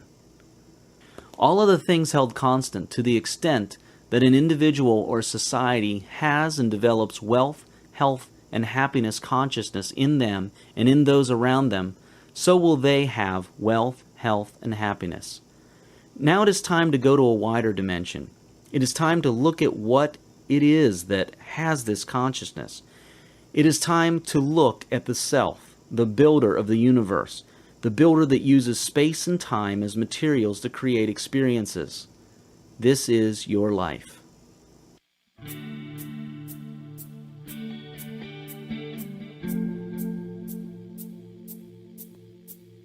End of Disc 4. Please continue this experience by inserting Disc 5.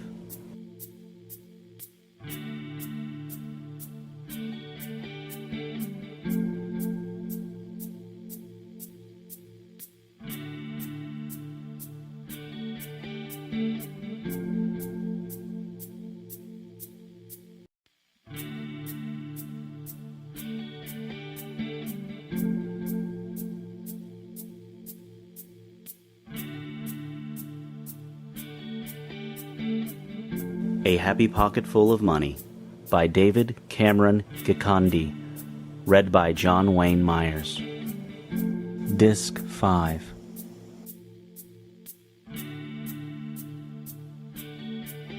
The Self, the architect of the universe.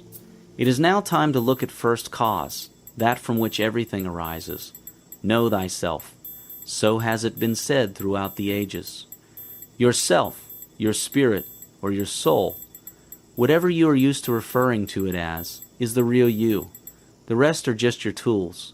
Your personality and body and ego are just temporary tools of yourself, that which will always remain even after you drop everything else. Yourself is first cause of your entire world. Any state you find yourself in must be caused by self. Your thoughts come from yourself. Your desires come from yourself. Can you think of anything in the world that does not arise from the Spirit? Nothing can exist outside of Spirit. Nothing can exist outside of life. Even wealth has first cause.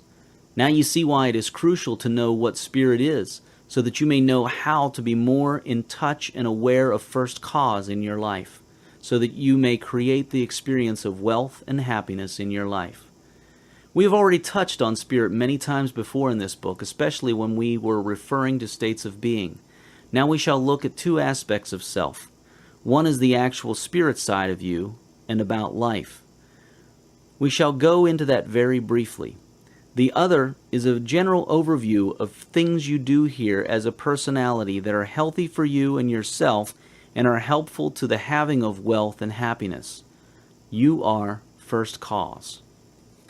People attract what they are, not what they want. They attract what they love and what they fear. They sustain what they judge and condemn. What they resist persists. What they accept and examine mindfully releases them. What they truly believe is what becomes real in their lives. See good in everything. Look at the light and you will never see the dark. Change is the only constant in the universe. Everything changes at every moment. Life is all about change, and with change comes growth. You will one day leave even your own body. You can never truly own anything here on earth. Thinking that you own something results in that thing owning you. The thought of ownership causes resistance to change, resistance to the workings of the mighty universe in its infinitely intelligent fashion.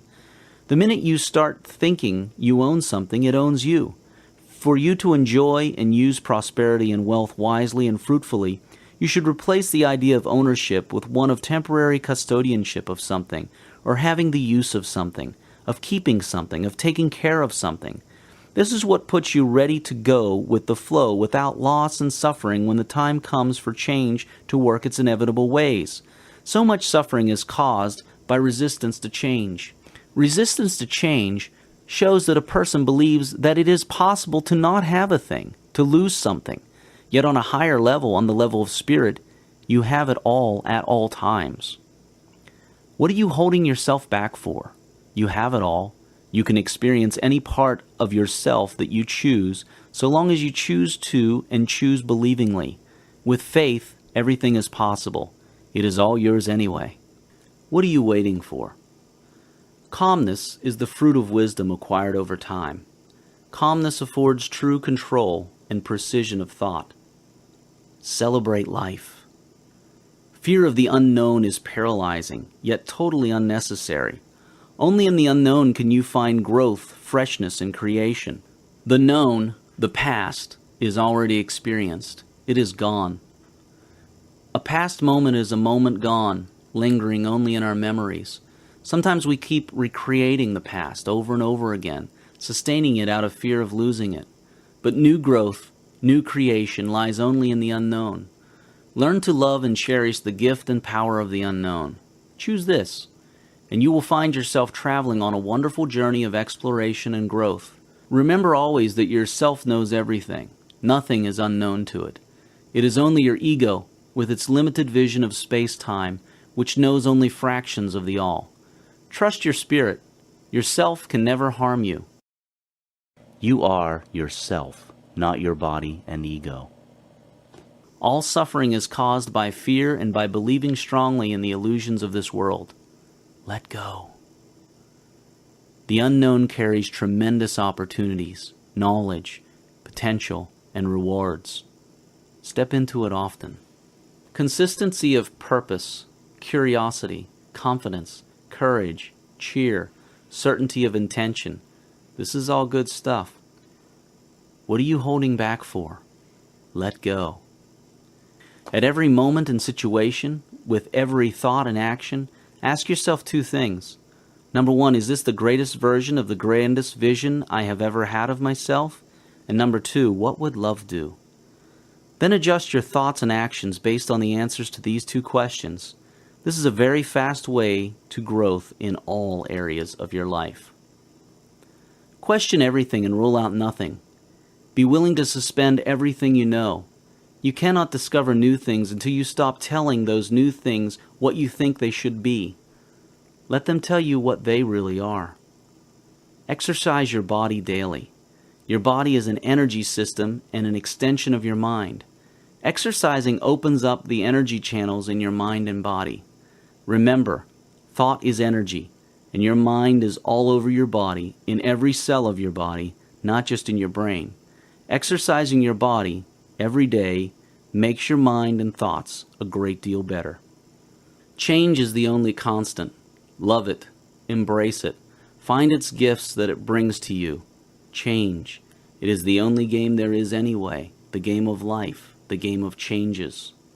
To the extent that a person has and exercises their wealth consciousness, that person finds themselves in the company of opportunities, businesses, situations, and people that enable her or him to manifest into physical the amount of wealth consciousness they have and choose to exercise.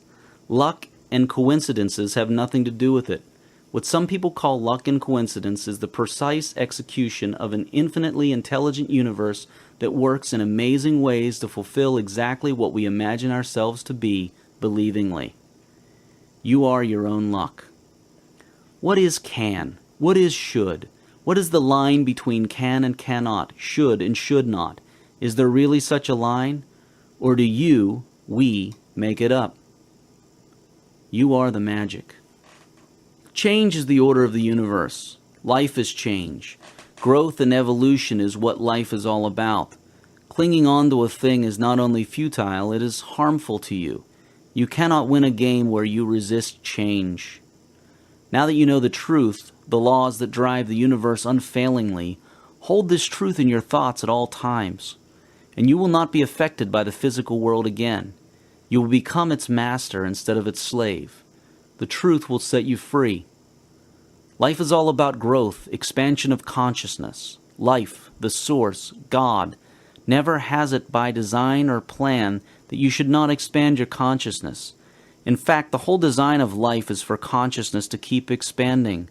It is in the whole universe's best interests that you expand your consciousness, including your wealth consciousness. Life seeks to express and experience itself to enable that evolution and growth. Wealth, if you consider it clearly, does a whole lot to enable that growth. Once you have wealth, you have freedom to explore many other aspects of life you would not have had a chance to do without it. The true nature of all life is to increase life. Anything to the contrary of that is a going against life. Your desire for wealth is very natural and necessary for you to move on to higher steps. Not only is it natural, it is fully supported by nature if only you follow the laws of nature. Ancient texts have often said it is the desire of God that you get rich, and nature is friendly to your plans so long as you are in harmony with it. We live in a realm of relativity. Everything else outside of you exists in a most clever way to help you know yourself and recreate yourself anew. It is most clever because that statement is true for each being.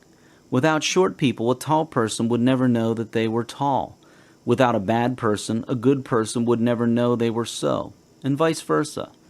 You need a frame of reference and an opposite to know what you are and to choose what to become next. The day you start seeing everyone and everything as a bringer of a certain gift for you, and you seek to find out what it is, and you realize you are also there for their self-definition's sake, and you willingly give them as they ask, is the day you will start moving very rapidly towards more wealth. Love yourself, your customers, your world, your family, everyone and everything. Love is the strongest power. So, you wish to be wealthy. That is great. But who are you? That is a very deep question. Ask yourself, who am I? Your first answer may be, I am Jane, or I am Joe, or whatever your name is. Then you might say something like, I am a 28-year-old female, Croatian, short-tempered but happy, sometimes doubtful but generally confident, and so on. Really? Is that really you? Each of those things started sometime. Your parents gave you a name. You acquired your habits, personality, and disposition over time. You were born with a few of these things, and you were conceived with none of them. In other words, none of the early things are you. You leave them all here on this plane of existence when you move on to the next plane. So they are not the real you, yourself. They are jackets you wear over yourself. Jackets that you take off as time goes by. People change, and some you take off when you leave the earth. Try this. I am a 28-year-old female. Is yourself really 28 years old only? Could it have been there before you were conceived into this earth? Was it definitely male or female? You do not have to know the answers to these questions for you to get wealthy, but it is important to recognize that, just as we said and saw that you are not your circumstances, you are also not some of the things you have all along thought you were. These jackets are helpful and useful, but sometimes they hold you back. People who identify too much with their jackets, especially the negative ones, place themselves in a prison, a box, a position where they are unable to step outside the box for fearing that their self will be violated, or their self is not capable, while all along it isn't their true self. The next time you catch yourself saying, "I can't do that because I am," and so on, re-examine the "I am" bit and ask yourself whether that is really you or a jacket you picked up along the way, a jacket that you know for sure you will one day take off, a jacket that you might as well take off now. Your body cells change daily. Your thoughts come and go. Your ego and self-image change. They are not the real you. Yourself is the timeless being that takes on all these jackets of illusion, jackets that should serve you, not hinder you, jackets that are really under your self-control, although sometimes or often you forget this. The illusions, the jackets, are very necessary. They are the tools by which your self experiences itself in a physical plane. Think about what you know so far about spirit and quantum physics. All physical objects look separate to our limited five senses, but in fact, they are part of the large pool of energy that is not separated at all. Spirit is also just one, individuated into individual people. It is individuated, not separated. Like the way the oceans of the world are individuated into waters with different depths and tides and characteristics, yet they are all one ocean. All your spirit knows is love, for it cannot kill or injure itself. It is immortal. It is also all one. It also cannot go broke, for it has everything, pure wealth and abundance. Why is it necessary for spirit to have an earthly existence then? Imagine that you were born in a very rich land where everyone was super wealthy. No one lacked anything, and all desires were fulfilled instantly. How would you ever experience the thrill of having wealth? It would be impossible. You would know you were wealthy, but this would be meaningless because you have never compared it with being poor, and have never risen out of poverty and become wealthy.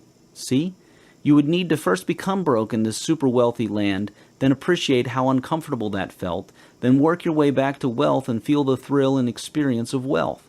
You cannot experience something, even if you know it, unless you create the experience of its opposite.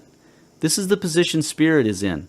It knows all but cannot experience it unless it creates a realm of illusion of not knowing and not having. Let us go back to our example. If everything in that super wealthy land were wealth, you would be unable to get poor. So you would have to create an illusion where you see only extremely small segments of your whole world at a time. Instead of seeing that you have a car, a road, house, and a shopping mall all at one go, you would only see the car. The illusion would limit your vision so that you can only see the car at first. Then after working, you start seeing the house, and so on. Then when you see it all, you feel the thrill, the experience of what you already know and have but could not experience. This is the purpose of the earthly physical experience. Another way to look at it is to think of something you really like. Think of your favorite food, or even having great sex with your loved one.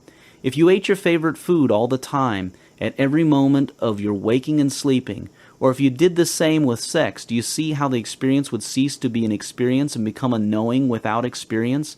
For it would be all that is. Your entire eating experience would be comprised of eating that one favorite food, and you would finally know no other eating experience, and the favorite food would cease to thrill. This is a very simple example. It gets very complicated at the highest spirit level, but at least you get the picture. Still not convinced? Okay, here's another example. The experiencing of love. Spirit is immortal. and at one with all. It only knows love but cannot experience it because there is nothing to experience it against. At the ultimate level of spirit, all that exists is one, and the one knows that it is all one. It has no illusions of separation. This is what some people call God. Let us think of it as being, life, or the source, the all that is, the I am. All that is, life, being, is exactly that, all. It is not a he or she or it is all. There is nothing else except the one, so there is nothing the one can use to experience itself against, unless it individuates itself. The individuation and illusions start at lower levels. It is necessary to create a limited consciousness physical plane where the illusions of separation exists, and it is possible to kill a body and hurt and so on. And in this physical plane, where it is possible to act in unloving ways and do harm, love rises, and its fruits and the experience of love is then possible. Now you see that the illusion is very necessary. You, yourself, needs it and uses it. The only problem comes in when your ego makes you believe in the illusion. The ego was designed to create the illusion of separation. It is necessary. But when the illusion is taken as the reality, it no longer becomes a tool with which you can experience the greatness of your spirit and all that it has. It instead becomes a painful trap. You stop pretending that you do not have wealth and then experience the thrill of having wealth, and instead start believing that you really do not have wealth. You stop pretending that you are separate and at risk and start believing that you are. This is the cause of much suffering. Learn to use the illusion instead of believing in it. This is what Jesus meant when he said, "Be of this world, but not of it." Simply being aware of who you really are will change your life amazingly to the positive. You are spirit with a body, personality, and ego. You are not a body, personality, and ego with a spirit. Definitely, most importantly, have joy in your life. Lighten up. Do not take things so seriously. Do not be too hard on yourself and others, and let joy into the lives of people. Joy is natural. It is the soul expressing itself. It keeps the energy circulating and makes the whole ride worth it. Joy multiplies everything. It attracts, and it is fun. Enjoy. Decide at all times to not worry, to not get frustrated, to not wish you were somewhere else doing something else, and to not fear. All these are statements of not having, and they perpetuate the state of not having. Before you do anything, always ask yourself, is this who I am? Is this who I wish to define myself into a higher next? It is all inside of you. For everything you see around you, you are at cause. Why then would you hate something around you now? If you don't wish to have it around you anymore, ask yourself what part or aspect of yourself is causing it, and you will soon discover something about yourself that you would find beneficial to change. Nothing happens around you that you are not wholly or partly a cause of at some level of your whole self, even though you may not be conscious of the choices you are making that are causing your world. Condemnation and judgment keep in place that which is condemned and judged. You are not your past, any of it at all, unless you insist you are. Your soul is the part of you closest to the source of all that is. It is an individuation of the source, in the image and likeness of the source. Your soul knows and perceives a lot more than your physical body and mind does. Your soul communicates with your mind through your body using feelings and intuition. Listen to your feelings and intuition always if you wish to speed up your growth and reduce unnecessary setbacks and suffering. You are a soul with a body, not a body with a soul. You are a soul with a body, a mind, a personality, and an ego. Knowing this and knowing what a soul is makes a huge and empowering difference in the acquisition of wealth. Meditation places you in direct contact with the unified field of consciousness, the unified mind, and infinite intelligence. Through meditation, a completely new world will open up to you. Through meditation, you will find calmness, wisdom, and inspiration. It is yet another way towards wealth and many other things. It is the home of infinite wealth consciousness, and you are welcome to it any time. Inspiration and desire come from the soul, seeking expression and manifestation into the physical world. One fast track to get to where you are going is to pay attention to your desires and inspirations. Develop your intuition. Mind, body, and spirit are all connected. One way to think of it is to see the mind as the subtlest part of the body, and the body as the most solid part of the mind. By living in this knowledge, by treating mind, body, and spirit with equal importance, care, and attention, you grow fastest and get wealthy fastest. The root of a bulb which shall produce a white lily is an unsightly thing. One might look upon it with disgust. But how foolish we should be to condemn the bulb for its appearance when we know the lily is within it. The root is perfect after its kind. It is a perfect but incomplete lily. So we must learn to look upon every man and woman, no matter how unlovely in outward manifestation, they are perfect in their stage of being, and they are becoming complete. Behold, it is all very good. It will make an immense difference with your faith and spirit, whether you look upon civilization as a good thing which is becoming better, or as a bad and evil thing which is decaying. One viewpoint gives you an advancing and expanding mind, and the other gives you a descending and decreasing mind. One viewpoint will make you grow greater, and the other will inevitably cause you to grow smaller. One will enable you to work for the eternal things, to do large works in a great way toward the completing of all that is incomplete and inharmonious, and the other will make you a mere patchwork reformer, working almost without hope to save a few lost souls from what you will grow to consider a lost and doomed world. So you see, it makes a vast difference to you, this matter of the social viewpoint. All's right with the world. Nothing can possibly be wrong but my personal attitude, and I will make that right. I will see the facts of nature and all the events, circumstances, and conditions of society, politics, government, and industry from the highest viewpoint. It is all perfect, though incomplete. It is all the handiwork of God. Behold, it is all very good. James Allen. How do you start doing all these things? Just start doing them. Now. It is that simple. Just do it. Now. Your truth is always truest to you. Truth is personal and ever-changing. Even though you should surround yourself with experts, advisors, and good books, always follow what rings true to you. Do not follow external sources blindly. Check them with yourself. The source always talks to all of us through all forms of internal and external communication. Always in all ways. It is us who shut out that communication. Start paying attention to the movies you watch, the TV shows you see, the magazines you read, the people you talk to, the events of life that you watch, and the intuition you have. All these and many more carry messages for your advancement, messages from the source. Simply be open and willing. Act as if you are already wealthy, for you are. There are no real limits other than those you set on yourself. Become unstoppable by refusing to stop. It's a little like wrestling a gorilla. You don't quit when you're tired. You quit when the gorilla is tired. Robert Strauss. You have more potential in you than you can possibly use up in an entire lifetime, or even in several lifetimes. Stop making up excuses and believing in limits. By our inherent nature, we have limitless potential and abilities. I can't does not exist. It is an illusion. Nothing outside of yourself can hold you back.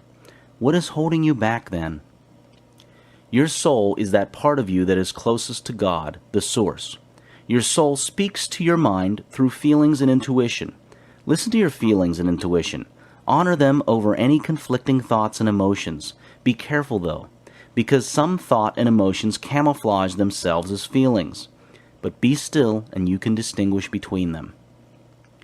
The desires that you suppress become depressions, and that leads to even worse. It can sometimes lead to unhealthy ways to fulfill those suppressed desires. Express your desires, and you create life and joy. Persist in following your feelings and intuition. They are your closest communications with the source. You are a soul with a body, not a body with a soul. See this clearly and live your life at all times with this in mind, and your power increases. I am. This is your new way of making statements. I am. The universe absolutely listens to whatever you place after the phrase I am. You need nothing outside of yourself to be wealthy. Freedom. It is your nature. Keep it and express it. Allow others to keep and express their freedom. Stop choosing what has been chosen for you by others and start choosing your own. Meditate every day, even for just 15 minutes twice a day. This connects you with the source, lets you know your true nature, brings inspiration, and shows you the ultimate reality. You are who you say you are. Experiences are within you, not outside. For example, two people can take the same roller coaster ride in an amusement park. One walks out of that ride very happy and thrilled, and the effects of that over a lifetime are positive, for everything is a cause of something else. The other person may walk out of that same ride full of fear and shock, and the effects of that over a lifetime are negative. See, the same ride was experienced in two very different ways by two people. No experience exists outside of the person experiencing. Even what you would consider a terrible event is joyous to someone somewhere. The point is, choose to experience things positively, and your life will be positive. The meaning of everything is the meaning you give it, and your experiences are what you say they are. The next time a situation comes up, see it as the illusion it is. Decide the experience that you will have of it, then recreate yourself anew so that the illusion changes to your liking. This is so for financial situations and all other situations in life. A healthy person is usually in a better position to create wealth. Health is an indication of agreement between your body, mind, and spirit. Lack of health is caused by a disagreement between these three. For example, a mind with negative thoughts and anger causes an unhealthy body. A body that is not rested, nourished, exercised, and kept free of toxins kills the mind. Listen to, notice, and honor what signs your body, mind, and spirit give you. A daily combination of exercise and meditation raises your energy levels and positive emotions, leaving you in an extremely powerful position to create wealth and growth. Remember, I am. The universe, the source, manifests to perfection all your I am statements and states of being made with certainty. The only time there is in the universe is now, the present time. I am works and is in agreement with the ever-present time of now by being in present tense. I will be barely makes it. Freedom. Maintain yours and allow others theirs. Do not take life too seriously. Enjoy it. Play with it like a child. Laugh at every corner. Joy is your true nature, and aligning with your true nature boosts your acquisition of wealth. Rest and eat properly. Recharge your mind and body's energy system. You become more conscious of your unconscious aspects by raising your awareness. You do this by deciding to be aware of all your thoughts and actions, watchful and guiding of them. You enhance this greatly by meditation, a good one being the Vipassana, insight, mindfulness meditation technique. Here is an amazing truth. As you enrich your inner self with enlightenments, your outer self will grow correspondingly richer, yet you will become more and more indifferent to riches, and riches will let go of their obsessive hold on you. You will finally become a naturally and automatically wealthy person with the carefree abandon of a child, and you will enjoy freely. Desires indicate to you things that you have a built-in ability for. You may never have piloted an airplane before, but if you have a desire to do so, it shows you that yourself has the ability and nature to be able to learn to pilot a plane. In truth, yourself knows all there is to know, but a desire shows you that you, at the higher level of your soul, are fully supporting that desire to pilot planes, and the whole universe will be there to assist in it manifesting. It is advisable for a person to follow their desires in business as well. This way, you will have proof that you will be able to do what you desire, and you will enjoy it. Desires also indicate to you which parts of yourself that are calling out for attention and evolution, growth, or working out to perfection. Desires are signals from the self. Let us revisit time. You know what time is. It is an illusion created by the way your consciousness sees small portions of the whole space-time continuum at a go. Remember the example of the football field in the chapter on time. You saw that an object on the field sees events taking time as it moves across the field from one event to the other, but the field itself sees all events as being on it simultaneously. For the field, there is no time, only an ever-present moment of now whereby all events, all objects on the field, are taking place at the same time. In that example, your consciousness is the object on the field. So, what is the field? It is your spirit, or soul. You may have imagined that your spirit is the same size as your consciousness, but in fact, it is much larger than that. It covers all aspects of your life, even those that you are not awake to, not conscious of. It is right now in your past and future, but you are only awake to the part of it in your present. Your spirit is eternal, and its presence is timeless, but your consciousness is not. It is multidimensional, while your consciousness is usually four-dimensional. The point here is this: your spirit communicates to you through intuition and feelings. It knows your future, all possible combinations of it, but it needs your consciousness to experience what it knows. In fact, it knows everything, but it needs consciousness in a physical plane to experience what it knows conceptually. Your self knows exactly what time each event in your future will take place, exactly what you need now to make it take place then.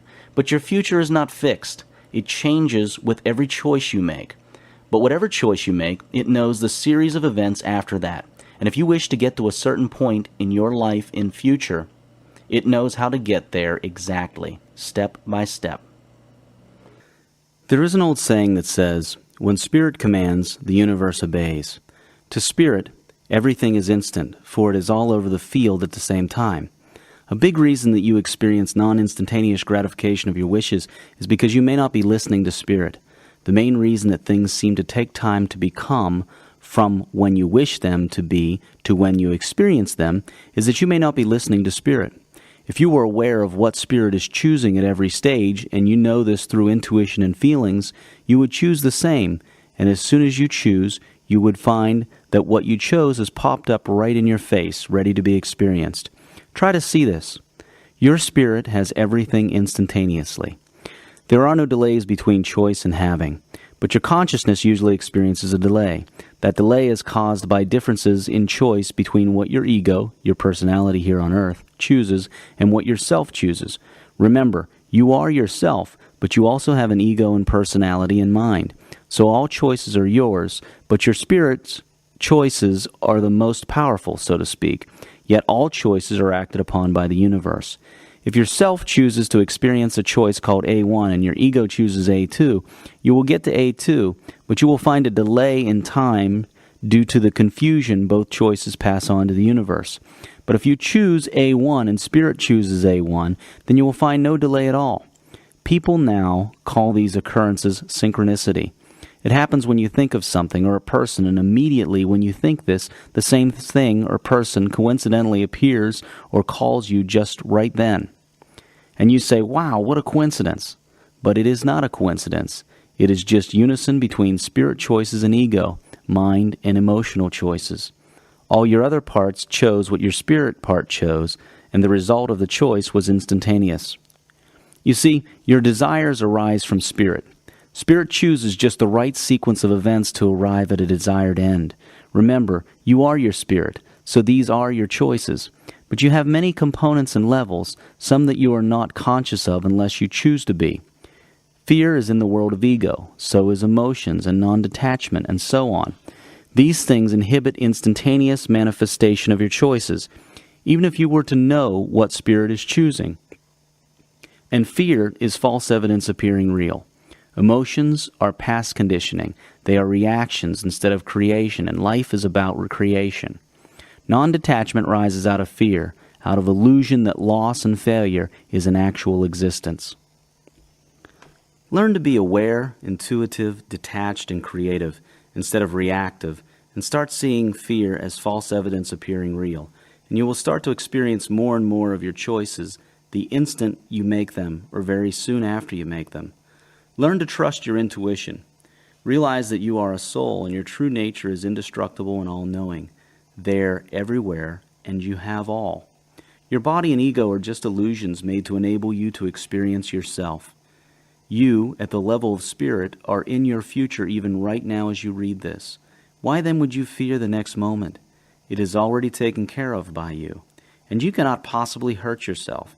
Even death, the thing that people most fear, is senseless to fear. Think about it. Spirit was done with its body. What can the body possibly do to prevent spirit from leaving and taking away life? Nothing. If spirit chooses to move on, that is it. It cannot be trapped.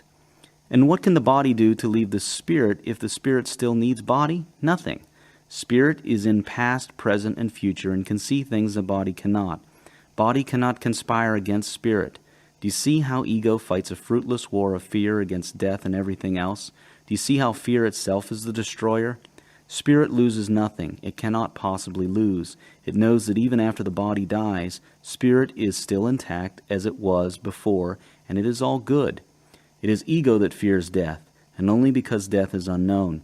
People who know death cease to fear it, as you may have heard. Now think about your birth. Just as you may not be aware of all of the choices that you are making as spirit, just a few of them, you most likely are unaware of the choices you made with regards to your birth. That does not mean that there were no choices made. You chose a purpose, as we saw in the chapter on purpose. You had many purposes, desires, and wishes for further growth in various aspects.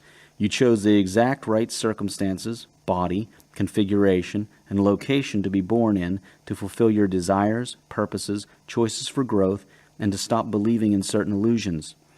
At every moment, you sent yourself the right people and things in your life to take you to the next step. Sometimes your ego refused to take them, but nevertheless, you sent them. Do you start to see how it all works? If you are still not convinced, think about this.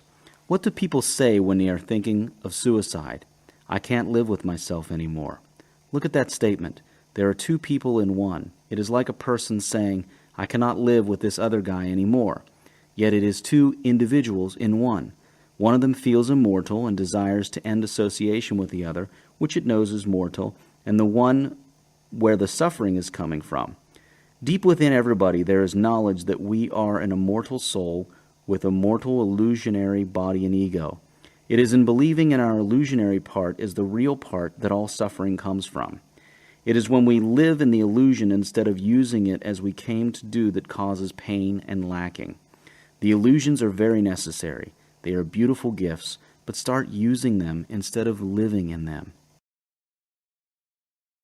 Vipassana, insight or mindfulness, meditation, takes your awareness to the level where you can watch your subconscious mind create thought. You can observe your sponsoring thoughts. It gives you a chance to fix your subconscious and ego through a process called mindfulness. It also takes you to levels beyond the subconscious. It is a wonderful tool. You are your spirit, not your body, personality, conditions, or anything else. Yet your spirit is eternal and all that is. Your spirit is real. You are spirit. You are real. The real creates the illusion, not the other way around. The spirit, or soul, chooses a purpose or purposes when it chooses to manifest itself as a human being on earth. This purpose is co-chosen with all other spirits, with the One. It chooses what it wishes to experience in this physical plane. It gets a body and mind to experience these things. Now, it communicates to the body and mind through desires and feelings. But it never enforces its choices. Body and mind are free to choose whether or not to experience those desires. Often, out of fear or past conditioning, they choose not. Yet the desire does not go away. It remains until fulfilled. When the body and mind are in disagreement or opposition to the soul, a person will experience dissatisfaction. When body, mind, and soul agree, the creative force is phenomenal.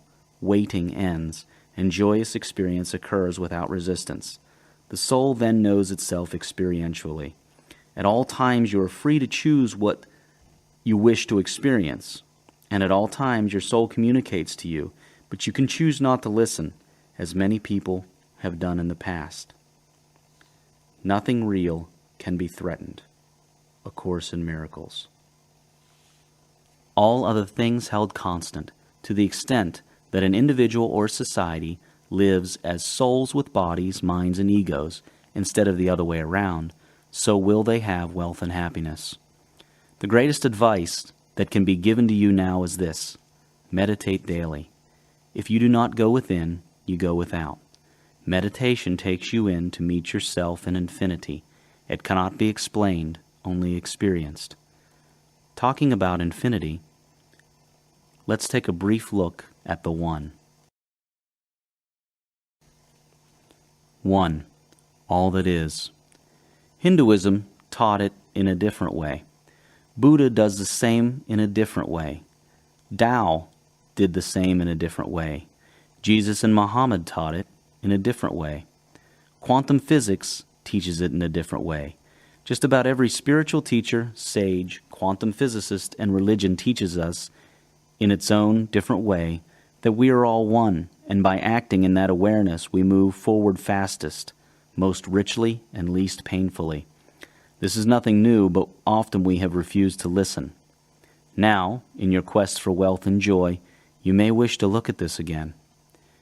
Everything is all one, the same being, individuated in different guises. In other words, everything is a localized point in and of the source of all that is, of God. Nothing can possibly exist outside of and separate from the source. The individuation and the illusions of separation are necessary, as we saw in the chapter on self. But they are only great tools when used as tools. When they are believed in as realities instead of illusions, they destroy and cause unnecessary suffering and inadequacy. Let us look very briefly into this oneness. Once you realize, feel, and act from this position of oneness, you will start seeing that you already are one with all things you desire and with all the people and things that will bring wealth to you.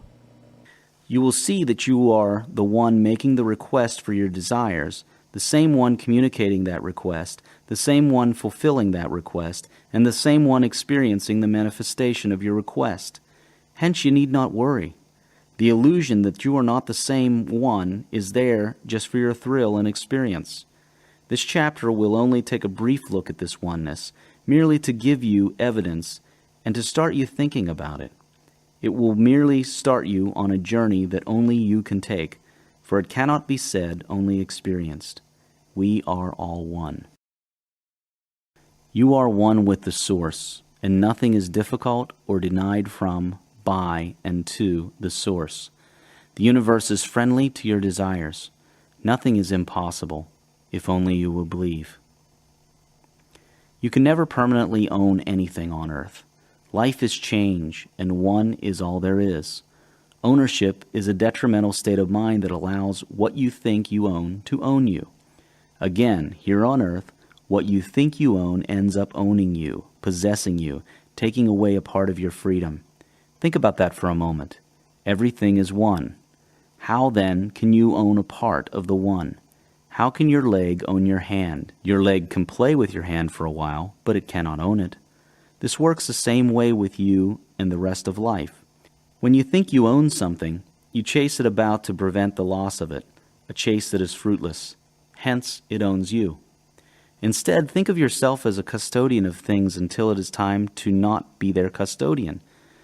Whether you like it or not, when the time comes or when your life on earth moves on, you will have to release all these things. Even your own body is eventually released from its present form. So enjoy, share, and have these things, but do not think that you are their owner. You can be that, but you cannot really own that. It is all one, and one is always changing. Everything and everyone is connected. All life is one. What happens in Kabul affects you, somehow, wherever you are. And what happens with you, the thoughts you have, and so on, affects everyone else everywhere, somehow. So for your own sake, think, act, and be as one. Superiority and inferiority is not inbuilt in people and things. Seeing things in terms of better or worse is a judgmental weakness. This is especially a weakness of nations, whereby one government will consider itself superior to another, especially economically and systematically.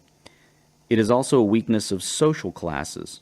An extremely high amount of wars, corporate collapses, and societal divide have been caused by the idea that my way is better than your way. Disharmony is costly and never profitable on the long term for anybody. Harmony is extremely profitable. You can avoid disharmony by looking at everyone around you not as better or worse compared to you or anything else, but as different. In other words, one entity's way is not a better or worse way. It is just a different way. This is a much more peaceful and profitable approach to everyone and everything else. Being special is not the same as being better. An entity can be special, but that does not make it better. If you wish to always be in harmony with the incredibly powerful laws of the universe, simply act as if the whole universe is one unit with no separation between its seemingly separated components. For example, to know how to handle a business opponent in a way that will profit you the most, act as if your opponent and you are one. Treat him or her in that way. There is not a person alive who is not capable of greatly contributing to the well-being of this planet. Just changing your attitude can affect the world around you. Susan Jeffers. It is in your best interests to do your part to ensure that people all over the earth have wealth consciousness and joy. Many thinkers and scientists are beginning to show that an individual's thoughts affect the whole world's thoughts. An individual is responsible for what happens in the world and to everyone on it. The ancient Greeks had a similar concept, Gaia. It has been mentioned by many philosophers all over the world, from ancient Greece by Plato to ancient Asia and the Far East. Modern scientists and thinkers in various fields of science are also starting to study and show that we are all connected. These connections are being found in various forms and in various fields of science. These findings include those by scientists such as Dr. John Lovelock, Peter Russell in his book The Global Brain Awakens, the British biologist Rupert Sheldrake in his book A New Science of Life, Howard Bloom in his book Global Brain, and many others. If you wish to be wealthy, you can do so on your own. But you can do so a lot easier and to a much larger extent, by far, if you help the world attain wealth consciousness.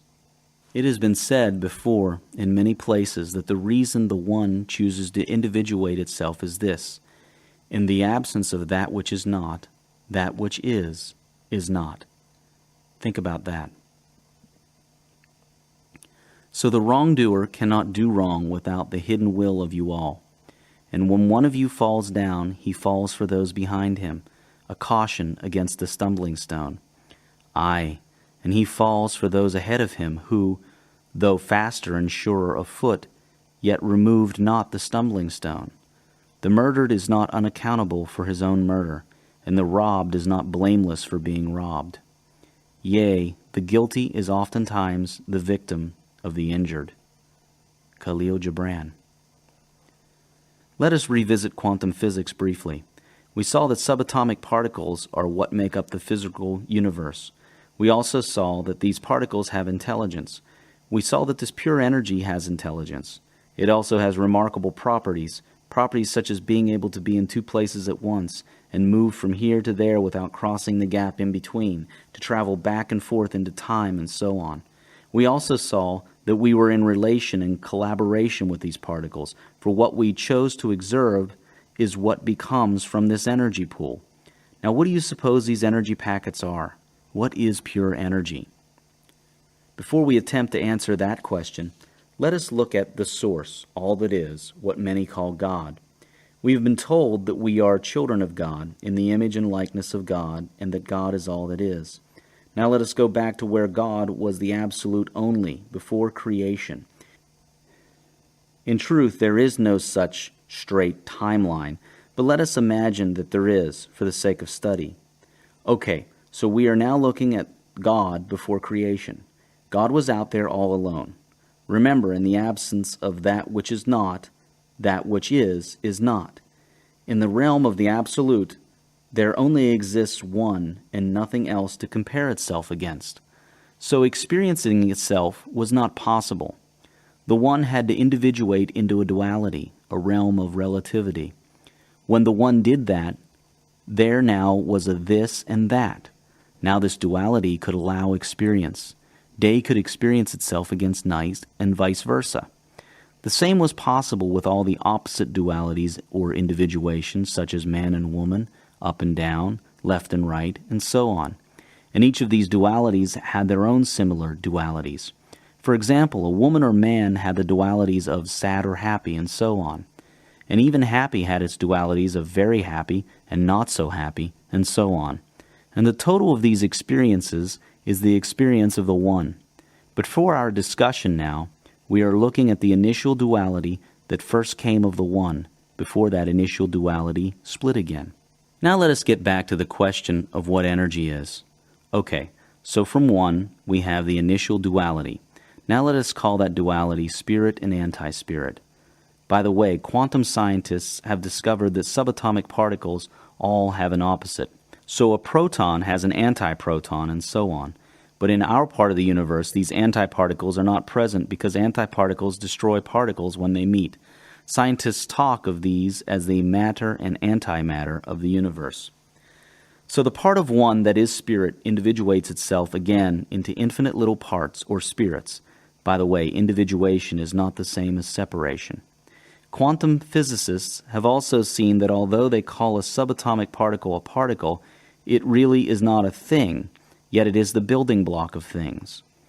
And although a subatomic particle has a wave-like behavior and a particle-like behavior, there are no particles running around, nor waves fluctuating. You cannot visualize a subatomic particle. You can only calculate it and experience it. Subatomic particles behave as spirits would. Why do they do that? Now do you see what pure energy is? It is spirit. Everything in this part of the universe is energy. Energy is matter, one and the same thing. E equals mc squared. Yet spirit is energy, and hence spirit is matter. You see, there are no clear lines of definition and separation. All that is really is one. Individuation is not separation. Think of individuation as the having of many dimensions, not the separation into many separate things. So think of the world as dimensions or facets of the same one, not as separate things. The other part of the universe, for everything is a duality, is the anti-universe, made up of antimatter. But that is another topic altogether. The point is that you can now trace the origins and explanation of the universe and its link to spirit and to all. You now remember who you really are, who we really are, and why we did all this. You now also know that what the source is, you are. It is a very complex topic, and you do not need to understand it fully. Just knowing the truth is enough, and you do not need to explain it in detail.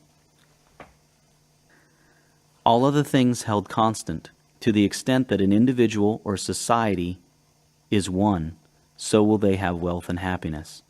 Again, the greatest advice that can be given to you now is this: meditate daily. Soon, maybe on your first meditation, maybe later, you will come to experience this oneness, and you will be amazed at it. It cannot be spoken of, only experienced.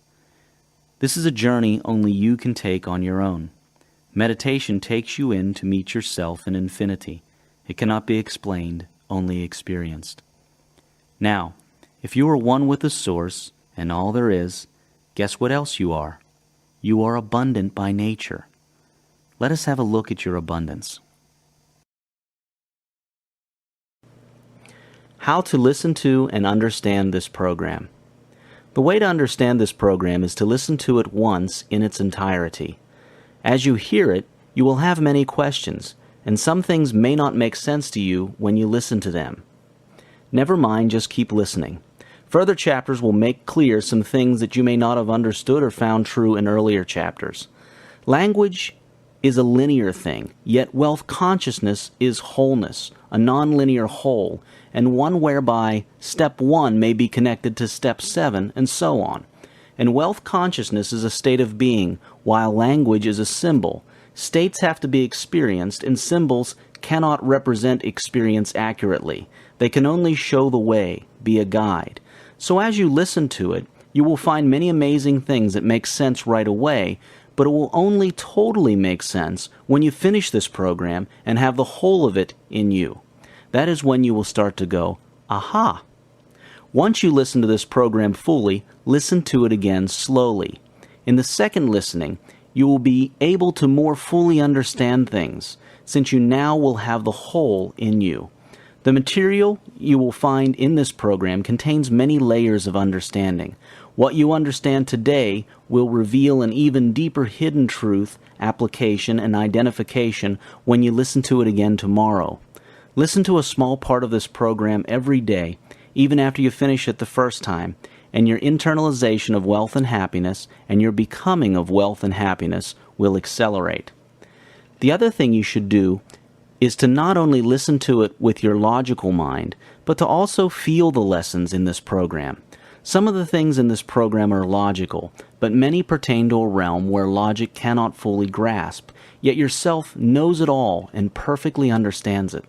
As you listen to this program, keep yourself open. Feel the essence of what you listen to. Many things will not make sense to your brain, for it is finite and four-dimensional. Some things are infinite and multidimensional, and only yourself will know them because it is multidimensional and infinite in nature. Sometimes you will feel that you understand something at a deeper level, but your mind cannot picture it, yet you understand deeply somewhere. Honor the deeper level, for the mind may never fully grasp it anyway. In any case, your mind is a tool, but all you know is in yourself. You are a self with a mind as a powerful tool, as long as it does not overtake you. However, most people have unfortunately identified with the mind and believe that they are their mind, and that is where the trouble and limitations start. You shall now go higher than that. Listen to this program and take it to heart, live by it, and wealth, affluence, and abundance will automatically come to you in ways and amounts that you never before imagined possible by laws that never fail. Get a portable CD or MP3 player and carry it around with you wherever possible. Keep it by your bedside and listen to it for a few minutes every morning when you get up and at night before you go to sleep. When you are done, start again, a few minutes every day. Repetition causes internalization, making it your second nature. You will understand this material to the extent that you are willing. Ready? Still interested? Let's begin. Abundance. You have it all. You have seen that you are one with the source, one with all that is. This makes you abundant. You have also seen how you created reality out of the quantum field simply by using your thoughts, states of being, words, and actions. You have also seen how anything is possible when you believe and choose consistently with clarity. All this makes you abundant. At your highest level, you are naturally, ever-presently abundant. There is nothing you have to do, and you cannot be anything other than abundant. Let us look at aspects of this abundance and how to make it materialize in your life. You are one with all that is. Spend your money gladly, cheerfully, and with excitement. Whether you are buying items or paying bills, be glad that you are doing it. Money runs away from those who feel it is in shortage, those who have negativity towards its use. Nature is capable of giving you all your desires without losing anything itself. Scarcity is not real. It only appears when we choose to see it.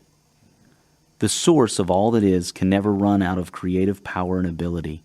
1,000,000 times of what has been created can be created again. The supply is unlimited. Thoughts of scarcity take away abundance from your life. They manifest scarcity into the physical. To avoid scarcity, eliminate all thoughts of competition and instead choose creation. Competition is a statement to the universe that you believe your survival is at risk and there is not enough. So are thoughts of cheating, squeezing, manipulating, and taking advantage of people, paying unfairly, coveting other people's property, envy, and the like. These thoughts only create non-wealth consciousness and cause scarcity. You can get temporarily rich this way, but you cannot rise to your full potential this way, and indeed, you may even fall. Never look at the visible supply. Look always at the limitless riches and formless substance and know that they are coming to you as fast as you can receive and use them. Nobody, by cornering the visible supply, can prevent you from getting what is yours. Wallace D. Wattles. You are made in the image and likeness of the Source, God. Abundance and affluence are your natural states. In the deepest part of you, you already know this to be so. All you need is to remember this, so as to experience what you truly are. The universe has more than enough business and wealth for everyone. Way more than enough. People are not poor because nature is poor. People are poor because their wealth consciousness is poor. Even in 1 billion lifetimes, let alone one lifetime, you cannot possibly finish the wealth given to you free by life. But you can fail to receive it by your own thoughts, words, actions, and most of all, your chosen state of being, your I am statements and truths that you uphold about yourself. The idea that a person fails in wealth building because of competition or other such circumstances is illusionary. The so-called competition and negative circumstances are created by a person who believes in scarcity. They come to such a person in the most amazing way to fulfill the person's self-set limits. Abundance, affluence, and wealth are your birthright. Poverty is a transgression of the laws of the universe. The universe, by law and design, is not a place where poverty is natural. It is an abnormality. Do not scare away money by saying and thinking there is not enough of it. You cannot even begin to ponder the infinite vastness of the readily and freely available supply of value creation material and energy you have access to. Do not manipulate people and things. That is competitive thinking. Creative thinking is more effective and true to the nature of abundance. Competitive thinking makes you think in terms of scarcity that has to be fought for, and that is what you get. Why would you wish to create scarcity? Economics teaches about scarcity of resources. None of that is true. Economics was invented at a time when people believed in scarcity. This belief caused the world to be scarce, to perpetuate an illusion of scarcity, and hence the study of economics proclaimed that resources are scarce. Economics is derived from observation. It totally ignores first cause, spirit, and state of being. We are only now beginning to see that certain resources can never run out. For example, software, music, or other digital content downloaded or broadcast cannot run out. How do you run out of a software download? No matter how many copies you download, there still remains that original copy that everyone is downloading. One copy multiplies as much as is needed without costing the maker any more money. We will soon come to know experientially that if enough of us put our mind on it, we could regrow the entire Earth's forests in a few years, create new water, or do anything else. Do not believe in the economics of scarcity. If you do, it will become true for you, a self-fulfilling prophecy of scarcity. Economics was a study of scarcity at a time when scarcity was all there was. That is why it is failing to apply to new economy, businesses, and calculations today. If you do not believe this, have a look at history. At one time, people were sure the earth was flat, and all their evidence at the time told them this was true. Then they believed the sun rotated around the earth, and all their evidence at that time told them this was true. Yet we now know that the earth is the one rotating around the sun. Or do we? In other words, whatever we hold as true is what becomes true, even though it may not be the ultimate truth. When we start questioning, we uncover a more correct truth that is closer to ultimate truth. There is always room for more revelation. You cannot say that your current answer is the ultimate truth. Our finite minds are incapable of taking in the totality of ultimate truth, which is infinite. We can only take small segments of it at a time. Never stop learning. Always be humble with what you know now, and you will know more. Scientists are only now discovering that this universe is not a four-dimensional one, but a multidimensional one, like a hologram. It is our senses that are four-dimensional: length, width, height, and time. A person's self is multidimensional, but their senses on their physical plane are, for the most people, four-dimensional in their capabilities. The universe itself is multidimensional, whereby all possibilities exist altogether. Think about that carefully. Scarcity is not a reality. It is a perception of an aspect of that holographic universe. You can always choose which aspect you wish to perceive and experience by choosing what you wish to truly believe and hold as unquestionably true. There is an infinite source of supply. When you are not having what you would like, know that your thoughts are at fault, not the universe. Accept full responsibility honestly and make amendments. But never talk or think of lack or shortages, for in that thought is the cause of lack and shortages. Broke is temporary, but poor is a mental condition, a disease of the mind, and it is more lasting. Yet all can be overcome. How much is enough? Considering the fact that supply is infinite, then enough is probably the amount that allows you to live as you would wish to live, whether you are working or not. You then choose when to play and when to work as you feel like, not because you need money. Hence, conditionality and need move away from you and let you explore other aspects of life other than money. Abundance is all there is, and sharing, not owning, is the way to receive this abundance. Competition is unnecessary. It is a statement of scarcity, a fallacy. Competition in a business is a statement of scarcity and a bringer of scarcity. Creativity is a statement of abundance, the natural state. Shift from competitive to creative thought and see how that works for you. This is a universe of abundance. No one is going to take your share or beat you to it. There is more than enough for everyone. The only time there is not enough, the only time when you are beaten to it, is when you think and act competitively instead of thinking and acting creatively and trusting the abundant nature of the source. Thinking and acting competitively makes it harder for you to correctly follow the laws of the universe, especially the laws of cause and effect, the process of life expressing images of the mind, and of the power of certainty and faith. Thinking creatively and non-competitively helps you be in agreement with these universal laws and processes. To you the earth yields her fruit, and you shall not want if you but know how to fill your hands. It is in exchanging these gifts of the earth that you shall find abundance and be satisfied. Yet unless the exchange be in love and kindly justice, it will lead some to greed and others to hunger. Khalil Gibran. Out of abundance he took abundance, and still abundance remains. Upanishads. All other things held constant, to the extent that an individual or society sees, believes in, and acts in abundance, so will they have wealth and happiness. Again, meditate. It is the fastest way for you to know experientially how abundant you are. These higher concepts cannot be explained and fully understood intellectually.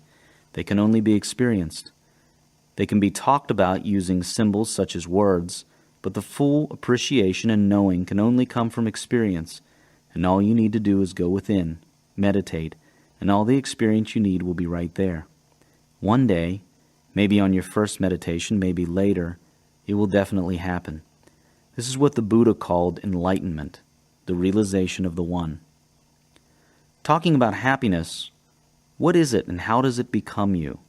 There is no point to life if you have no joy, for life is joy, and joy is life. Let's get happy. Happiness. Life is joy, and joy is life. The essential nature of life is joy.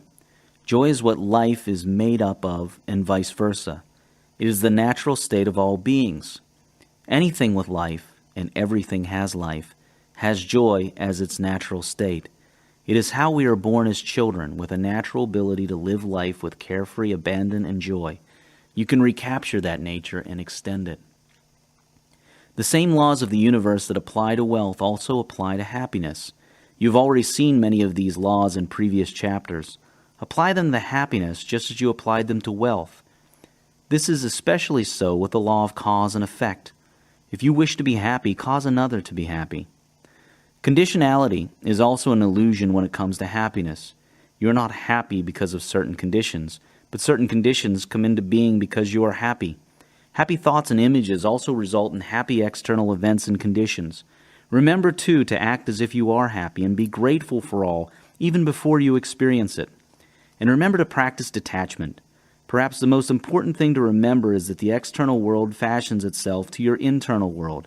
If you are not happy with the external world, seek what it is internally that you are not happy with, then choose to be happy about it. Love yourself and the world will love you. Be happy with yourself and the world will be happy about and with you. How do you do these things? You just do them. Now. Do not complicate this. It is simple. Make the decision right now to be happy with you and to love yourself. Happiness is a decision. Decide now to be of the state of happiness, and all else will follow. Happiness is a continuum of moments that are not resisted. If you resist a moment, you will not be happy with it. Also, what you resist persists. What you accept and bring into your light reveals itself and lets go of you. Unconditional love, acceptance, detachment, and tolerance, all these lead to happiness.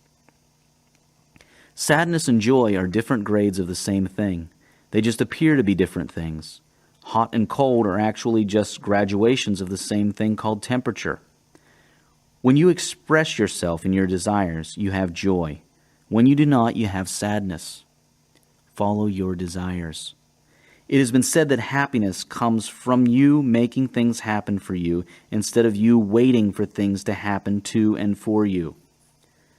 Balance your body, mind, and soul. Without a balance, you may become unhappy. Spend time doing things related to all these three aspects of you. For your body, take care of it. Have fun with it. Enjoy it. Use it. Exercise it. Feed it well. Rest it, and so on. For your mind, continuously feed it with new knowledge. Exercise it. Think properly and deliberately. Rest it, and so on.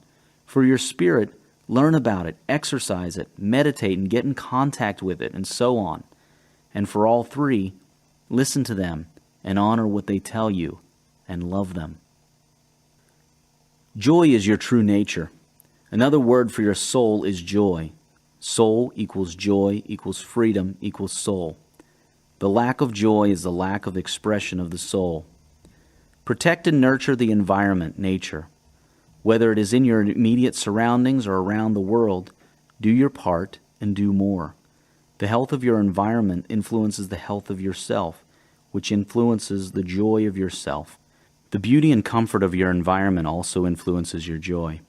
The joy and harmony in all things that make up your environment influences your joy and harmony. It is all connected. Love, laughter, sharing, enthusiasm, optimism, and lightheartedness. These things make a person happy. Choose to be these things and you will be happy.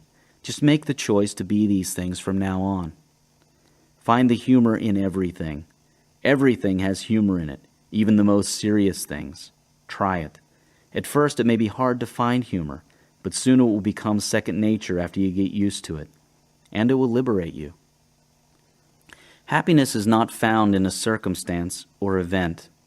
Each event is just that, an event. You choose to experience an event as a happy one or an unhappy one. When faced with an event, choose the response that will bring happiness. Happiness comes from creating instead of reacting. Happiness comes from truthful observation of what is within you and outside of you. It comes from being truthful to yourself and everything else outside of you. The truth literally sets you free. Choose to be happy. You are not your circumstances.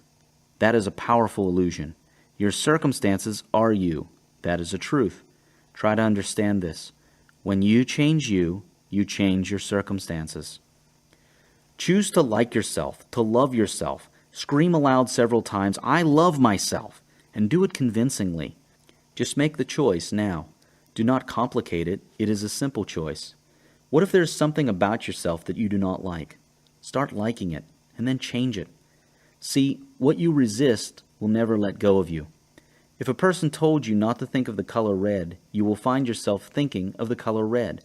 Whatever it is that you do not like about yourself, stop resisting it. Instead, accept it.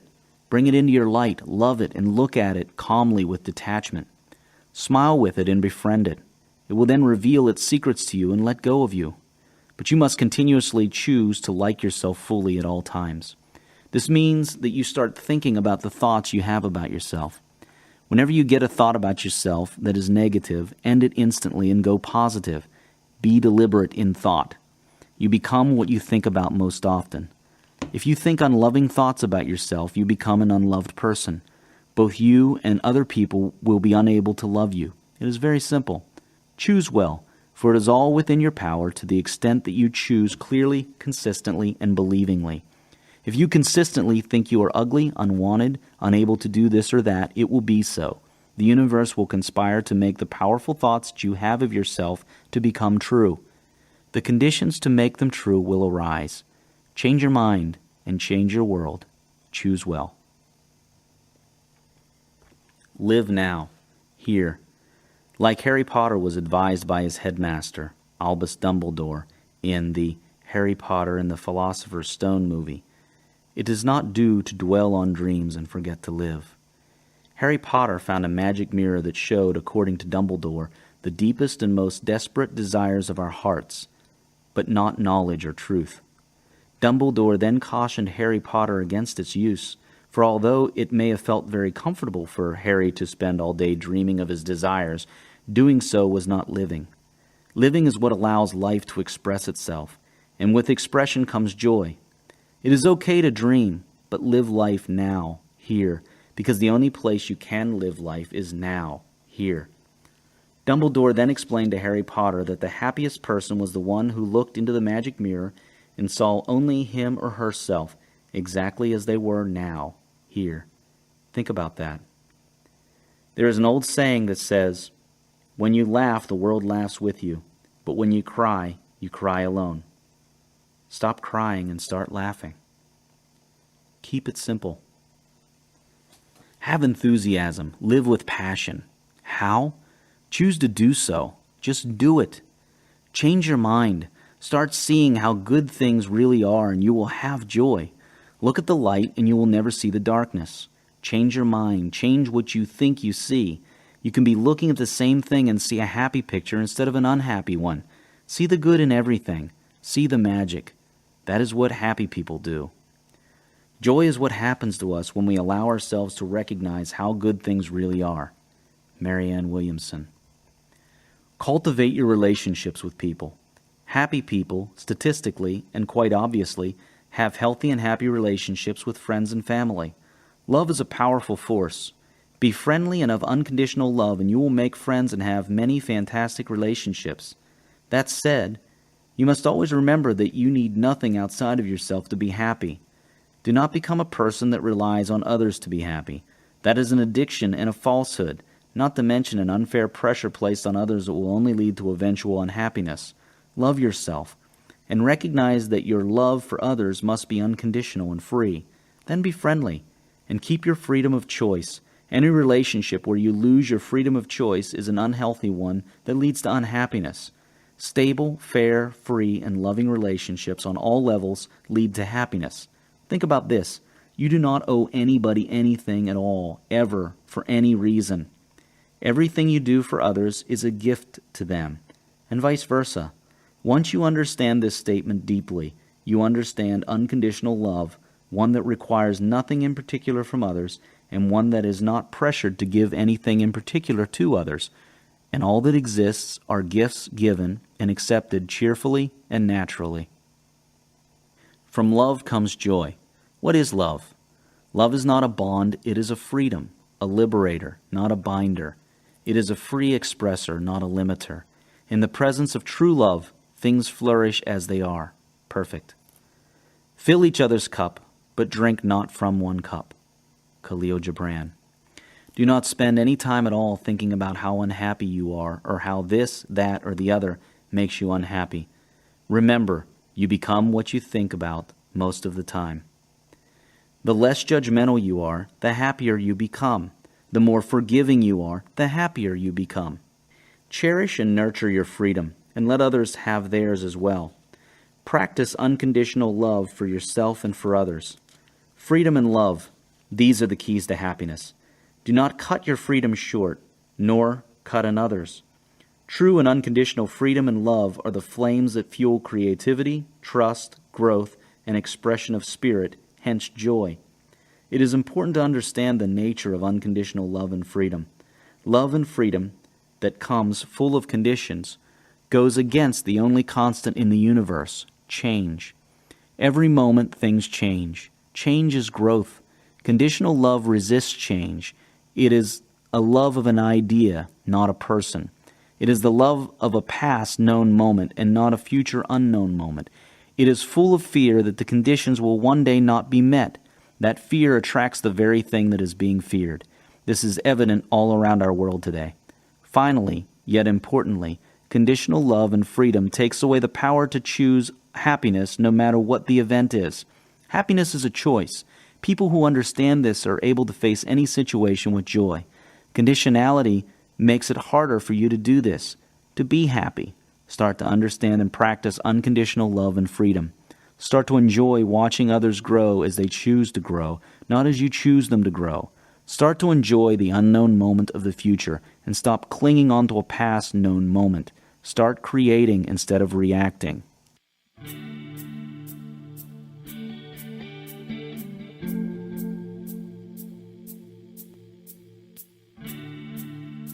End of Disc 5. Please continue this experience by inserting Disc 6.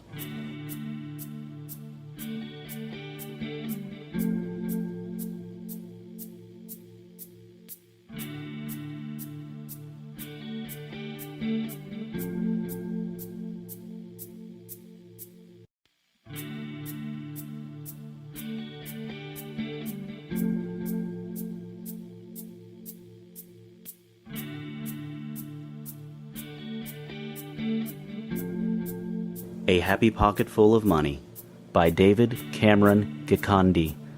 Read by John Wayne Myers. Disc 6.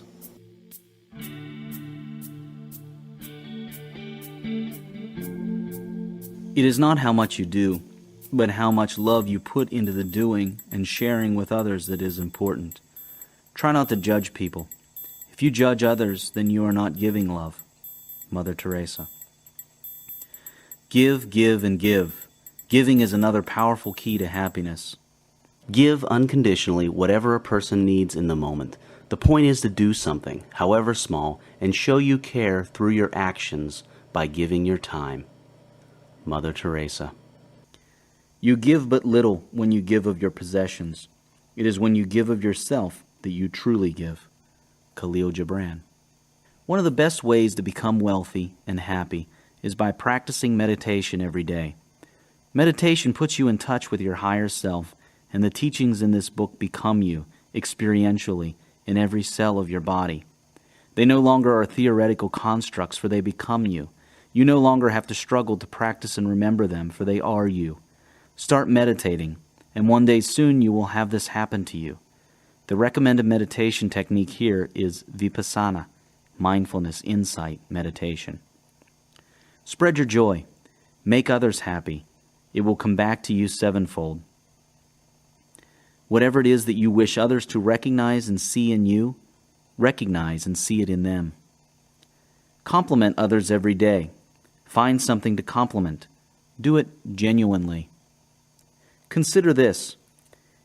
In ultimate reality, there are no rights or wrongs, no shoulds or should nots. There are no accidents or coincidences, or good or bad luck.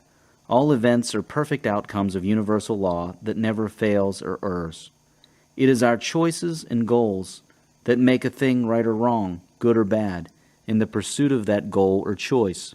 For example, killing is a perfect outcome of universal law, and it is not in itself wrong. But if, as a society, we wish to promote peace, happiness, and prosperity, then killing is wrong. Our choices make a thing right or wrong. But on its own and without our choices, a thing is just a perfect outcome of universal law. Also consider this. Change is all there is. That includes what society considers acceptable or not. Even what looks like an acceptable form of behavior now was at some time in the past unacceptable, and will someday become unacceptable, and vice versa. Also, what is acceptable here may not be acceptable somewhere else, or at another time or place in the day. Think about this on a global, racial, sexual, economic status, and age scale. Then ask yourself why. Also consider this. To the extent that you make your own choices instead of taking the choices passed on to you by others, you will be happy, growing, and free. What is should? What is can? Why? Who are you? Why? Why? Think about these things. Think about them with detachment. Observe them truly. Within those answers you will find liberation, power, love, and happiness. The more you choose for yourself and what your life events are based on your truths and not the truths of others, the happier you are. You learn to love by loving. You just do it. It is not complicated unless you complicate it, so do not complicate it. You need not wait a single moment to start being happy. How fantastic is that? Right now, right here, you can make that choice. You need nothing outside of yourself to be happy and wealthy. It is all inside. The outside simply responds to allow you to experience your internal state physically. The truth is, the happy get happier because they know how to be happy, and the troubled get more troubled because they pour all their life energy into their troubles. Susan Page. Remember the dangers of wanting. Never want happiness or anything else. A state of want is a perpetual state of never having and a declaration of not having. Instead of wanting, desire and intend with detachment. The more love you give away, the more of it you get in return. Your joy is your sorrow unmasked. When you are joyous, look deep into your heart, and you shall find that it is only that which has given you sorrow that is giving you joy. When you are sorrowful, look again in your heart, and you shall see that in truth you are weeping for that which has been your delight. Khalil Gibran. Do not complain, neither to yourself nor to others. What good does it do except highlight negativity and cause it? Smile. Just smile. Try it. It makes you happy. Smile because you know how life works, because you know the big secret. Real joy comes from within, from being. Pleasure and pain come from without, from the things outside of you. Joy never stops being joy. It is the nature of spirit, of being. It is not affected by external things. Once you are present in now and aware and in touch with yourself, the joy will be everywhere in you, and it shall never stop. It never had stopped and never can stop anyway, but you can be blind to it by not being here, now, fully present. Joy is an eternal state, in now. It is not in the past or future, for those are times that do not exist except only in the mind. Pleasure and pain, on the other hand, are external. They are also complementary. The same thing that gives you pleasure gives you pain. Think about it. Whatever external thing gives you pleasure, when it is not there, you feel pain. You feel the pain of not having it. The same thing gives you pleasure and pain. Or the thing that gives you pain, when it is not there, you feel pleasure. The same thing gives you both. All external things do this, and that is why people are often feeling unsatisfied. However, once you touch yourself and live now, real joy comes to the surface, and that can never change the pain. From that point on, everything will become enjoyable. Even the most painful things will cease to bring suffering to you, and you will marvel at all life. Joy is being, and being is isness. Now, from that point on, you shall be happy with all being, resisting no present moment, but creating your next moments in a powerful way through true choice. Resisting isness is futile. Resisting now is painful. What do you expect to gain out of resisting what is? You cannot undo it, so why bother? Yet when you touch yourself and feel joy, you shall not need any intellectual conviction to stop resisting now. You shall just naturally love all being. Why does the same thing give you both pain and pleasure? It is because of the mind living outside the moment of now. For example, if you like a certain thing that gives you pleasure, when you have that thing, you enjoy it, unless you worry about losing it. When you do not have it and you let your mind escape now and go into the past and future thinking, it was great when I had that thing and I really wish I had it now. I look forward to when I will next have it. I do not like not having it now. You start getting into problems. When you think like that, you totally miss the joy of now, what is, and the gap between now, isness, and a past and future that only exists in the mind is the cause of pain, anxiety, and dissatisfaction. Joy is always in the moment of now. It is ever present, but you can choose not to see it. When you are out of mind, of no mind, you are being now, in harmony with all else that is now. In that state, you are in the best position to enjoy now and also create the next now in the most powerful way, free of worry, anxiety, and negativity. The mind is a tool, and you should activate it to create an intention of the next now. This very quick and detached thinking should not take any more than a few seconds every now and then. If you use your mind to constantly ramble on inside your head thinking about the past and future, all you do is live in the past, worry about the future, and lose now and joy. And anyway, that is no good formula for creating a future. All problems exist only in the mind. They cannot exist in now. In now, you always pass. You cannot fail now. Not 2 seconds from now or 5 hours from now, but right now. All problems exist outside of now, in the mind, when you use the mind incorrectly. All other things held constant. To the extent that an individual or society loves unconditionally, causes each other happiness, and lives now, so will they have wealth and happiness. Remember, life is a celebration, and joy makes for celebration. Joy is spirit being expressed in the ways it likes to and desires to. Express your spirit and let others express theirs. Well, we started with money, went on to larger things, and now we shall go back to money. Money is not the real thing. It is only a symbol of the real wealth inside us. We have so far been looking at what makes up the real thing. Even though money is not the real thing, we still need to know how to use this money. It is a full circle, a full cycle. For money is the end of many other things that make up wealth consciousness, but it is the beginning of the experiencing of wealth consciousness as material wealth. Money is a symbol of wealth and the beginning of the experiencing of wealth, so that we may know how wealth tastes like experientially. Money has two uses. One is to allow us to exchange our gifts. The other is to allow us to experience wealth.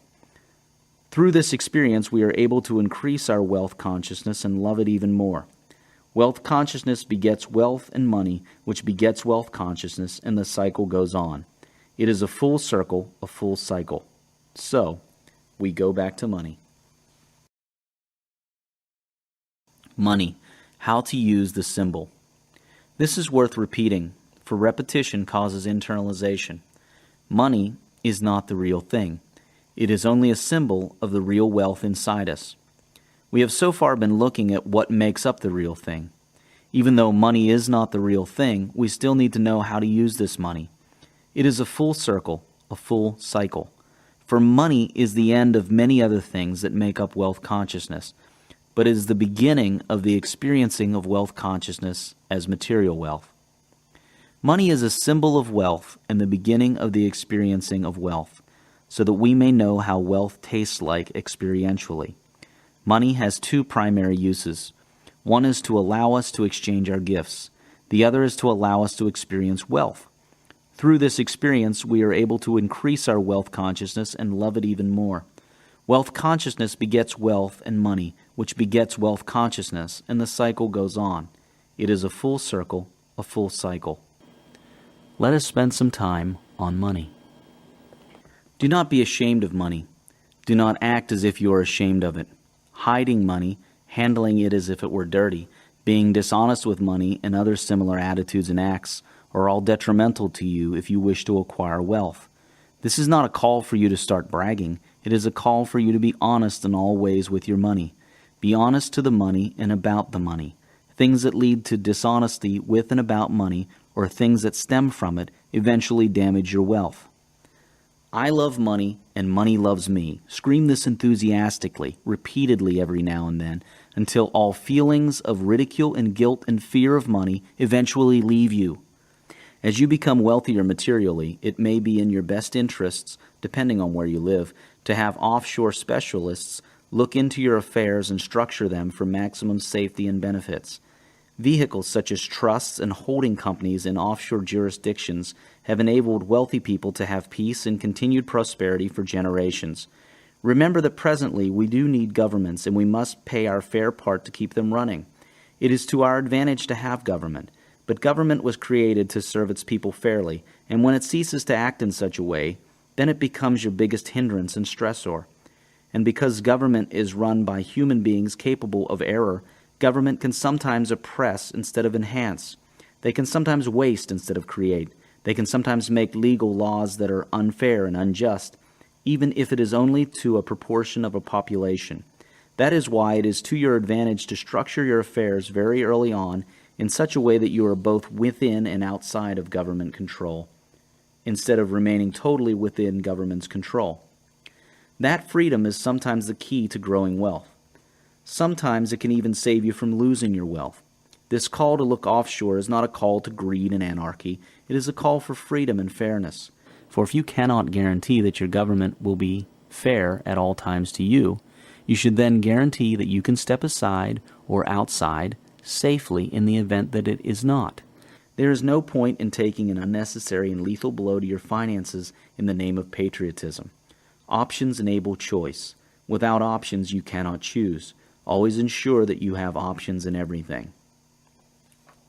In regards to wealth and many other matters, the options you should seek to guarantee are the option to travel at will when you need to live in a place where you are happy and safe, and to handle your finances in a way that best suits you and your society in your fair judgment.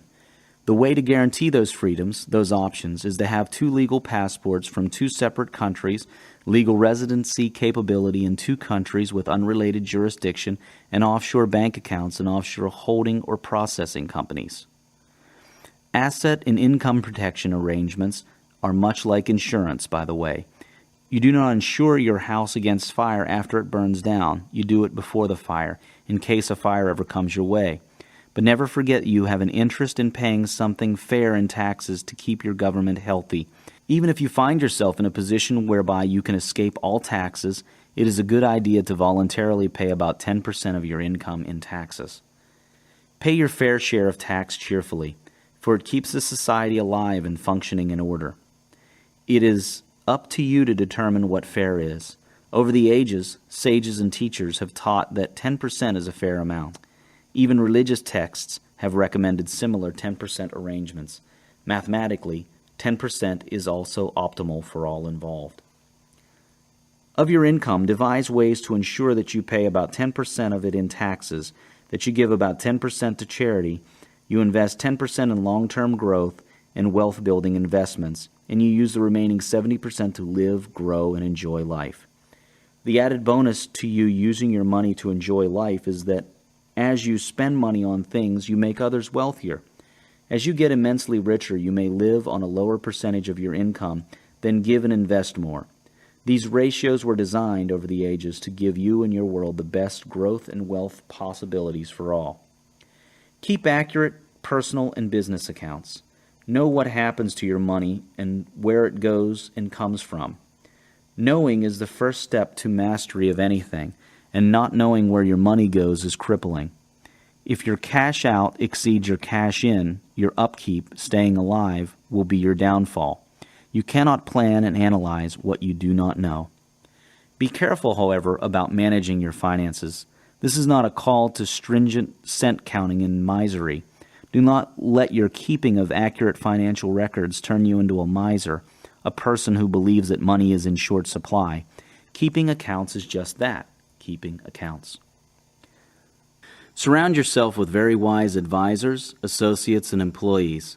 The wise person keeps wiser counsel. Have wise counsel in all fields: business, accounting, tax, law, trusts, investments, etc. Pay them well. Pay them on performance and give them bonuses when they deserve it. Remember, wealth usually flows to those with right knowledge, but the person who gets that wealth does not necessarily have to be the possessor of the knowledge. The wealthy person is often the one who brings together teams of knowledgeable people, even though he or she may not possess the knowledge personally. Learn to multiply your efforts. One of the best ways to do that is to delegate massively. Delegate almost everything. Every person has certain unique capabilities, but they also share many other things with everybody else. For example, Einstein's special gift was in physics. That is where he varied most with the rest of us. But on all other things, that variance was very low. He walked, wrote, saw, cleaned the house, and did other chores just a little better or a little worse than we all do. Now, if in a day Einstein insisted on doing absolutely everything in his business, from thinking about physics to drawing charts that anyone else could have drawn, to sweeping his floor, and all that, he would have ended up with far less time to spend on his unique talents, and therefore have realized less from them. A person's unique talents are what make the person and the world wealthy. Wealthy people usually look at themselves honestly and see what it is that they enjoy and what it is that they are a whole lot better at than most other people. This is an honest look. What they are best at may be strategy, marketing, innovation, horticulture, flying, driving, or anything else. They may also be good at a whole lot of other things, maybe even slightly better than most people, but that is beside the point. The point is what it is that they are fabulous at. Not just good at, but fabulous. That is the question. The only other question is, what is it that they really enjoy and cannot stop doing? They do not say, I can clean the floor better than my cleaner, for even if it is true, it is self-defeating. All that matters is what they are better at, by far, than anyone else, and what they enjoy. Then they do only that thing, and they delegate everything else. They do not worry that people will not do the rest as good as they would have. Imagine if Bill Gates tried to do everything at Microsoft. What good would that do him or the rest of us? A person such as Bill Gates is focused on what he or she does best and what he or she enjoys best. People like that delegate all the rest, even if they can do some of the rest better than their helpers can or employees can. In addition to that, people like that recognize that there are many things that other people are a lot better at doing than they themselves are. Delegation multiplies effort and results. Put it in your thinking and your goals to delegate almost everything in your business except for the one thing you're exceptionally good at and what you most enjoy, even if it is just dreaming up new ideas. To the extent that you delegate to the right people, so shall you become more productive and hence wealthier. Increase the rate at which you get ideas. Read books and magazines every day for a few minutes each day at least. Learn to read faster. The more new ideas you get, the better. Get a speed reading course or book. To find good books, use Amazon.com's users rating system to see what readers like you have found useful in their lives. Read magazines in all areas of life. Get a broad picture of the world. The best thing about magazines is their images. They feed your imagination and your goals. Another way to look at the making of money is viewing it as a change of thought causing a shift in the way energy in the universe is exchanged. This is not so that you may start living like this, but just so that you may see that simply changing your thought causes a rearranging of the energy in the universe and leads to increased wealth. Let us see how that works historically. Thousands of years ago, people were hunters and gatherers. This was a dangerous and unpredictable way to live. The desire to have more stability and safety caused human beings to think, why do I have to chase after these goats in the wild every day? That led to the idea that goats could be kept at home, domesticated. Now, instead of chasing after the goat every day across the grass plains, man brought the goats together in an enclosure and fed them the same grass from the plains. Even before this new idea, there was always an availability of grass, land, and goats, but no one had thought of changing their arrangement, of domesticating the goats. The idea simply changed the way they exchanged each other, the way the different forms of energy was exchanged. A desire for a better life caused a thought that caused betterment in the standard of living, using the same material that was always there. A change of thought pattern caused this. Next, the human beings desired to reduce their hardships further by acquiring items they needed but did not have. They first did this by going to war with tribes that had these items. Then they desired a much safer way to acquire these items, which led to the idea that they could trade. Again, they improved their lives simply by rearranging their thoughts, causing a change in the way energy in various forms was exchanged.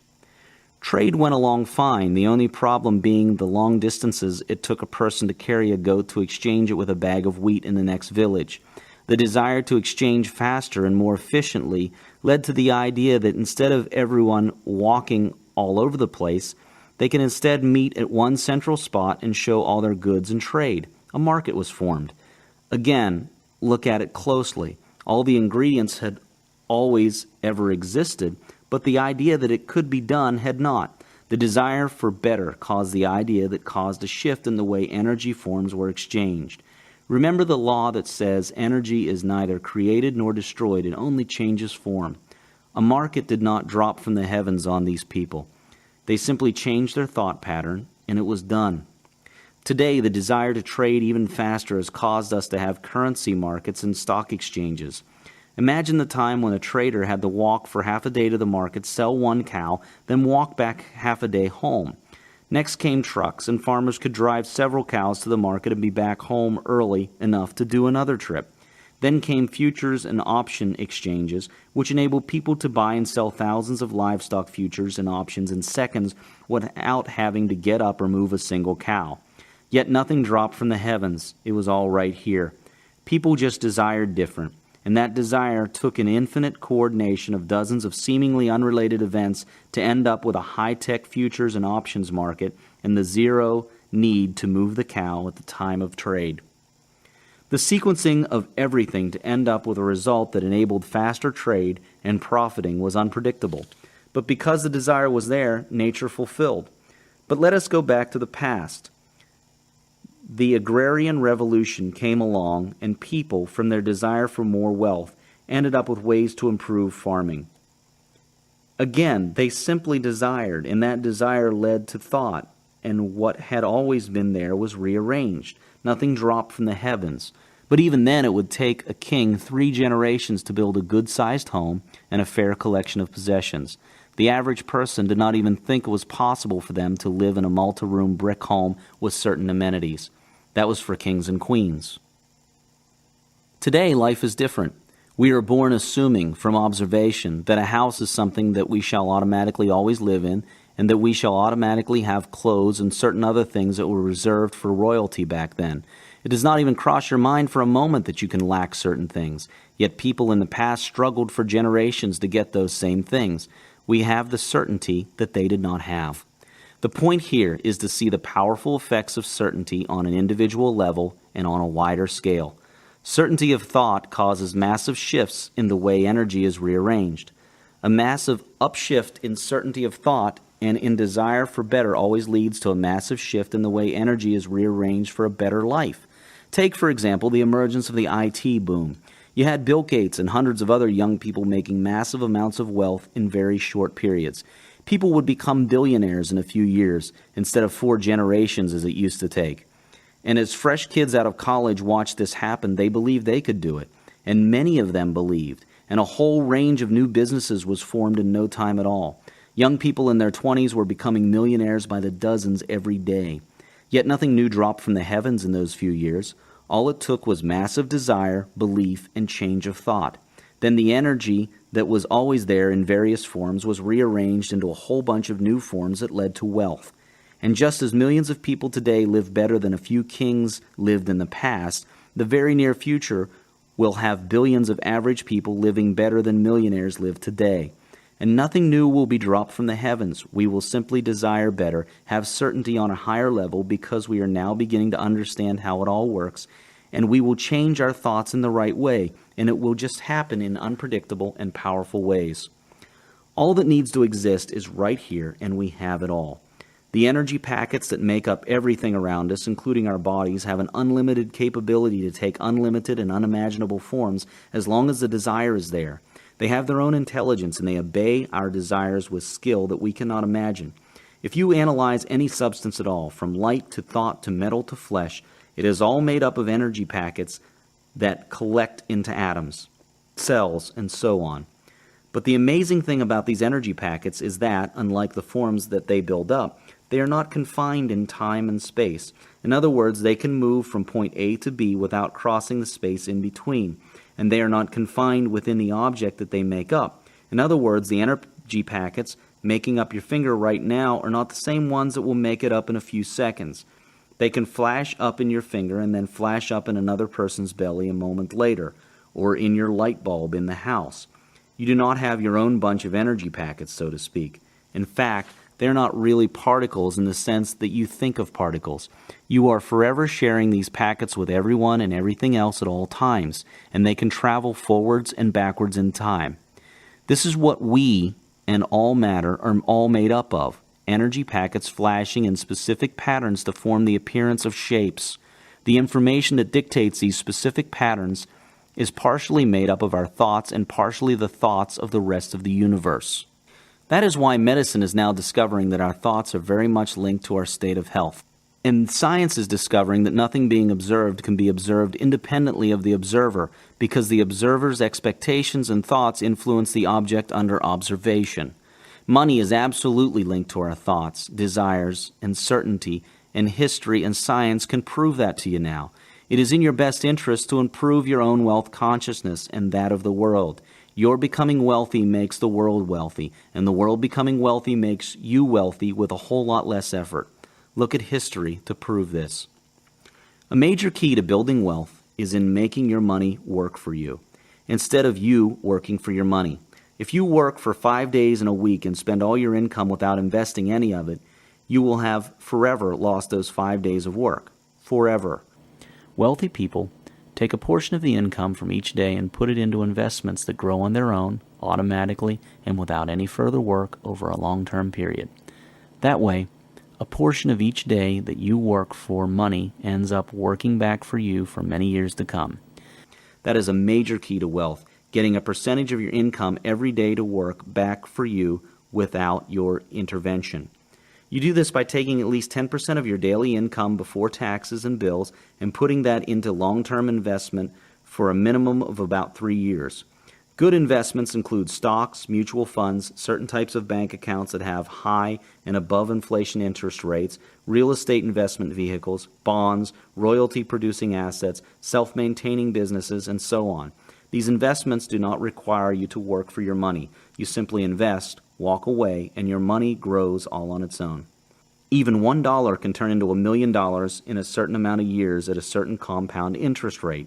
$1, just $1, can grow into $1 million all on its own without your intervention. You would be pleasantly surprised to know that a single dollar placed into an investment that grows at 20% a year will become $1 million in 75 years. That is just $1. All you would need to do is leave it alone, go away, go to sleep for 75 years, just leave it alone. When you return, it will be $1 million without any effort from you, other than you're placing that single dollar in at the beginning. Now, if instead you put in $1 every single day into the same 20% a year growth investment, you would end up with $1 million in 32 years instead of 75. In fact, $1 a day would become $1 billion in 66 years. A higher interest rate would dramatically shorten that time. This shows that you can never have too little to start with. Whatever your income today, force yourself into the habit of investing 10% of your income before you pay bills or taxes or anything else. Pay yourself first. It is your money and your life. And it gets even better. The 1990s was an era where stocks rose phenomenally. In the 1990s decade, over 200 stocks rose by 1,000%, some by up to 20,000%. Many fell again in 2001, but on the long term, all good companies always rebound to even higher heights. People in the 90s invested various amounts and found themselves wealthier for that. Some invested just $50 a week, and if that was their 10%, that was good enough. It grew. Others invested more. $10,000 invested just once at the beginning of the 90s in certain stocks turned out to be valued at around $5 million by the end of the 90s. Others turned a few $1 million into well over $1 billion in the same period. All this wealth growth happened without any extra effort except putting money away into the investment. These people were not doing anything secret. They were investing in publicly available investments. They were investing in well-selected shares in the stock market, and anyone can do this. You can do it as well starting now. Just remember, choose your investments well, invest consistently, and put 10% aside from every single paycheck or income. Consistency is the key. Compound interest will always work for you without asking anything from you. Your only part is to be consistent, to choose good investments, and to stay put on the long term. Short-term investment usually does not earn as much as long-term investing, and it is usually a lot riskier. Taxes and the government. We need a government, that is for sure.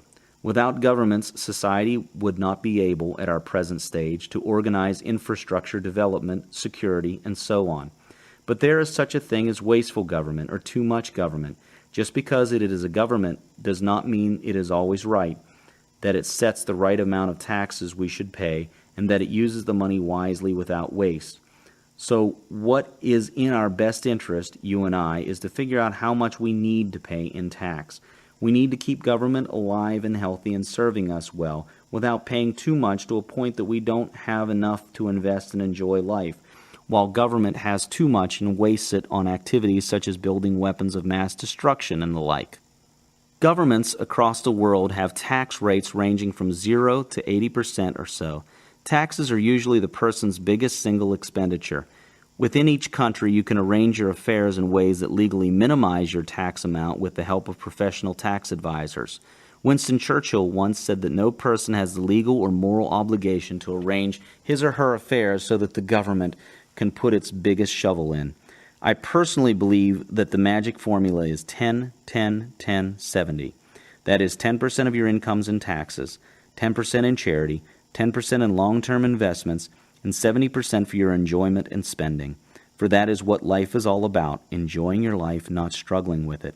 Spending any less than 10% on government would kill it, and more than that gives it too much money, and it is because of this excess that we have, for example, too many deadly nuclear weapons that never really helped us. Military expenditure is the biggest total government expenditure worldwide. Yet military expenditure does not circulate in the economy or benefit us as much as other expenditure. A nuclear missile built and never fired is dead money. It just stays in a silo waiting to be fired. Yet the day it is fired, it causes even more destruction. Weapons just put us in a state of fear either way you look at it. The way to prevent war is not to build weapons, but to eliminate borders, division, and economic differences. The U.S. would have been far weaker and less stable today if it did not unite its states a couple of hundred years ago. Before becoming a federation of states, the U.S. had civil wars and travel and commerce barriers within itself. So that is 10% of your money going to government as taxes. After that, do not forget to spend at least another 10% on charity, doing things to uplift your society and hence yourself. And invest at least 10% in good long-term investments. Then enjoy and spend the rest. Be cheerful in your spending. Your spending causes the increased income of others and drives the economy. Imagine what would happen if everyone stopped spending. The more we spend, the more energy is exchanged, and the more we all get wealthy. At first, this new 10, 10, 10, 70 arrangement may be a little difficult for some people to execute because they are spending all or almost all their money at the moment and have not arranged their affairs for optimal taxation. But within a short time, it is easy to change habits to fit into this new format. Knowing the real difference between an asset and a liability is another key to wealth. An asset is anything that creates net wealth or income for you. An asset is anything that puts more money into your pocket than it took out from it. A liability is something that does not do that. A liability is anything that takes money away from your pocket without putting back into your pocket more than it took. By that definition, some of the items that people consider as assets are really liabilities. Homes on mortgage are liabilities. They are the bank's asset. Cars are liabilities. They take more from you in cash than they give back. Wealthy people obviously have more assets than liabilities. That is just obvious. Can you imagine being wealthy when your true liabilities are more than your true assets? The assets grow the wealth for wealthy people. Analyze your life and reclassify everything in it as an asset or liability as we have defined them. Always maintain more assets than liabilities. Otherwise, you will have zero or negative wealth, debts. It is a simple formula. There is nothing wrong with buying liabilities. Indeed, many of life's most enjoyable things, such as beautiful homes and boats and cars, are, by our new definition, liabilities. But they make life enjoyable. So go ahead and enjoy, but never let your liabilities, as we have defined them, exceed your assets, as we have defined them. Otherwise, you will soon end up in negative wealth. Always maintain that positive balance. If you wish to have that nice home, the way to get it is to first work on having an asset that produces an income that is high enough to finance your mortgage. Then use it to pay for your house payments. So get assets first and use them to finance liabilities. By the way, you do not count yourself as an asset.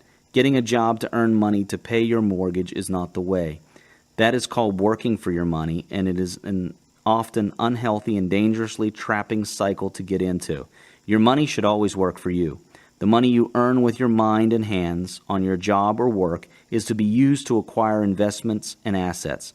These assets and investments then generate income on their own without much further intervention from you to buy the liabilities for you. You do not work for your liabilities. You work for your assets, and your assets work for your liabilities. If at present you do not know how to do that, then get books and advisors who can show you how to do that in your situation. Good assets to acquire or build include stocks, mutual funds, certain types of bank accounts that have high and above inflation interest rates, real estate investment vehicles, bonds, royalty-producing assets, self-maintaining businesses, and so on. Whatever you seek to know, a very good book or person exists that will give you this knowledge. For books, Amazon.com is a great starting point for your search. For other information, a search on Google.com usually gives you what you are after. In this day and age, we lack nothing. In truth, we never did. We just made up the shortages ourselves. Live a luxurious life. Remember, life is images of the mind expressed. Keep improving yourself and your environment and surroundings with luxury and beautiful nature. It is from what is around you that many of your mental images are formed, and you therefore should have a good source of mental imagery. Luxury and a healthy environment and nature breed more wealth by breeding higher images of the mind. Live in as much luxury as you feel comfortable and happy with. Take care of Mother Nature, the goose that lays the golden eggs. Do not pollute or destroy the environment fast or slowly. That is killing the same source that enables you to be. Remember the law of cause and effect, the law that never fails. People think that they can destroy the environment, usually for self-profit, and get away with it because it is future generations that will be affected. The law of cause and effect never fails. As surely as you breathe, you reap what you sow, positive or negative. The only thing we do not know is how, where, and when. Sow good seeds, and you will reap good harvest. Money is value energy that, like all energy, lives to flow and needs to flow to stay alive. Help it flow cheerfully, and it will be attracted to you. Give the services that others need. Increase their value. We are here to serve each other, to act as growth enablers for each other. Do this in your own capacity, and money automatically will flow in. Say to yourself and believe it, money loves me and I love money. This will be true for you to the extent that you can say this comfortably and with joy, without feelings of guilt. If you find yourself guilty, find the reason why and ask yourself how true that reason is and where you got that reason. To the extent that you are comfortable with money and you are welcome and love it, so shall you be wealthy. Money is an energy that allows freedom and loves freedom. It goes where there is freedom and where it is given freedom. Misers and stingy people, although they try the hardest to keep money, make it hardest for them to acquire and keep money. Enjoy money. Quantum physics. Knowing what you and the world are made of is the first key to knowing how to make it your way. You may be wondering what quantum physics has to do with wealth and happiness. Well, you had better believe that it has everything to do with it. How can you build a house if you do not know what a house is made of and how it is constructed? Quantum physics begins to explain how everything in your world comes to be. You are in direct manipulation of your entire physical world, but you may not be aware of this fact. And your lack of awareness of this fact, how the physical matter comes about and your role in it, makes your life appear to you as an occurrence that is out of your control. It may appear to you as if you are the victim of circumstances, while all along you are the cause of those circumstances, including your experiencing of wealth or lack of it. Quantum physics is the first step in an amazing awakening that you are about to undergo. Not only will you understand the very construction of all that you see around you, you will also understand exactly how your belief and thinking creates matter, how you reap what you sow, how even before you ask it has been given unto you, and so on. It is science finally catching up with spirituality and common sense and explaining it. Think about it. When somebody tells you that anything is possible, if only you believe, aren't you more likely to believe that when you know how, step by step and scientifically, your belief shifts the universe and produces what you believe in? One of the benefits of understanding the very basics of quantum physics and the basics is all you need to understand, is that you finally see clearly how powerful concepts such as faith and right thinking work, among other things. This seeing and understanding, this knowing, enables you to have full confidence, eliminate doubt, create your reality consciously, powerfully, and beautifully, and in many ways become more powerful. Quantum physics also shows you how we are all connected, how we are all one being that perpetuates an illusion of separate individual beings. It also gives you a glimpse into how spirit and matter interact and connect, how mind and matter do so as well, how creation actually happens, and how we are co-creators with God. By the end of this chapter and the next 4 chapters, you will be amazed at how much power you have, how amazing this universe is, and how easy it is to create any outcome you choose. But first, what is quantum physics? Quantum physics is a study of the building blocks of the universe. For example, your body is made up of cells. These cells are in turn made up of molecules, which are made up of atoms, which are in turn are made up of subatomic particles such as electrons. This is the world of quantum physics. Everything is made up of large groups of subatomic particles. Your body, a tree, thoughts, a vehicle, a planet, light, and everything else are concentrations of energy. All of them are large collections of pretty much the same types of subatomic particles. The only difference is in the way these particles are grouped together into ever larger building blocks. Knowing how they work is a key to knowing how to recreate yourself and your world around you. To speak correctly, a subatomic particle is not really a particle in the way that a grain of sand is a particle. While atomic and larger particles are objects or things, subatomic particles are not objects as such. They are probabilities of existence, and at the same time, multiple existences. They are also wave-like and particle-like at the same time. You will soon see what all this means by the end of this chapter. Quantum physics asks the question, what are these subatomic particles, and how do they act? Well, the subatomic particles are energy packets, sometimes called quanta. Everything in this universe is made up of energy, and these energy packets behave in the most amazing way. They are at our command. The reason they would arrange themselves into a luxury boat, for example, is our individual and collective thoughts.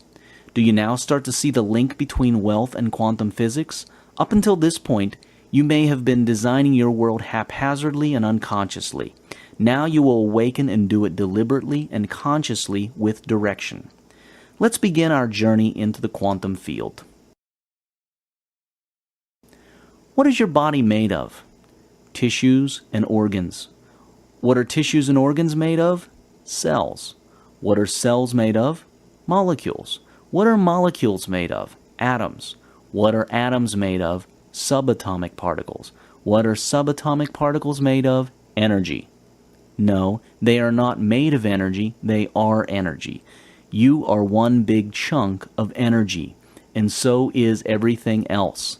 Spirit and mind puts together this energy into the physical shape you are used to seeing. Quantum physics tells us that it is the act of observing an object that causes it to be there where and how we observe it. Energy is the subatomic particles that in turn make up atoms and finally matter. This energy exists as waves spread out over space and time. Only when you exercise observation do these waves become particles localized as a space-time event, a particle at a particular time and place. As soon as you withdraw observation, they become a wave again. So as you see, your observation, your attention to something, and your intention literally creates that thing as a space-time event. This is scientific. In other chapters, we shall see how to focus, concentrate, and guard your attention, intention, and thought to create your reality exactly. No solid object is solid. It is made up of rapidly flashing packets of energy, billions and trillions of packets of energy. They flash in and flash out of that space where the object is. They do not just stay there. So why does a human body or a car look like a solid continuous object when we now know that it is actually a rapidly flashing field of energy? Think of a TV image. When you watch a movie, you see a person walk across the screen smoothly, yet in reality is just a film reel with 24 slightly different frames a second, so your eyes do not detect the gap between the frames. Even each of those frames is a composition of billions of light photons flashing at the speed of light. That is what your world is, a rapid flash that causes an illusion of being solid and continuous. Once you understand what your world is really, truly, you start to understand its true behavior and nature.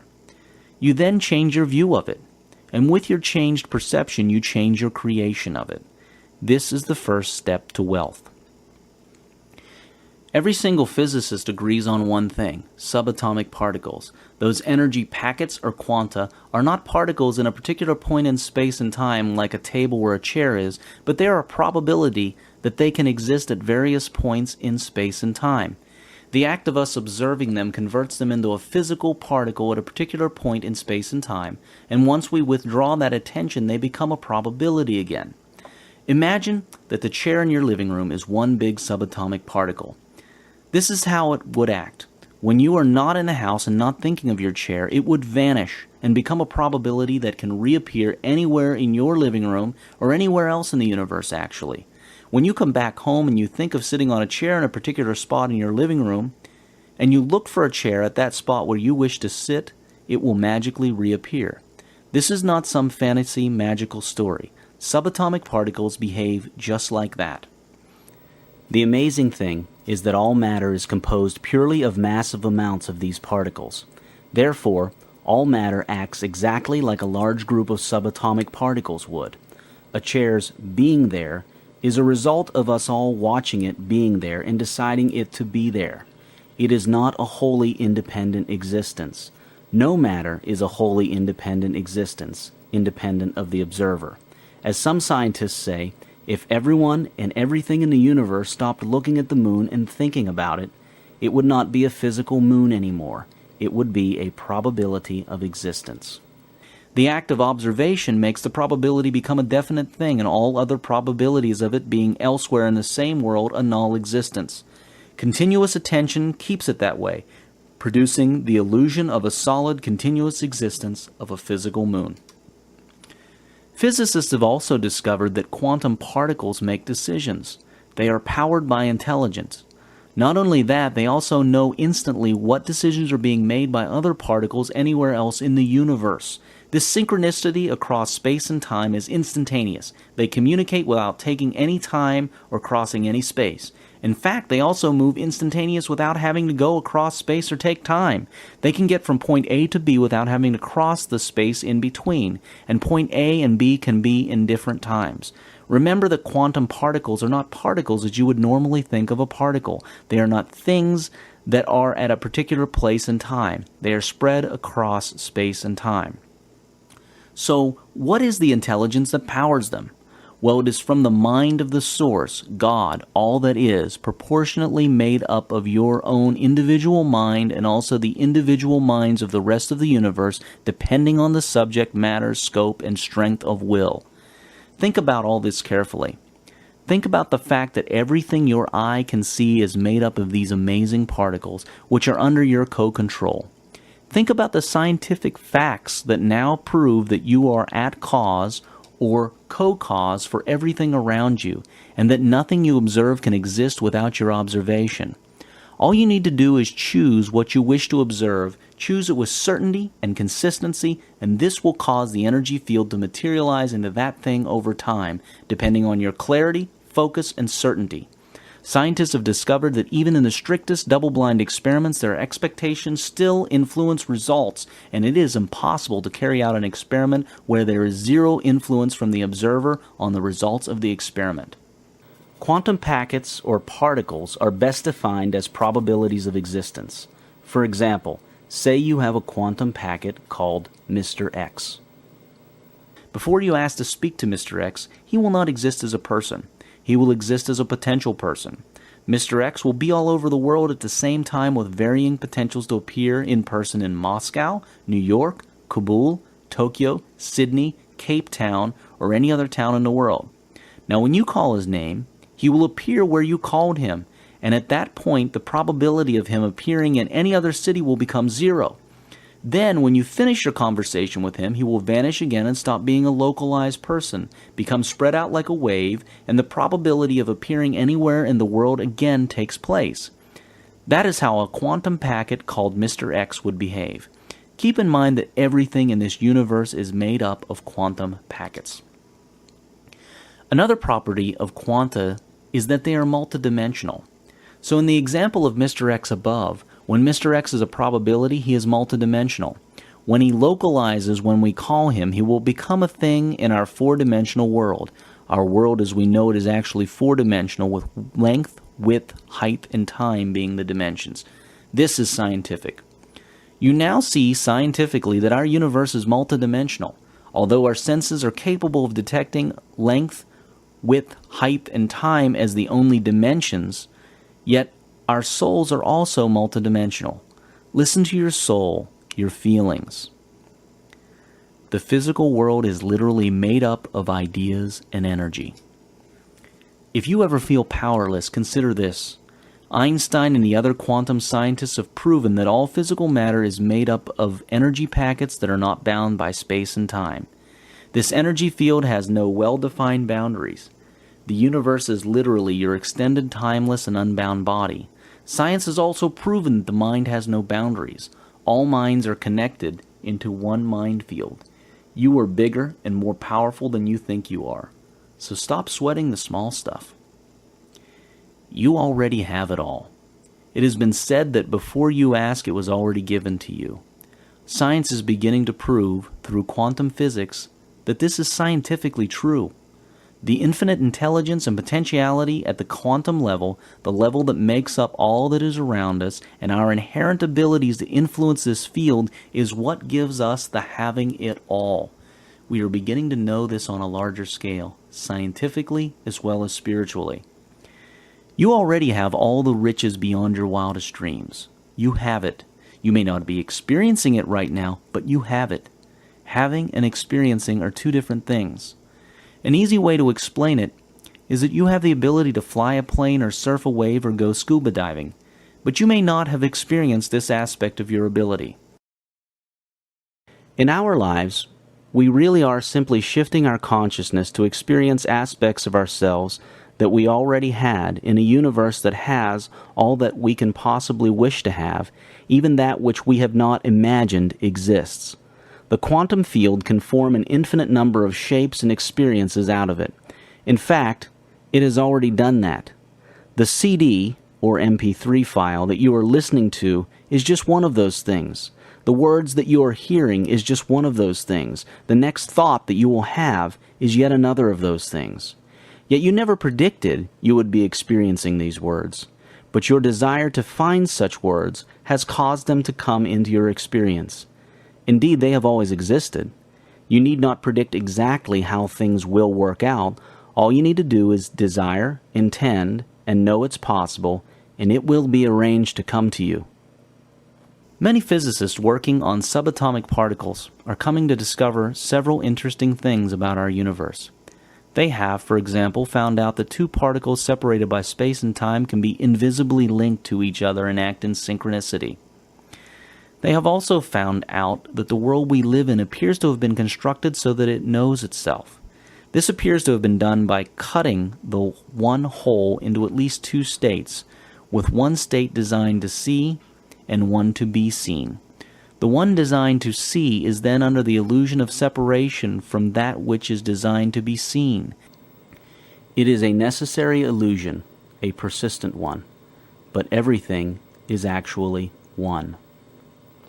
The whole universe is brought into being by the participation or observation of those who participate and observe.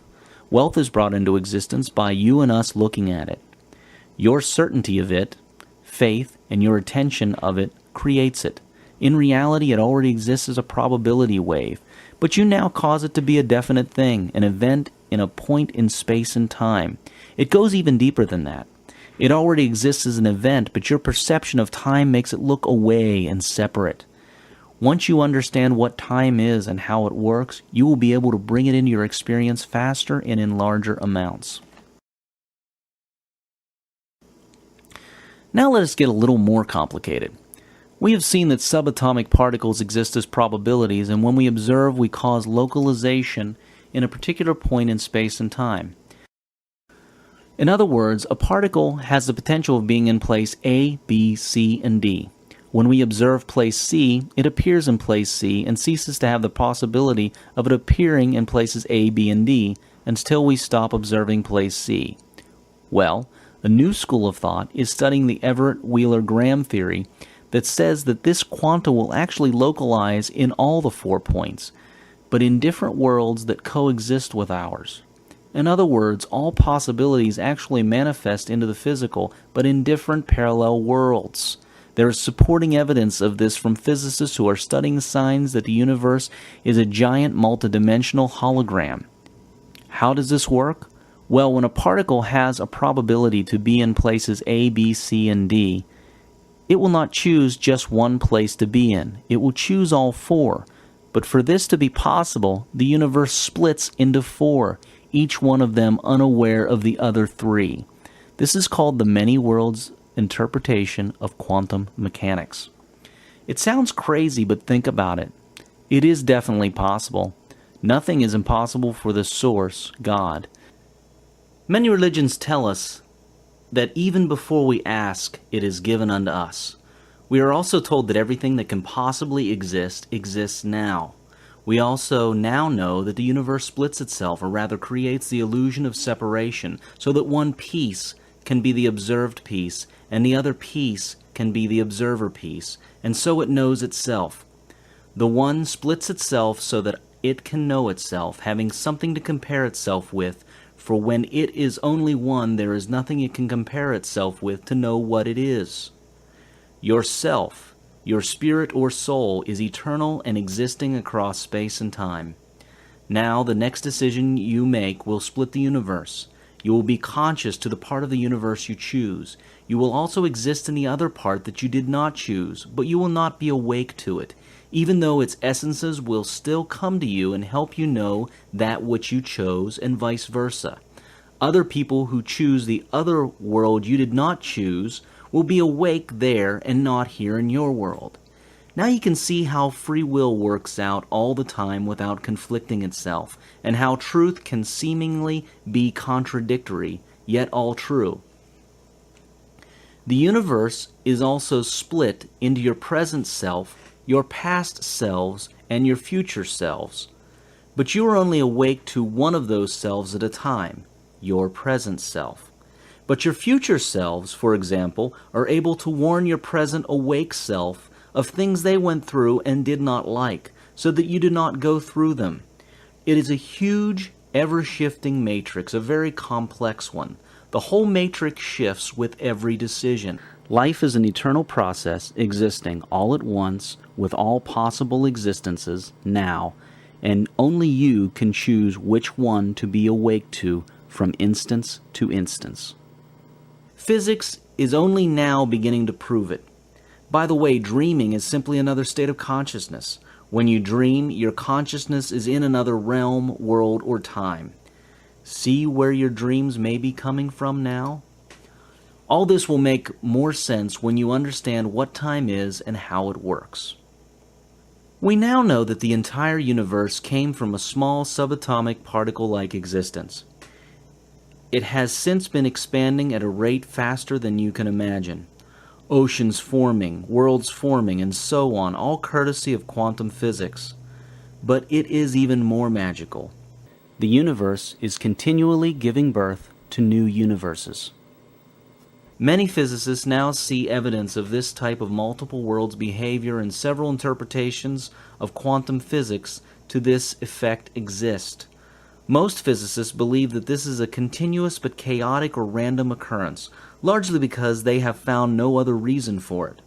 But ask yourself, what part does spirit play? What part do you play, yourself, your soul? Could your choices be the cause of this observed chaotic splitting of worlds? Physicists like to exclude spirit in their studies.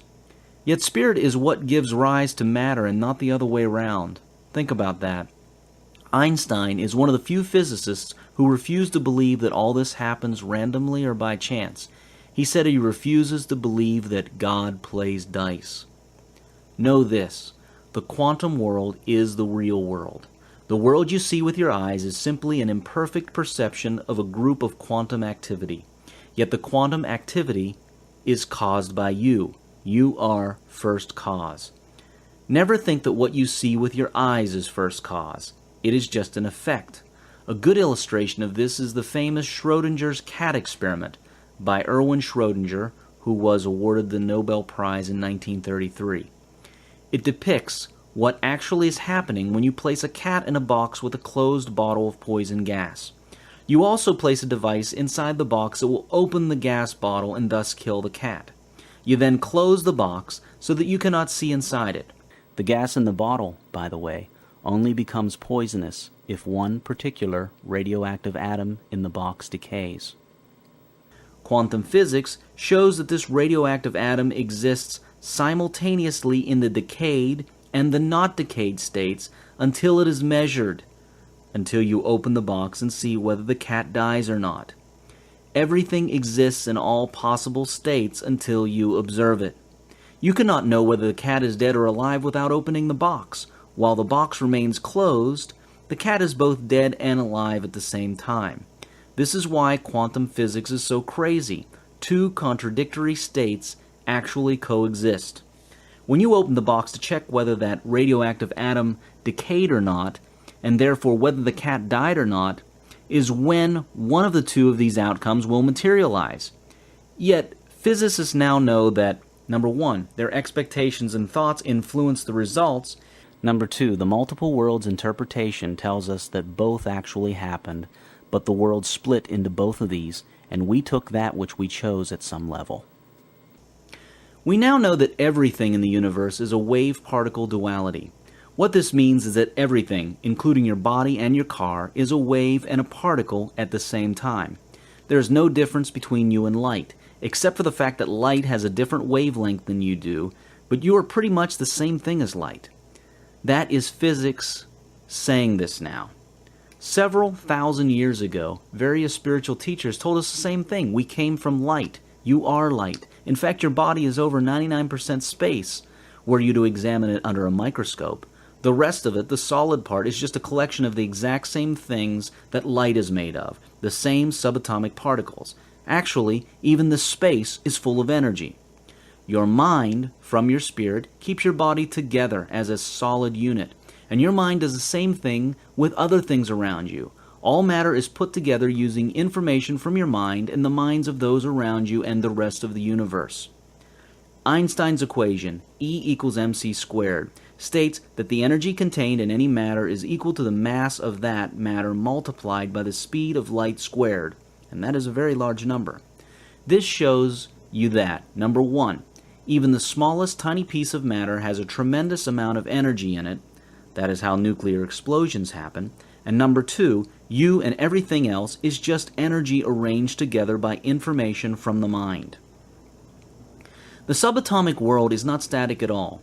It is an amazing dance of never-ending creation and destruction, with particles destroying themselves and, in that very destruction, giving rise to new ones. Most subatomic particles have an imaginably short life, billionths of a second.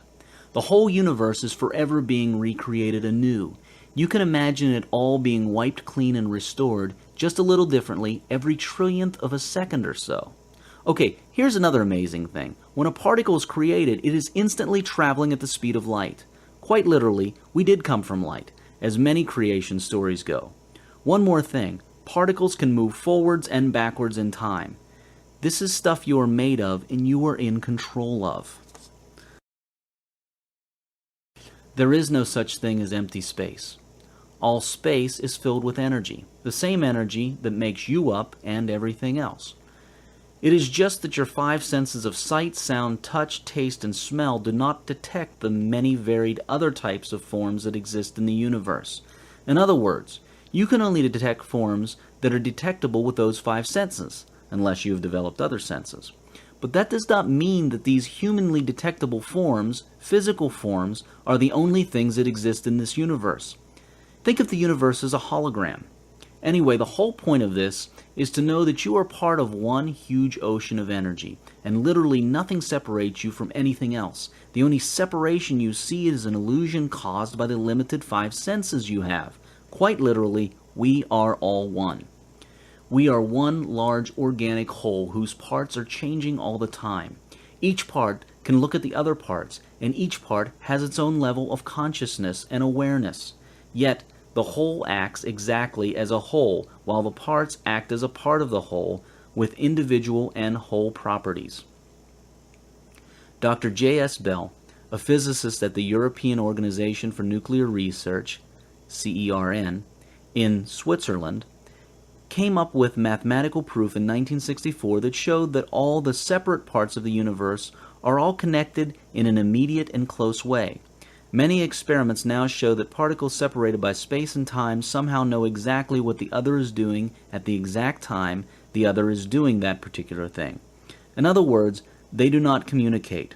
Communication takes time and requires a message. This is different. They know without having to communicate. They act simultaneously, as if they are intimately connected somehow across space and time in a way that does not get affected by the separation in space and time between them. The other profound thing that Bell's mathematical constructs show is that the action of a subatomic particle is dependent on something happening somewhere else to another subatomic particle. In other words, all subatomic events are effects of others and causes of others. This brings the law of cause and effect, or karma, of reaping and sowing to a completely new light. The law of cause and effect, karma, is not only spiritual but also scientific.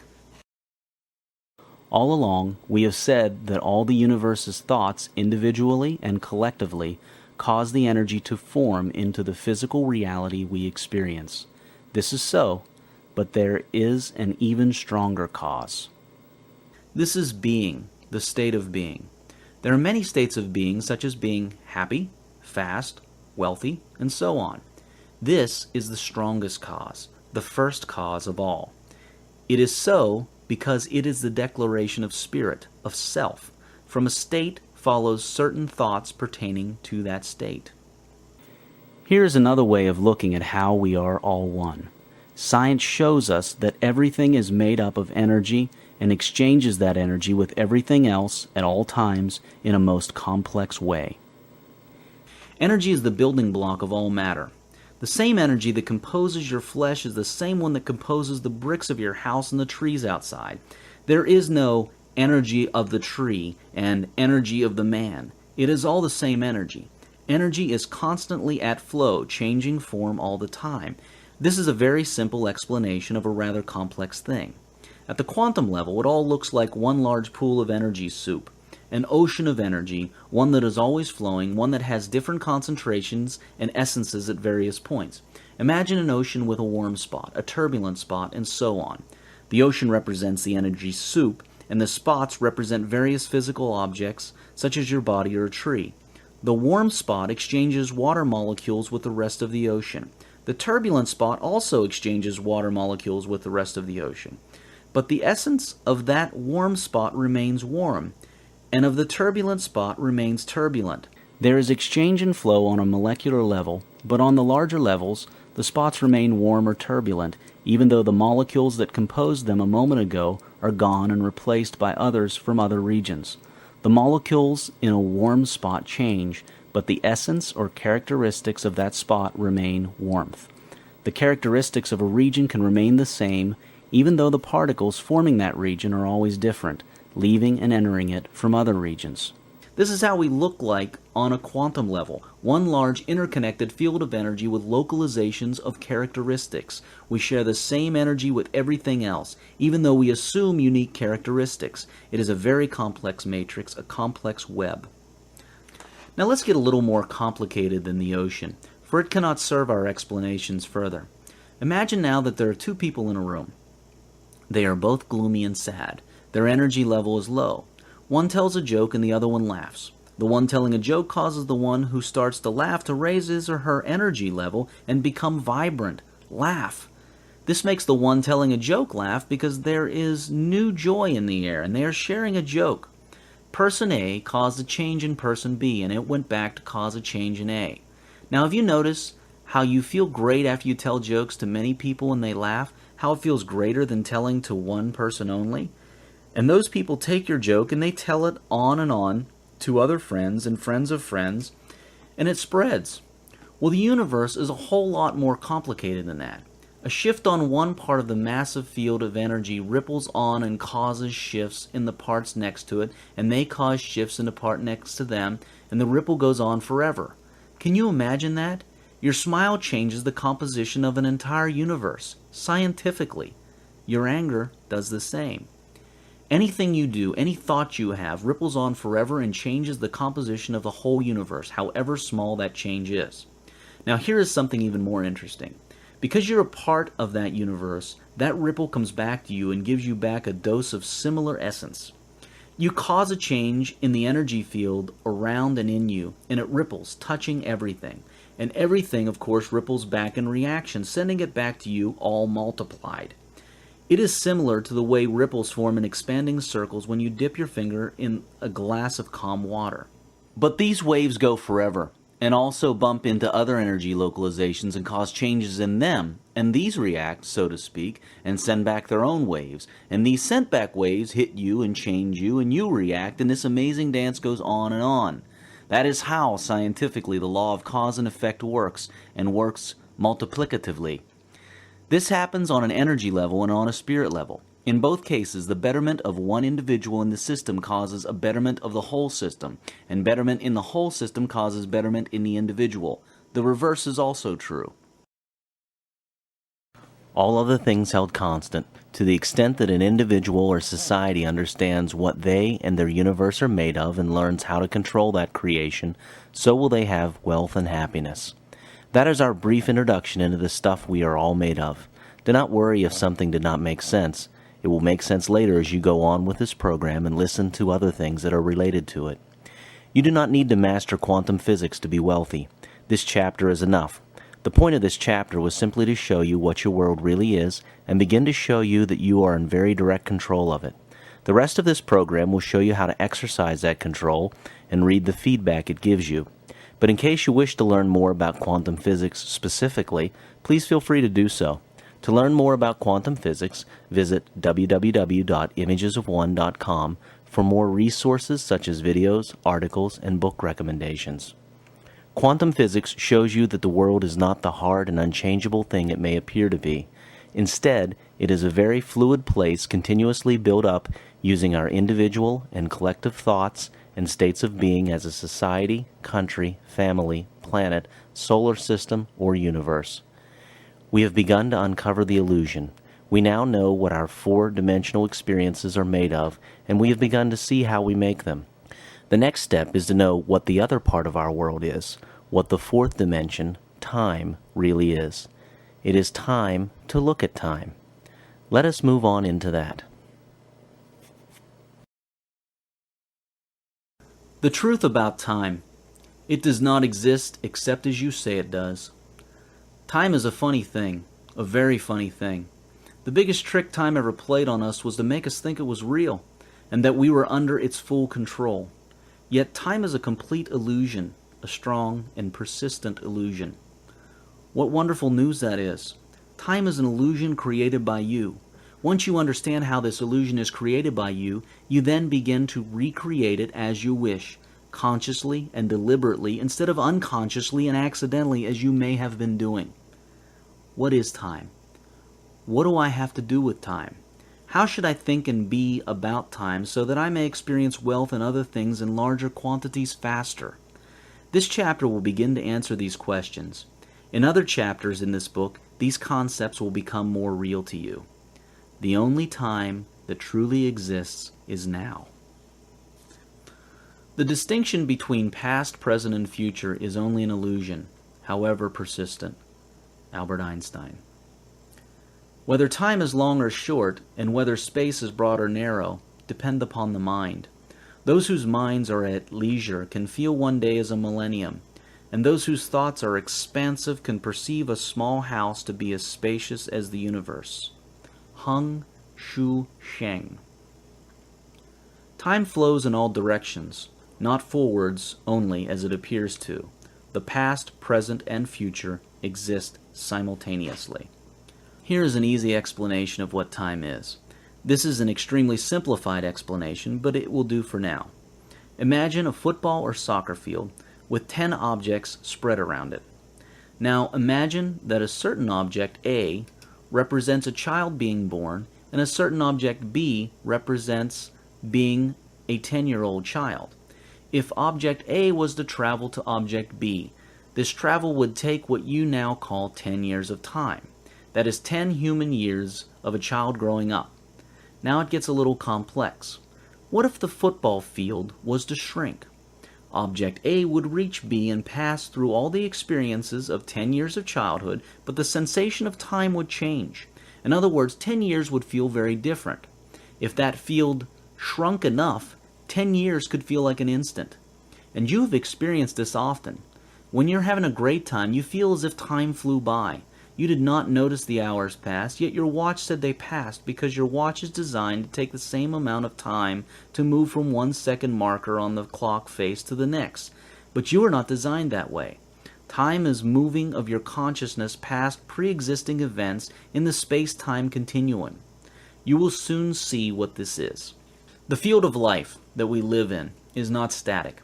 It keeps changing its dimensions.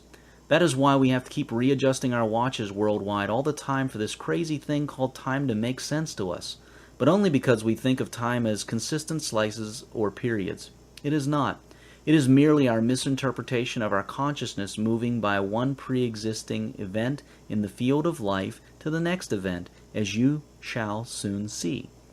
The field of life is not static, nor does our consciousness move at a fixed speed.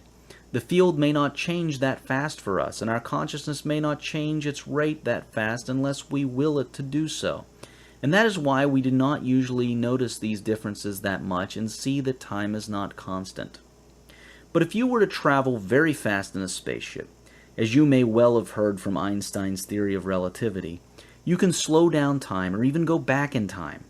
Time is more of a sensation of passing events, and the faster or slower you pass these events, the faster or slower the calibration of time changes.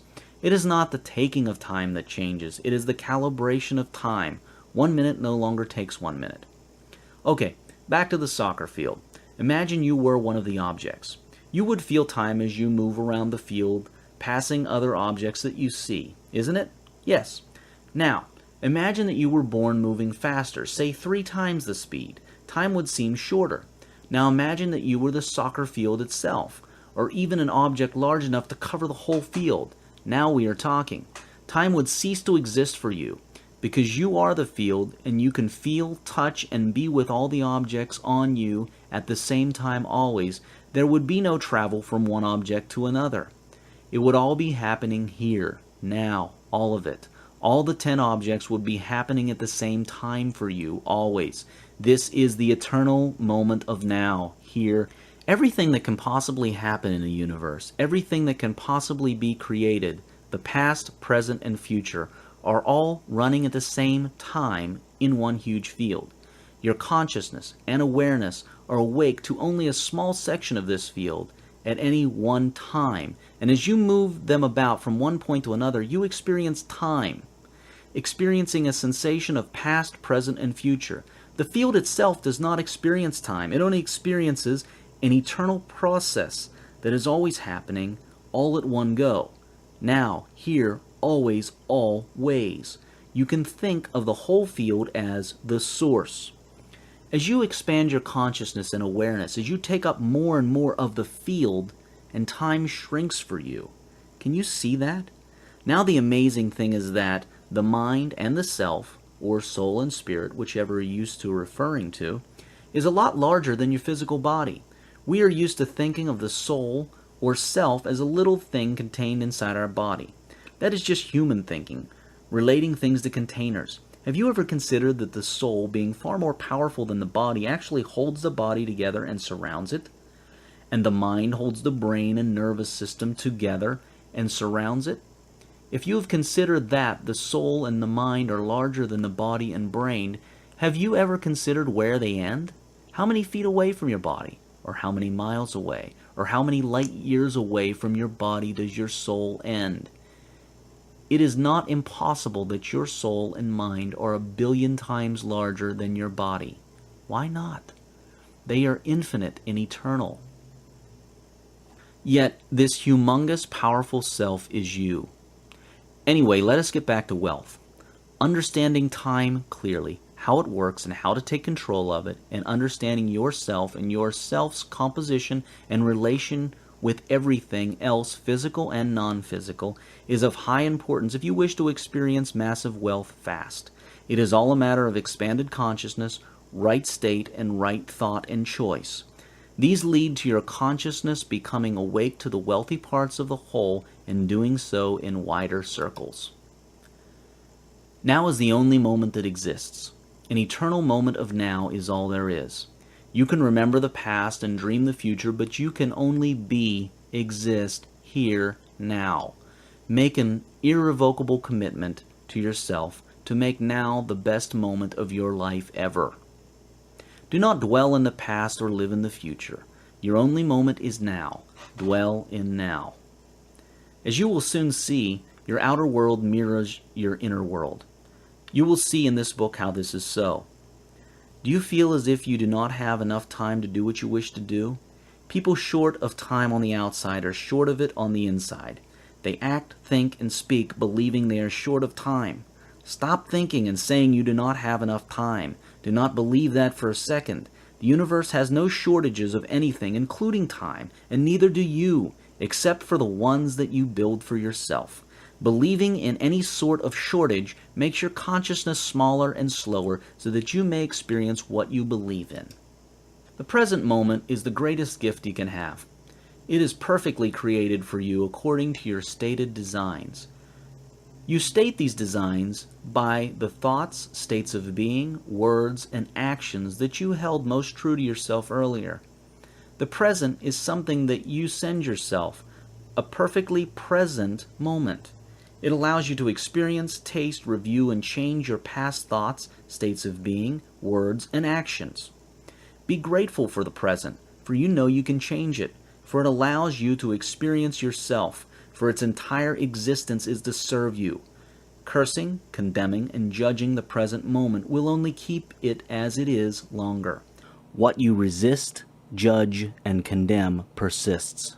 What you embrace and bring to the light for non-judgmental, honest, and clear examination reveals the lessons you are looking for, the key to the next level that you seek. Time is only an illusion produced by the succession of our states of consciousness as we travel through eternal duration, and it does not exist where no consciousness exists in which the illusion can be produced, but lies asleep. H.P. Blavatsky. The future influences the present just as much as the past. Nietzsche. Don't chase and serve money. Don't be enslaved by it or seek to hoard it in a trap. Instead, be with it and have a free and relaxed relationship with it. Appreciate and love it, and enjoy its function and attributes, which are the enabling of freedom and the flow of value. Money, value, is energy, and like energies attract while unlike energies repel. So have the energy attributes and vibration of money in you, and you will attract it. Do this by being happy, free, giving, and abundance-minded. Money enjoys and loves being in the presence of wealth consciousness. It loves the company of people who love and enjoy money, and like all of life, it multiplies and flourishes in the presence of the conditions that it loves. Treat money as a live personality. Treat it as you would a good friend. The more you give value by selling valuable goods and services, by showing others how to obtain value and wealth, by buying other people's products and services, and by sharing, the more the money comes back to you through the law of cause and effect. Dedicate a few minutes a day, every day, to the study of life, wealth, and your profession. If one person can accomplish $1 million worth of business in a given time, 3 people working together in harmony can accomplish much more than $3 million. When in harmony, the whole is greater than the sum of its parts. Involve like-minded people in your business to multiply your efforts and income. Be comfortable with money. Feel free around it. Talk about it. Treat it and love it as you would a close friend. In that attitude, you will attract it. If you fear it or refuse to love it, you repel it. Some people have a problem with loving money. The problem is that they do not love it. To attract money, you need to love money. To attract anything, loving it is the fastest way to do it. It is also true that you attract what you fear. But when you fear money, you do not attract money. You attract whatever it is that you fear about money. Some people say that loving money is wrong. They often say that the love of money is the root of all evil. Analyze that statement. The love of money in itself is not evil. It can just be the root to evil. Money itself is also not evil, but it can cause coveting, greed, and subsequently crime. Loving money is perfectly healthy as long as you do not develop that into greed and crime. In fact, loving anything, not just money, when taken in the wrong way, can be the root to crime. People have killed over the love of their romantic partners, property, and religion. Yet there is nothing evil about loving partners, property, or your faith. It is never love that is wrong, nor the item being loved. It is only when that love is expressed in an unhealthy manner that its effects can be considered wrong. So feel free to love money. Genuinely love it, but watch yourself and do not let that love turn into greed and covetousness. But love it. Money moves to those who love it most. Money is a lovely thing. It is a statement of abundance, not scarcity. Abundance is the natural state of the source. It frees people to pay attention to other things in their life. Life is fantastic, so full of so much that we have not yet explored. Money frees you to explore avenues of life that you previously did not have a chance to explore.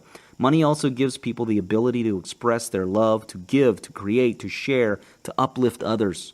Love money and it will love you. A very important and fundamental key to wealth is multiple sources of income. Build multiple sources of income for your life. There are numerous good books on this. Multiple sources of income are your key to financial freedom. They are a manifestation of your dynamic, free, and multidimensional nature. More accurately, make sure that each income stream is a business, not a job. A job is something that requires you to be there for it so that it can make money for you. A business is something that, once set up, does not need you to be there to keep going or growing. A job needs you, a business does not. That is the difference. Some businesses are actually jobs. You may own a business that is a job for you. It needs you to tend to it. Without your constant attention, it fails. Jobs take your time and freedom. Businesses give you time and freedom. A person with multiple streams of income from multiple businesses ends up with free time that he or she can use to live well and to launch more businesses if need be. Jobs never allow such liberties of free time to diversify and be free to enjoy other aspects of life. So, have multiple sources of income, but ensure each source is independent of you and has been built to do well without your constant attention. Teach wealth consciousness to your children from an early age. Remember, have multiple streams of income that do not need you to be present for them to keep producing. To have multiple sources of income, simply desire it to be so. Make it part of your goals. Visualize and start buying books, magazines, and talking to people. The right businesses, investments, and sources will then simply start coming to you. And always keep wise counsel. For everything, have a person who is of wealth consciousness and of specialization in the area to advise and counsel you. Learn also to trust your feelings, but not your emotions. Follow your desires. It is easy. Of highest importance, remember always that the universe gives you exactly what you are and think. Read this twice. If you believe that money is bad, is unworthy, is evil, is shameful, or anything else negative, and if you believe that you are none of those things yourself, you create a conflict within you. You would be giving the universe the message that you are a good and positive person and that money is a bad and negative thing. In such a case, in the interest of honoring your conflicting message, the universe would give you conflicting results, and you would end up with little money. You must honestly and genuinely identify your values within the values you assign to money. If you believe you are a good person, then truly believe money is a good thing. and vice versa. Those who believe they are good people and that money is bad end up with little money. Those who believe they are bad people and money is for good people end up with no money. Those who feel they love money and money loves them, that it is all good or bad just as they are, as one, are the ones that end up with it. The other thing to always remember, still on the same exactness topic, is that if you believe in abundance, you shall have it, and if you do not, you shall not have it. You must seek to understand intricately the abundance of the universe. See it, feel it, understand it, be it. You get exactly what you think and are. To the extent that you think of and believe in shortages, you shall have them. To the extent that you think of and believe in abundance, you shall have it. All other things held constant. To the extent that an individual or a society understands and uses money in the right, productive, and multiplicative way, so will they have wealth and happiness. That was a brief overview on how to handle the physical aspects of wealth consciousness. There is a lot more to know on specific aspects of money and business depending on what your business interests are. As a start, visit www.imagesofone.com and see the special reports and booklets section and the links and free resources as well. Many books have also been written worldwide on almost every current business topic, so you will never lack the information you need when it comes to the handling of the physical aspects of wealth. The book you're reading now was primarily to take you on a quantum leap into the source of wealth, the non-physical aspects of wealth consciousness that so many others often ignore or are unaware of. Combine this wealth consciousness knowledge you now have with the appropriate books and information you can get your hands on regarding your chosen purpose and ventures, and you cannot possibly fail to be wealthy. It is impossible to fail.